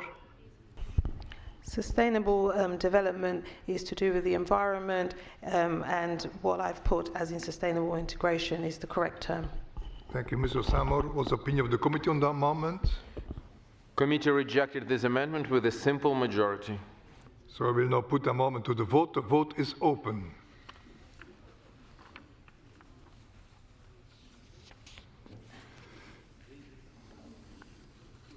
The vote is closed. I call for the result to be displayed. 22 in favor, 61 against, 2 abstentions. This means amendment 6 is rejected. Then we go to amendment number 7 and sub-amendments. 2 sub-amendments to amend amendment 7 had been tabled. So I call first Mr. Marco Scuria to support amendment 7. You have 30 seconds. Well, Here, as there are 2 sub-amendments which were approved in the committee, I shall leave the floor to those who are supporting those sub-amendments. We shall now consider sub-amendment 1. I call Lord Don Tuig on behalf of the committee to support sub-amendment 1. Lord German. Lord German on behalf of Lord Tuig. So for next time. On behalf of Lord Tuig, sub-amendment number 1 simply takes out the words "and demographic challenges," 3 words in the amendment, largely because it's redundant, because that's actually the title of this report. The word demographic change is in the front page of this report, so it's redundant. Thank you. Does anyone else wish to speak against this sub-amendment number 1? No. Does Mr. Marco Scoria want to provide his opinion? Okay. The committee unanimously accepted this amendment, and we shall now put the sub-amendment 1 to the vote. The vote is open.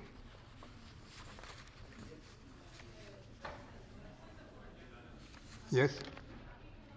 Micro, please, I cannot hear you.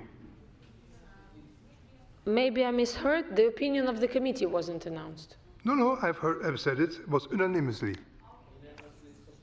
Unanimously supported. Please. So the vote is open.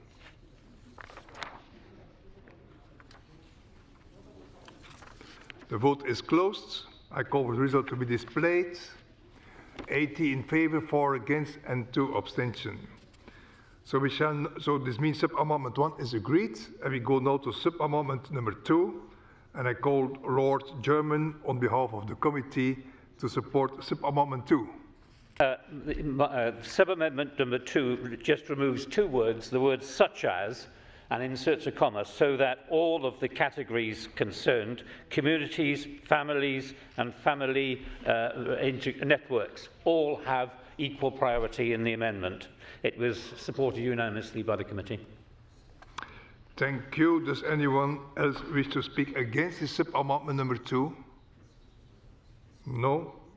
Does Mr. Marco Scoria want to provide his opinion? He agrees. The committee unanimously accepted this sub-amendment, so I will now put this sub-amendment number 2 to the vote. The vote is open.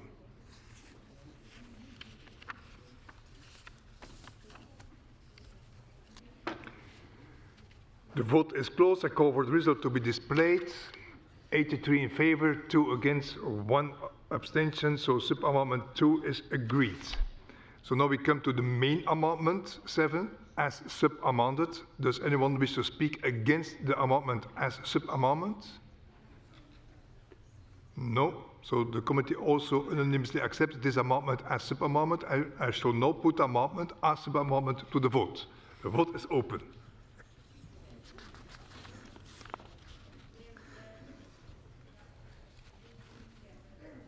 The vote is closed. 78 in favor, 4 against, 3 abstentions. So amendment 7 is agreed.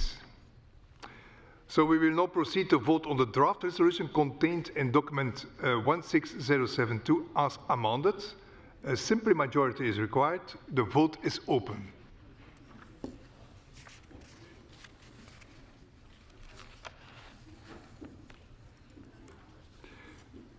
The vote is closed. I call for the result to be displayed.